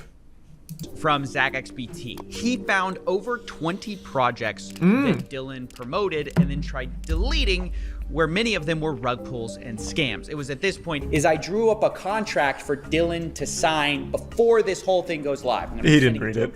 And in it, I lay the whole thing out. And this is what I meant by headwinds. This is where he probably will catch us, because in black and white, I lay out our whole scheme right in front of him.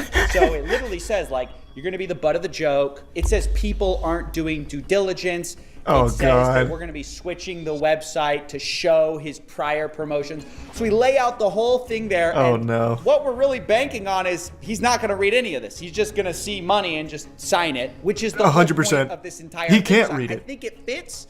Sending it. All right. And then I'm sending the drive link. I mean, we've sent the contract now. We're just waiting. We're literally waiting. Yeah. He's going to instantly respond with the sign. It's going to be less than 2 minutes. Oh, I agree, bro. I agree. It was 3 minutes. I was so fucking close. I was so close. Idiot. That's right, ladies and gentlemen. He agreed. I was so and close. You might notice that we weren't actually able to use DocuSign and get his signature because it was experiencing outages at the moment, the actual website. But we were able to just have him do a written agreement in DMs that he agreed to our terms. And although that is real, by the way. If you get in writing something like that, that is actually an enforceable thing. It's not as strong as like a full signature, but that is like actually enforceable. So, what a fucking moron. Holy shit. Go ahead and tweet. Just refreshing now, I guess. See what he says. Run There's it. so much work that goes into this. You guys didn't see this off camera. Dylan starts talking about, where's your community? So we have to whip up this community from nowhere. Oh, fuck. Our community doesn't exist. We had to create a Twitter profile. We had to buy a bunch of botted followers. An hour ago, it didn't exist. I don't think I've ever been so excited about something in my life. Nice. Dude. What was the total spend on this, I imagine? He tweeted it. Huge. I can't believe he did it. He actually did it. He just tweeted it. What an idiot. What? I can't believe it. What can I say? So I knew this tidbit of information real quick before he points it out. The actual tweet just has the word scam in it. Sour NFT candies are moonbound. Scam. Believe It's so adorable. What can I say? They couldn't have made it a any more tweet clear. which literally spells out in first letters the word scam. Yep. I hope this is... Oh man, Dylan. Now he's ducking CoffeeZilla and Oompaville's attempt to communicate just like he ducked KSI's fight. God damn. It's all he knows. Yeah, he'll never mention this, unfortunately. That's his modus operandi. He just is a fucking perpetual loser, I guess. Oh, I did see that. There was a lot of brain rot takes about how what CoffeeZilla did is actual entrapment. And I'm pretty sure those people are just as CTE riddled as Dylan Dennis to think that what CoffeeZilla did is anything even remotely associated with entrapment. It's not even close. CoffeeZilla did everything possible to let Dylan know what was going on. He even put in the fucking contract he agreed to that it is literally him just being a joke. It's not real. He laid out everything, and he still agreed to it. That couldn't be further from entrapment. The guy got 1K. He did get 1K. He did get $1,000 out of it, so that's a Dylan W, baby. Fucking big one from Dylan. But also lost rep. He had none to begin with. I legitimately don't think Dylan Dennis has a single fan. Like, actually not a single one. People just laugh at him. In fact, if you go to his goddamn giveaway tweet right now, people aren't even participating in the actual giveaway. They're just spamming the clown emoji. Jesus Christ. He can't even, like, actively farm children on Twitter. He doesn't have fans. Yeah, I'm talking about scams again. I don't know what to tell you. Every single minute there's another scam born, and every 5 minutes there's another victim of a scam being taken advantage of. It is unreal, the current landscape of the internet with how rampant scams are. It's crazy. There are more active scammers on this planet than there are ants. It's just vile. Nowhere and no one is safe. I'm going to make up a statistic real quick, and I want it to be an alarming one just to illustrate the intensity of the situation. 1 out of every 2 people in this world is either a scammer or a victim. So, sleep in fear. Now today I'm going to be going over a scammer that I'm pretty confident most of you haven't heard of. I only recently learned about them thanks to a YouTuber named Matty Balls who made a great video exposing the whole situation and going over it thoroughly. So the link to the full video, of course, is going to be in the description of this one. I'm just going to show some of the clips and go over like the general broad strokes of what the scam is. It's a pretty interesting one, albeit nothing unique about it. But what I find interesting is their commitment to the facade. So the scammer is named Carter Jamieson, and he's built his career, well, career is a term I'm using super loosely because it's an illusion of a career. Carter Jamieson is an Instagram influencer, which again is a term that has no meaning at all. That is the biggest nothing fucking sandwich of a term. But he has 1 million followers on Instagram, almost all of which are botted, by the way. And he sells courses, which are like media packages in order to get you clout. The man is a literal clout vendor. He's an exposure goblin, and you pay him thousands of dollars for these packages to hopefully blow up your brand or increase your online presence. That's his whole hustle. He's a guru scammer. There's nothing unique there whatsoever. But what's impressive about Carter Jamieson is his tenacity and persistence to prey on gullible kids and desperate adults. He seems to have been a born slimy weasel of a person because he's been scamming for quite some time now, and he's only 19 years old. This is a young man. He's like fresh out of high school and already a notorious scammer. In fact, he was one of the puppet masters behind Lana Rhoades' NFT scam from like 8 or 9 months ago, which I know a lot of you are probably familiar with because that was a huge scam. He was one of the people behind it that made off with $1.5 million in that rug pull. This was his first major scam, and I guess he must have really enjoyed the taste of shit in his mouth because he just continues to scam from here. It's only escalated. So not only does he do the press package shit where he like sells these $1,000 packages of like articles or whatever, he also does these very shady giveaways where I'm not entirely convinced people actually get the items they're supposed to receive from the giveaways. But even still, giveaways in and of themselves and the way that Carter Jamieson does them are always sketchy because he's hiring rappers and pretending to be friends with them in order to promote the giveaway. So that way people start following the account and, you know, signing up, whatever, all that, under the idea that they're going to get this item, and also under the idea that the rapper that is there is a big supporter, so it must be legitimate, even though that's not exactly telling the whole story. Carter Jamieson also has 2 other NFT scams that he has run since the Lana Rhoades one, so he's just been on this upward trajectory of thousands upon thousands of scams that he just keeps fucking spearheading. And like I said, he's only 19. I have to imagine he started doing this as a child, like an actual toddler. Like he probably opened a lemonade stand when he was 8 years old, but didn't actually sell lemonade. He sold water with like a hint of lemon in it because he wanted to save money on the lemons. So he just sold people the idea of lemonade.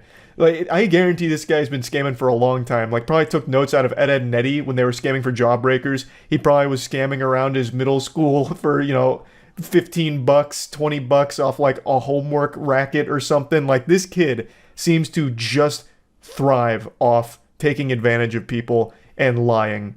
His whole personality is fake. So I'm going to go ahead and play clips from the video so that we can get a deeper understanding of exactly how all of it works. But this one is a pretty sad one. Like, he's 19 years old and he's already a piece of shit. Carter Jameson. I'm unfamiliar with that name. Carter Jameson is someone who's been seen with Chief Keef, Kodak Black, Lil Durk, Bobby Shmurda, Summer Rae, Lil Yachty, Steve Will Do It, Cole Bennett, and many other celebrities. But how... I'm going to just take a guess. Knowing nothing about this, he paid to take all of those pictures with those celebrities. He's a trust fund kid with a lot of access to money. So he puts on a front that he's actually a popular guy, like friends with all these rappers, and he uses it to try and promote. I'm just going to do crypto. I think crypto's easiest. Lock it in. The digital marketing company Gateway Agency. But I think he's a liar. So to understand how this guy has made millions from lying, misleading, and scamming, we have to dig a little bit deeper. Recently started... Oh, actually, damn, fuck. I'm starting to change my mind. Maybe it's not crypto. Maybe he sells like courses. Maybe he's one of those gurus, like get rich quick guru kind of shit. Because he's a 19-year-old entrepreneur, owner of Gateway Agency or some shit. Whatever other imaginary made-up garbage he comes up with. I'll stick it out on crypto. I won't backpedal. Getting a ton. Is he really even a scammer? Well, I'm gonna go ahead and take a stab at it. He does not have all of these followers legitimately, 100% botted to a certain level. A lot of people on Instagram do that. How does this kid know all these people? He doesn't. He pays to be near them. And who is he? Just a kid with a lucky spawn, born to a wealthy family. So Carter Jameson is another one of those social media gurus you see online, but instead of selling you a course, he's selling you popularity. You might notice he has decent engagement and relationships with one guru who promises to scale your digital footprint to the... My second guess was the right one. Son of a bitch. Yeah, maybe crypto's too outdated now. Everyone just immediately conflates anything meta, Web3, whatever with a scam. Rightfully so, by the way. Like, yeah, if he's a modern scammer, he would have had to adapt into the guru space, which is now the money maker.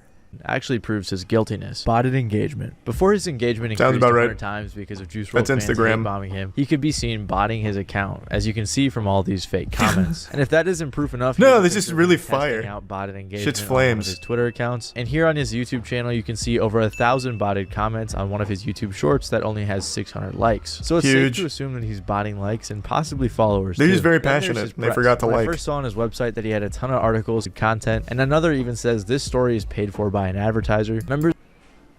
I actually had no idea that that shit was there.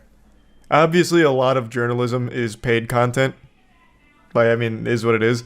I didn't know that they actually disclosed it in those cases. I thought they still kind of kept that under wraps.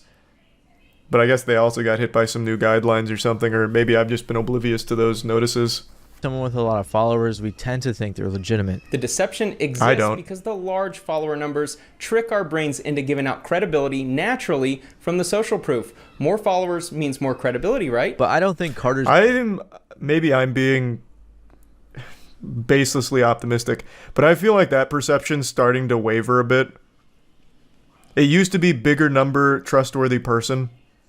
That used to be the rule, but I think with crypto and everything, it's kind of shaken everyone's faith in that concept.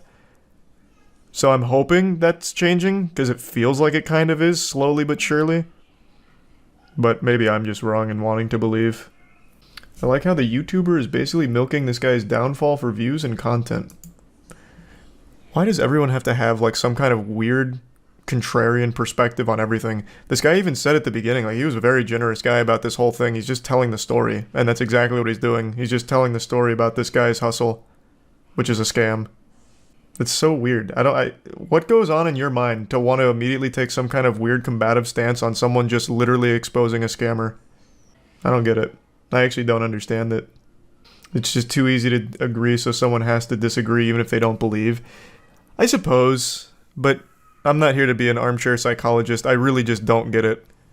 He uses a method called loop giveaways where he partners with popular people to give away items. Carter and probably others will spam DM people with details about the giveaway campaign. They show the estimated growth and how much it'll cost to buy into it, and the reason that account will be following all of the investors. So in return for their money, they will be receiving thousands of real followers. So when he gets that investor money, he buys the items for the giveaways, flies out to meet the influencer or the rapper, takes some pictures with them to make his Instagram look better, takes pictures for the giveaway, pays the influencer, and keeps a ridiculous amount of money for doing little to nothing. It really is an infinite money glitch. And the giveaways themselves aren't necessarily scams. They're not against Instagram. It's like a social media STD. And I think he actually does give away the items. He might not, I'm not sure. I have seen people say they haven't gotten their stuff. That might not be true. But we have, and his business offers a variety of other overpriced services. For example, you can buy different press packages that offer articles and other sorts of For the low cost of $8,000, you can get the musician package, which is a 15 article package. Oh, whoa, and I missed the... Oh, that's the low end. What the fuck? The $20,000 value is so much better. It even has the word cheaper. It's the market domination press package, which is 20 mid-tier press package. How are you supposed to gain clout without spending 20 grand on this package? Holy shit, wait, all the answers are right here. This is the key to success. He's giving away the keys to the kingdom, holy fuck. And for the low cost of 20 grand? Press, like this Google Knowledge Panel package, which costs $6,500 when you can do it for free yourself. Then in the description, he has the nerve to say, you must have 20 other notable articles. Yeah. He sells ad management, verification, websites, billboard advertisements, and more. And I'm going to take a random shot. Why? Who is dumb enough to pay for a fucking billboard advertisement? Who in their right fucking mind is like, oh my god, the billboard package. I need it. I'm gonna blow up with a good billboard. I don't think a single human being of the last 10 years has looked at a billboard and actually signed up or even visited what it was advertising. Especially because apparently they only accept payments through Cash App, which is very sketchy. And I guess he also used to sell paid shoutouts on his Instagram and then just delete them right away after you paid for it, which probably didn't really make a difference because most of his Instagram followers are either inactive or fake. And if none of this, the reason that I believe he is scamming when it comes to the giveaways and the influencer marketing is because he's been caught scamming before. Before Carter brought his scams to the rap community, he was exposed for being one of the masterminds behind Lana Rhoades, CryptoSys, NFT rug pull, where her, Carter, and some others made off with $1.5 million in Ethereum. It's crazy. Somehow, anytime there's a scam, it's like this interconnected web. Like, all of the scammers that currently exist have always existed, and they've been part of all the other scams we've followed. What a throwback. Another reoccurring character. Another season that they're making an appearance in, another cameo. There were 6,069 awful looking NFTs that were being marketed as an investment, and investors were promised that this was a long... Unlike other pump and dump projects, we don't just plan on stopping after minting, so we actually have to be able to fund all that stuff. They were hyping it up so much to the point where multiple people even got tattoos of the NFT and they were reposting it. Personally, I can't imagine knowingly scamming people, watching them get tattoos of the NFT and reposting it. So they... I'll tell you one thing, I can absolutely imagine that. If you're one of those absolute bumbling idiots that buys into CryptoSys and you feel so strongly about it, you get a tattoo on your fucking thigh of the CryptoSys logo, you deserve to be laughed at. The scammer at that point, I'm on the scammer side. Laughing at you is like the least they can do. You've earned that shit. That's a fat fucking L. My god. Everything else I disagree with the scammer on, but laughing at people that do that, I actually completely agree. $1.6 million was drained out of this mint for the NFTs one day after they sold the collection. The reason that they did this is because apparently Lana's feelings got hurt by the negativity in the community, but obviously this was just an excuse to take the money. Tons of people in the community talked about this rug pull, so it's a pretty well-known scam, and somehow Carter still has a career. And this wasn't the first time that Lana... Right now, Carter has other NFT projects like Billionaire Butterfly Club, which I'm assuming is I was kind of right. He is doing crypto scams. Rug pull type of deal. But this is the fraternity apes party. Guys, everybody in this is in the highest level frat of the real life. Fraternity Apes Party, what or the FAT fuck? For short, is an NFT Cool. project where the incentive isn't an investment, but it's that you could go to a cool party with tons of influencers and celebrities. And only holders that's of the worth it. NFT can get in. I doubt any of the people there owned one of these awful looking NFTs. They somehow even got the Nelk Boys to show up, but they probably paid them too. Yeah, and then they actually somehow they got Steve Will Do It there. The guy notorious for literally accepting anything that has a dollar bill attached to it. It's a mystery to me how the fuck Nelk ended up there. This kid, I'll crack the code. I think I was right initially. This kid came from money, and he used that money to buy himself an advantage, to put himself in the position so he could scam people easily by presenting himself as a popular influencer. So he did the crypto scams with Lana Rhodes. He's doing the guru scams right now with the gateway giveaways, and he's done, 2 other crypto-based scams with NFTs and shit. He's just one of those douchebags. Perpetually living in his father's shadow. Fake lifestyle. The rappers and the other people partnering with him, or more likely their management, should probably look a little bit more into who they're partnering with. Why would they do that? At the money they're going to receive, because then they end up associating with a bunch of scammers, which doesn't really make them look good. Yeah, but their audience doesn't care. This was a great video. Good shit, Matty Balls. Yeah, I didn't know anything about this guy. This is an interesting story. Hold on, I want to look something up right now. This video is not very old, right? It's like 2 months old. Has he addressed this? His whole Instagram is fucking rough. But yeah, it's just shit like this. It's just him holding money. I don't even think people buy his course, I'll just say it. I think people are not dumb enough to fall for someone like this. You'd be surprised. I guess, but his prices are outrageous. $8,000 all the way up to $20,000. Like, nobody can afford those packages. Like, the only people in his audience that might not be aware it's a scam are actual teenagers that are just blinded by, like, TikTok clout and an overwhelming, insatiable desire for attention. They can't afford $8,000 packages, and certainly not the $20,000 package. So, like, who the fuck is his audience? Or, rather, his clients.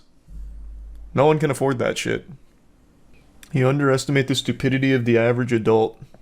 I really don't. I feel like of most people in the world, I am usually pretty on the mark with how dumb people can be. This is just out of the price range of stupid people. And certainly out of the price range of stupid kids.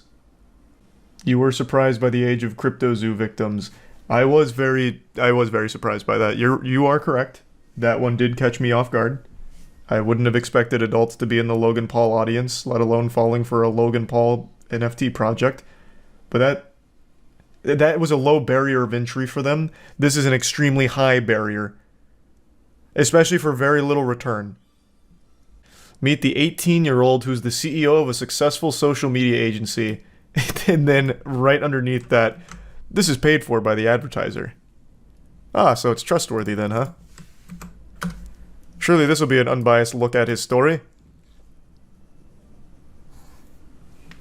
Let's see.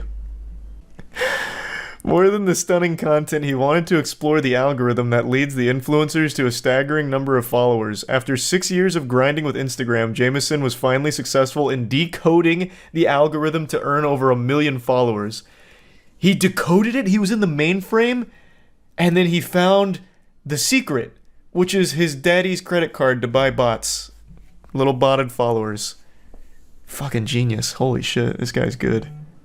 He's a savant. He's like the Mozart of Instagram. Because he never did anything? Well, no, I just wanted to know about, like, his parents. Like, usually in these kind of cases, they always try to be that person that pulls themselves up by their own bootstraps. Like, I came from nothing. My dad was a normal blue-collar worker, just a true red-blooded American patriot working 2 jobs to put food on the table for me and my 6 brothers. And my mom also had to work night shifts down at the local cemetery. Like, I don't know. Usually just like some kind of sob story. So that people like relate to it somehow and like put him on a pedestal of, wow, he did it himself. But he didn't even bother with that step. Do all scammers usually come from a rich family? I wouldn't say all of them. That'd be a disservice to say all of them. But I would argue a good 85 to 90% of all scammers do come from a very privileged background. At least in the digital age. Yeah, unfortunately the title of the video is not misleading. Mr. Lonely himself, Akon, is behind a massive scam. If any of you watching grew up in the 90s or early 2000s, I'm sure that name rings a lot of bells because Akon is an artist who was responsible for some absolutely iconic boner jams back in the day. And a few years ago, he decided to pitch a city, Akon City, which would be powered by the blockchain and have their own form of currency called Akon.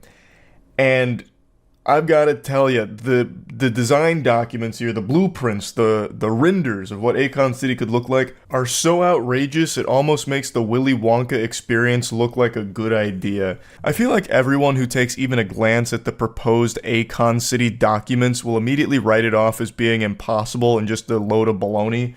And they'd be 100% right in that assumption. This will never happen. This city looks like something out of Final Fantasy. It's just not really feasible. Yet, Akon, as well as other collaborators, are doing their best to try and make it a reality. Though after years of work, the only thing they have to show for it is a single welcome center that has a graffitied picture of Akon on the side. And it doesn't really welcome you to anything because there's nothing to show for it. It just welcomes you to something that's emptier than my colon after eating Greek yogurt first thing in the morning. It takes you to basically just an empty field, though there is a single building skeleton there that has a staircase and that's it, and then just a bunch of cattle roaming freely.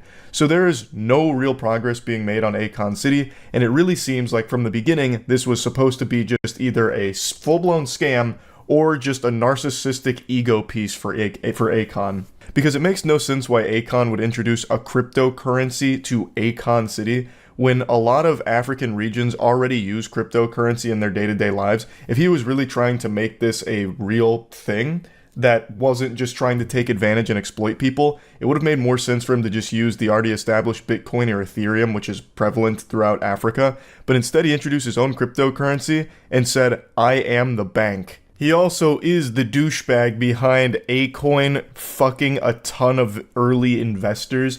So they actually did sell Akon, and a lot of people bought into it, and then it immediately collapsed. It went from a 132% gain to a 60% loss, and then started offering refunds.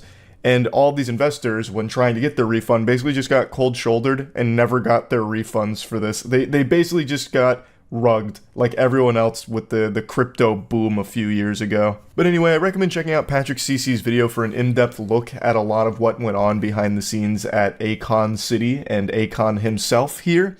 I want to show you what Akon City was supposed to look like and how fucking stupid this entire project seems just from like an outside perspective. It really looks like an impossible to complete task that somehow Akon promised would be done by 2024, and yet all they have right now is like a bare bones welcome center and like a single like skeleton of another building. That's about as bad as the Soulja Boy Game Boy. Okay, show a little respect for the Soulja console. Also, Akon City is so much worse than just releasing a fraudulent game console. It is disgusting to compare the two. Akon's City is like the most egregious, over-the-top scam. Like, it's so much worse. Akon actually has a video showcasing it. Look up, "This is Akon City." I don't think I ever saw this. I only ever read about Akon City. So here's the entertainment district. What are these? These aren't even buildings. This looks like when you go into Roller Coaster Tycoon and fuck up the terrain. Who's your architect? This is what it looks like when you like actually trip acid for the first time. It's even bad CG. Yeah. It's melted. Yeah, I guess their chief architect is Salvador Dali. Brought him back with the Akon City in-house necromancer. The Tech District? What does this mean? Tech 003421? What tech what? What is the tech? What are they doing here? Lex Luthor live here or something? What does this mean? What does it mean? Butt Plug City. Yeah, I mean, not wrong. This all does look like something you'd find on Bad Dragon. Health and safety. Wait. Hold on. Oh, wait, it's this building. I thought he just reused Tech 001 here for the health and safety building, but it's this building. They're just side by side. Yeah. This is the police station here. They inhabit this pack of hot dogs.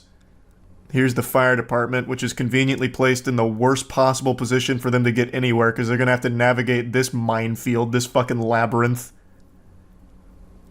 Good luck having a quick response time from the firefighters. Unspecified office building, I guess? Residential building. General hospital. Outpatient clinic. This is another residential building. Just this coral. Game name. Oh, no, this is a city. This is a Akon city in real life. Apparently they actually did build a building though, so I'm gonna have to check that out.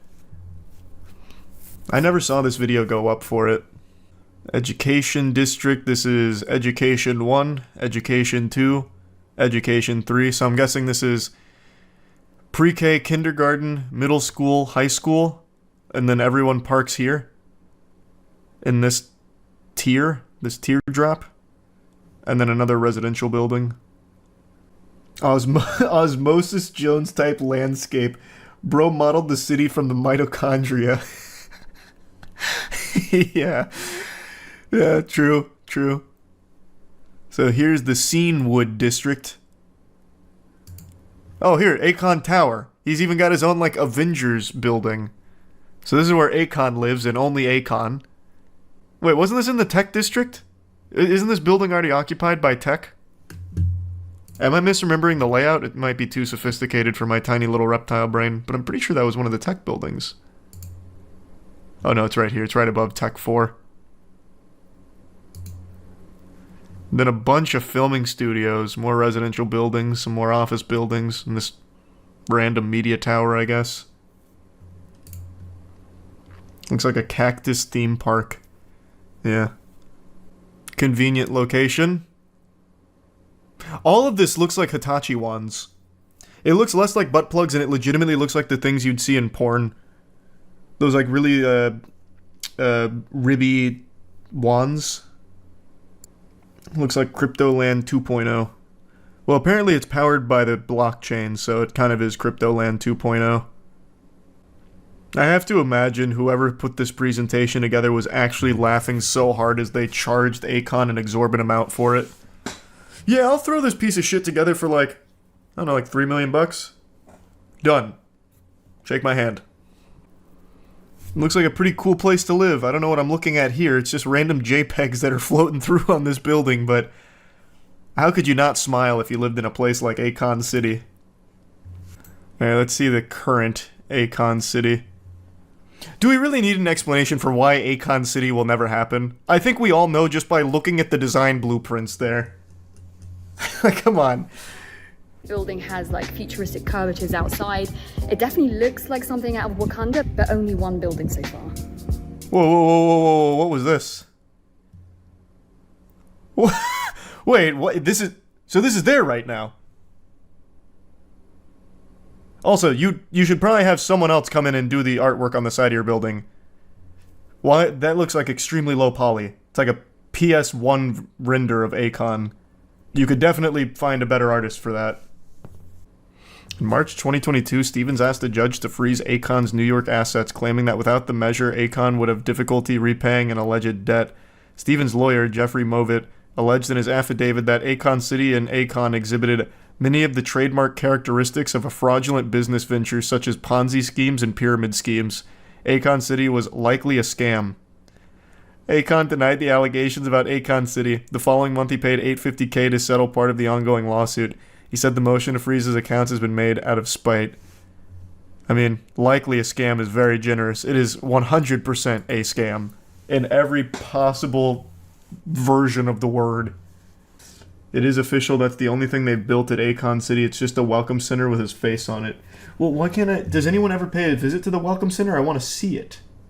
I've made a ton of videos making fun of those alpha male boot camps that charge desperate, gullible men tens of thousands of dollars to attend a course where they just get sprayed with a hose for 3 days and spit on and yelled at and get absolutely nothing of value out of it.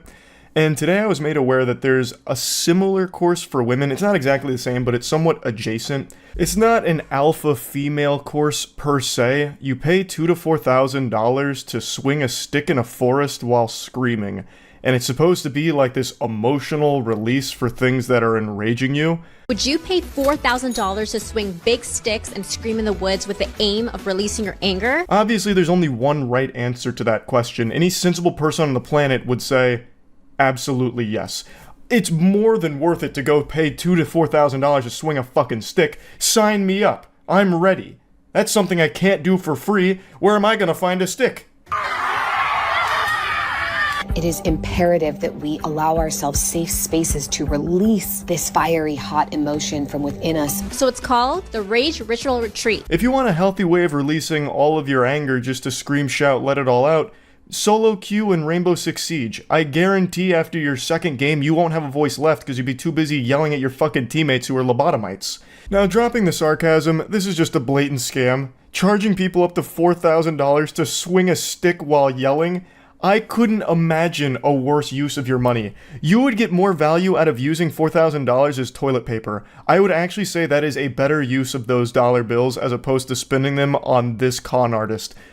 Like, there's not even an overhead cost here. It's like genius from the scammer's perspective. All you do is just go into a forest and give them sticks and tell them to yell. One of their big selling points, at least from what I can tell, is that this is a safe space to do it in, a controlled environment where there's going to be no judgment and no one's going to hear you. Bah humbug, what a load of fucking horseradish. It's not like the lead lady here who you're about to meet surveyed the entire area within 3 miles to ensure that it's a closed set that no one's going to infiltrate. There's definitely going to be some hikers that might hear you, or some wildlife that's going to be startled and maybe you get charged by a bear who's confused or something. Like, it's not like this is some kind of environment she controls. All she did is get a class together and charge them thousands of dollars to swing sticks together. Something that you can do for free right now. And in fact, I will. I'm going to release my rage at seeing this blatant scam and people's willingness to just spend tons of money on absolute fucking nothing. But I don't have a stick, so instead I'm using this bold and brash picture.